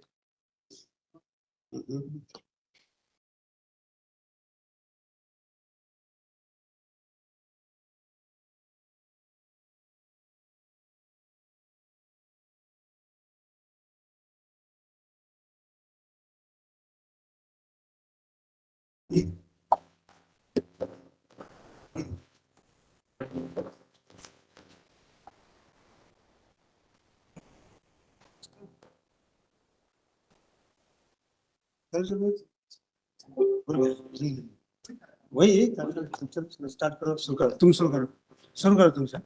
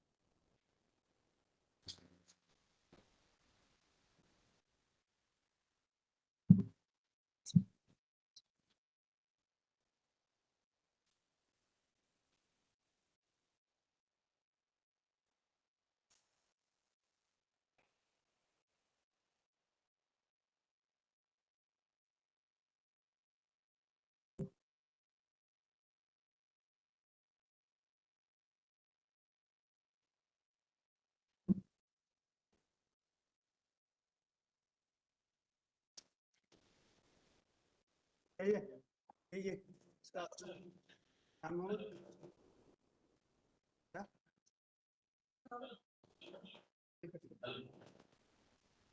रहा ना, इसका बजा रहा है, साउंड उधर से निकलता है, स्पीकर में सुनवा रहा है, आ रहा है, आ रहा ना। हेलो हेलो तुम किधर से हो? प्रकाश, on behalf of both the recent organization and general and दिखेगा नहीं, Upper Brahmaputra division in particular, I bring greetings and happy 79th Foundation Day to everyone present in the मैं दो ही गाने चाहूँगा कि पहला जो है भारत रत्न ललित हज़ारे का जो गीत है गंगा बहती है क्यों, वो पहला गीत है। उसके बाद दूसरा जो गीत है वो एक इंग्लिश नंबर है, वो भी नदी के ऊपर में है, आपको 20 लाइन करेगा। तो पहले गंगा बहती है क्यों, तो ये मतलब प्रैक्टिस करने के लिए 2 दिन मिला है।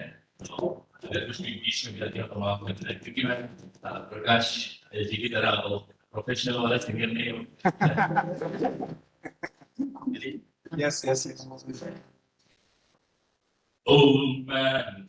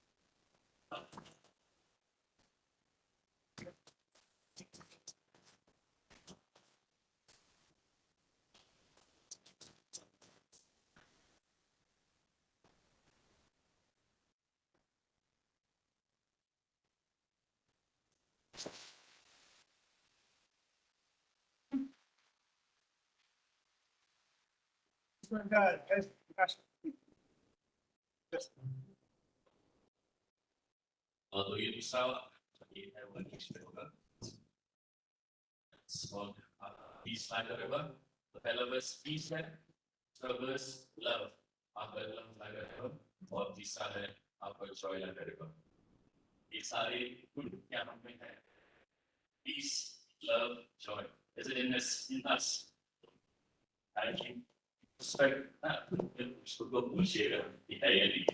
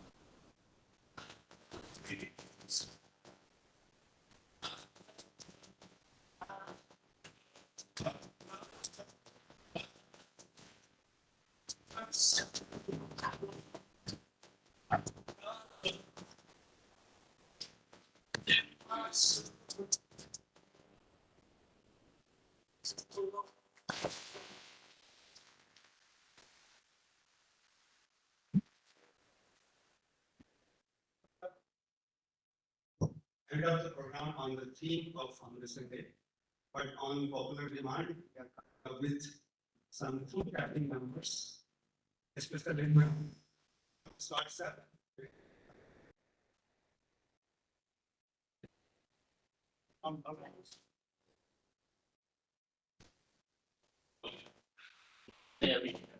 मैंने इनको के 5 मिनट के बच्चों ये गाने सारे पता होंगे क्या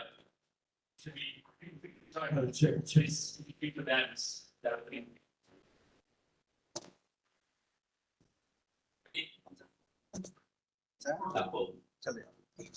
ready 1 2 3 go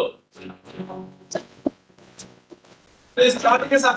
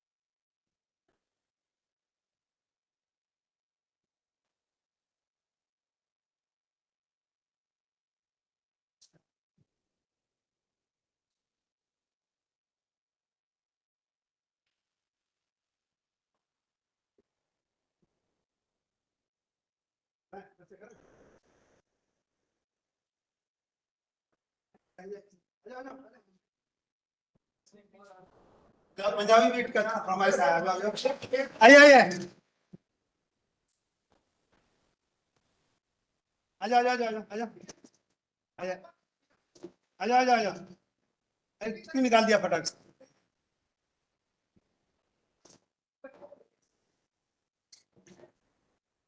सुनो सुनो सुनो इधर कोई खास नंबर कुछ बजा दो पंजाबी बीट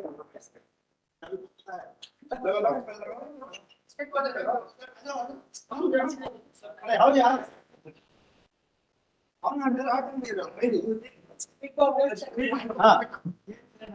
हाँ आ गए डांसर लोग आ गए डांसर लोग आ गए चलो चलो चलो फिर से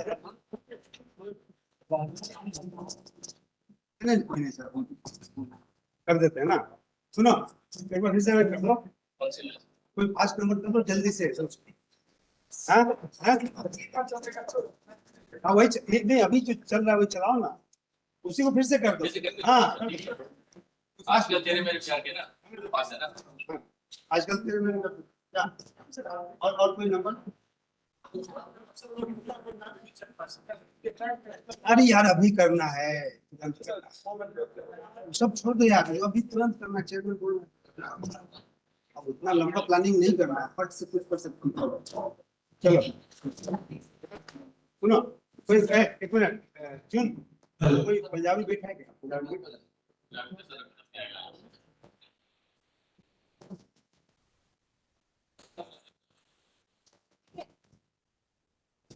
चलो करो करो जो करना है भाई करो अब नहीं वाला करो चलो नहीं पंजाबी आजकल तेरे मेरे पंजाबी में आजकल तेरे मेरे लोग किए थे चलो अभी आ रहे हैं कौन सा गाना चला रहा है चला चला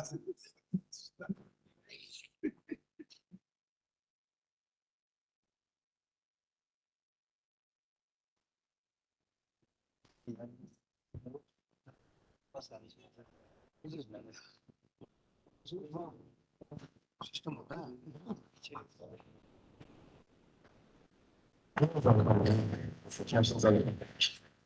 And every time delivery promise. Taki fashion हो हर पल fashion.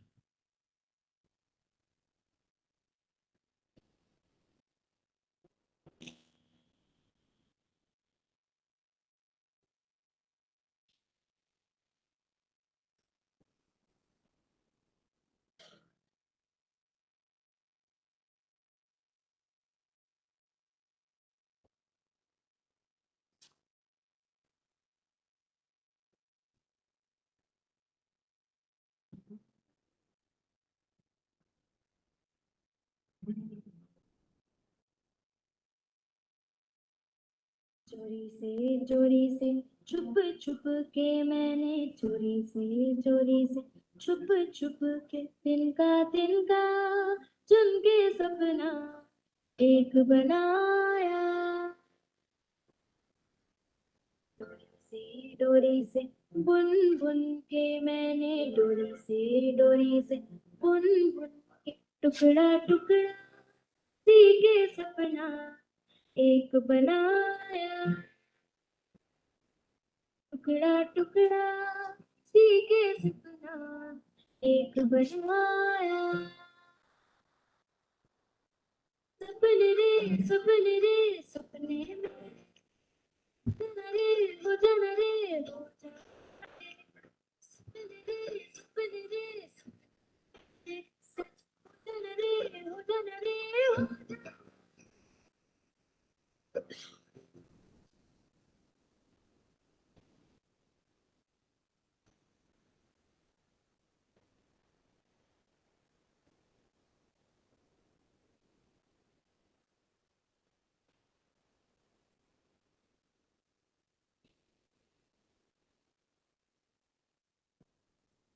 जगाए मैं तुझको छोटी में किसी को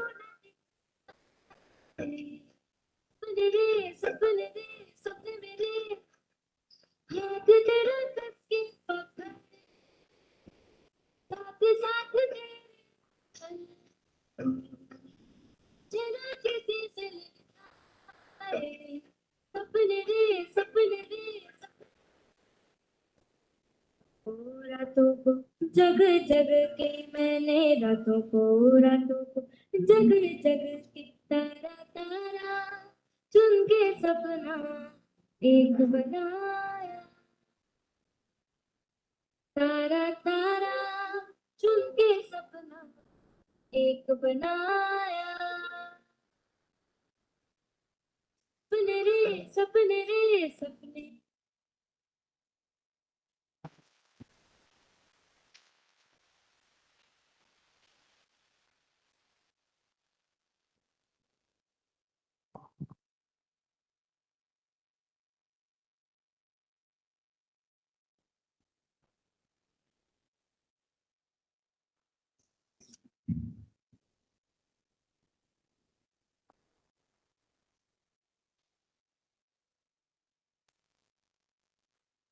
और एक गाने का मुझे मौका मिला तो मैं चाहूंगा कि आप सभी यहाँ पे आके एंजॉय कर लीजिएगा क्योंकि पंजाबी गाना है तो ज़्यादा से ज़्यादा मैं ज़्यादा आउटडोर प्रोग्राम करता हूँ तो कुछ ट्रैक है मेरे पास तो मैं चाहूंगा कि आप सभी एंजॉय कर लीजिएगा।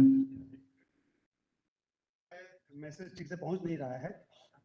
इंजॉय करने का मतलब है कि आप लोग खड़े हो जाए अपनी जगह पे और ये विशेष अनुरोध है स्कॉट सर का चेयरमैन सर का और आगे यहाँ पर भी आ सकते हैं जो प्रतिभावान लोग हैं आ सकते हैं आगे।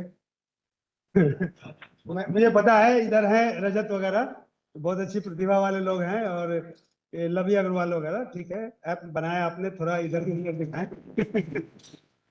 ठीक है अनन्या तुम आ जाओ आ जाओ आ जाओ अपने घर से शुरुआत कर देते हैं। आ जाओ अनन्या आ जाओ कम कम और ऑफिसर्स आ जाएं प्लीज यहाँ आ जाए क्योंकि अदरवाइज हमारा प्रोग्राम खत्म हो गया था वहीं पे। आप लोगों के लिए किया गया है ठीक है। सर आइए आइए सर आप आइए ऊपर सर इसका सर आप ऊपर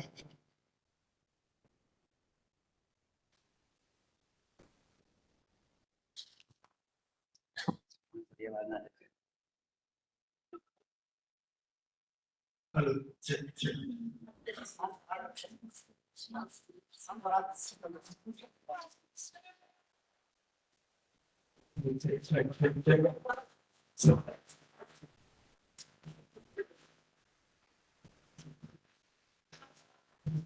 हम आ जाए